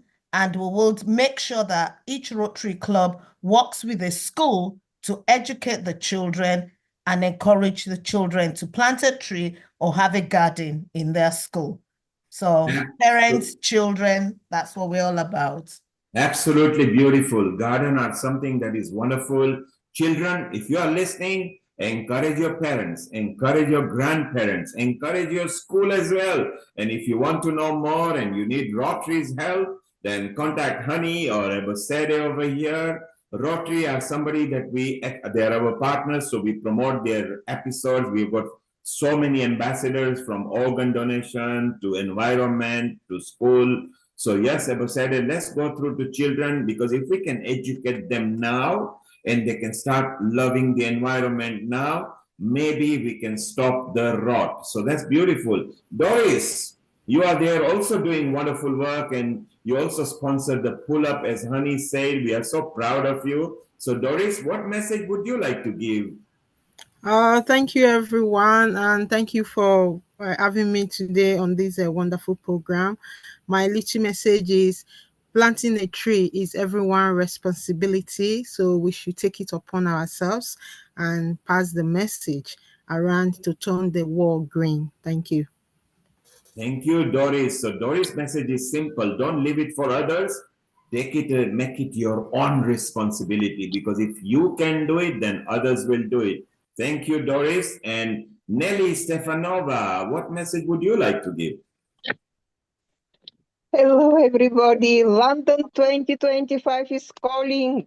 Whether you are a parent, an educator, a policymaker, or simply someone who believes in the peace, the Assembly needs you. Together, we can build a world where every child can grow up free from violence and every voice, no matter how small, will be heard. Let's make history. Let's give children the platform they deserve and the tools they need to shape a peaceful, greener tomorrow. Follow us on our website. Dr. Kaleria has given you where you could register at our website, icpeacenetwork.org, to stay informed about event updates, participation details, and how you can contribute to the global movement for peace and love for our Mother Earth. How beautiful. Love for Mother Earth. And Nelly is very serious. She is saying, hey, London is calling you. So somewhere maybe in April or May, Honey will actually distribute some information on that. We are going to show a pre-episode on Healing Our Earth specifically for that, because it will be not just educational for the children that will be traveling from different countries, visiting here London, and they will have a lot of outreaches. I think Honey is 7 or 8 days outreach, which is being planned at a very reasonable cost. So Nelly, we are very proud of you. Don't give it up till you get the children on the right track for our Mother Earth. We are very proud of you. Let's go to Twang Twang. Twang Twang, you are ready. You know, hey, plant a tree right now. So I love that idea. How do you feel at Healing Our Earth, Twang Twang? Oh, thanks for having me once again. And I can say it's a pleasure to be here. And my feelings about this whole thing is so strong at the moment. I'm happy that only takes this thing into consideration with my song and try to put it to the world. We are actually true lovers of Mother Nature. And if the people support this one by scanning the barcode, I got a couple more songs because I write songs out of the blue that people don't really write about. I have one for the NHS, the people who are not feeling so well. I have one for the knife crime, but we just have to do them one at a time. So, one at a time, with the contribution of the people who actually acknowledge that the work that we're doing is severe and it have to be done by someone. We can't be selfish because someone did the work for us early on while we could come and achieve. So we have to do it for Mother Earth and for who to come and for ourselves too. So that's my message. Thank you, Twang Twang. What a lovely message. Even he loves Mother Earth. And Twang Twang, it wasn't just your song, it was the fact that you also put your energy and aura into the song, and that made it very special. So we are very proud of you. And for those who are listening on social media, when you rewind the video, you will see the scan code over there. You can do that, or just visit the website. We'll be bringing this again and again because planting a tree is everybody's dream, and we will share more information with you. So Twang Twang, we are very proud of you. Let's go to United States, back to our Sharon, our senior host, and a very prolific one at that. She has been there ever since that outset of pandemic. Sharon, you and Hitendra are over there. Maybe we get Hitendra into chanting again just because he's very good at mantra chanting. Maybe Hitendra, over the next minute or two, if you can just chant your favorite mantra, and then we take a message from Sharon, and then Honey can officially close. Just before we close, I love you all. We love you all. You are all wonderful souls. Together, we can make a little difference. Let's heal the earth slowly. Hitendra, over to you. Maybe just some nice chanting and then a beautiful message from Sharon. So Hitendra, over to you. We'll put her first and then I will close with the chant. Go ahead. You know, the talk about planting a tree takes me back actually to my childhood. I grew up in a Jewish family, and we were always, the children were always out raising money, plant a tree in Israel. And we did pretty well. So we need a program like that in all the schools, all over the world, along with, I have to mention Bill Douglas's Global Transformation Project to bring mind-body practices throughout the world. And so if we could bring that, as I said, we want to work on the emotional body with the actual physical act of planting a tree and raising money and bringing children into the understanding, like my grandnephew who's been on the show, Finn, the understanding of how the power of plants and the power of trees and how to take care of them and nurture them while nurturing oneself, it would be wonderful. Sharon, you mentioned your grandchild. Well, he was in the show at Healing Our Earth on the Kiddies and Teens episode, and how wonderful he did. And he actually took us into his garden and he described how he loves the plants and how he talks to them, together with Amrita's son in Punjab. Both of them gelled so well. So, honey, once we put the song in the YouTube, we might have 2 children ambassadors who can maybe take it to school and show it around, and then maybe we can flourish it. Because going through children is how, you know, how Abosede said, and Doris even said that it's up to us to do that. And Nelly wants to actually bring children out each year into London. What beautiful then Sharon's grandchild and Amrita's son, who are both also very good speakers. So Sharon, keep Honey in the loop with them. Let's introduce, because that's what we love at Healing Our Earth. We grow together, not just us who are here, but the children who are the future for us. So Sharon, I love that point. Yeah. Eco champions. We have our eco champions, our eco ambassadors. Yes. I would like to add that even if Hitendra, if you come closer so we can catch your sound, yes. Can you hear me? Now a bit better, yes. Come a bit closer so we can get better sound and bring us into that mantra zone with your beautiful soul suction ideas. Yes. So the first thing I want to say is I love gardening because of my mother. She taught me gardening and planting all the flowers and vegetables and stuff like that. So this year only, I started doing the vegetable garden. I planted the rose garden in the previous years. But what I want to say for our upcoming young generation, many people complain that we don't have house or open land where I can plant the tree. You don't have to worry about that. I want you as a human being to think that we are growing with time, whether we make an effort or not. The same way, if we plant a tree, it will grow by the grace of nature with the sunlight. And if you plant some water, give some water to the plant, it will do that. So if you don't have big house, if you don't have land outside, learn to cultivate your love for the plants the way I learned from my mother. Okay, buy a small plant, keep it in a pot, and learn to water it. You learn to communicate with that plant, you learn to make friendship with that plant, and you will feel some positive energy coming from that plant as a friend, as a god itself. Okay, so that is the power of love, that is the power of planting, and that is the power of nature. If you can join the organizations like Rotary Club and any other non-profit or profit organization who wants to do this, you should certainly go and help them as a volunteer, where you will get the satisfaction that I planted the tree. And many organizations do that, that they welcome the volunteers and they go and plant the trees in different locations, not just in the known location in the city, but outside the city also. We can certainly do that. In our Hindu culture, we have the Shanti mantra. In the Shanti path, apart from having the peace in the Bhu, Bhuva, and Swaha, which is the on the earth, what we are planning to do. In the Bhuva is the external world in the astral plane, as well as in yourself. You want to have peace. But along with that, we say that there should be peace to the plants.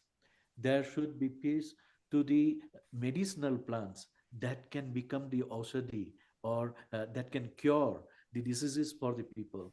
So I would like to end today's session with the Shanti part. If you have any other messages to share, share that, and then I will sing the Shanti part. Honey, Nilkumar. Okay, sure. So you're going to be singing the Om Dio Shanti? Om Dio Shanti, yeah. Okay, no problems. That's lovely. So let me just share my little final message to everybody. For those of you who have who are interested to get involved and want to support some of our programs, I just wanted to quickly share one of the information pieces for you.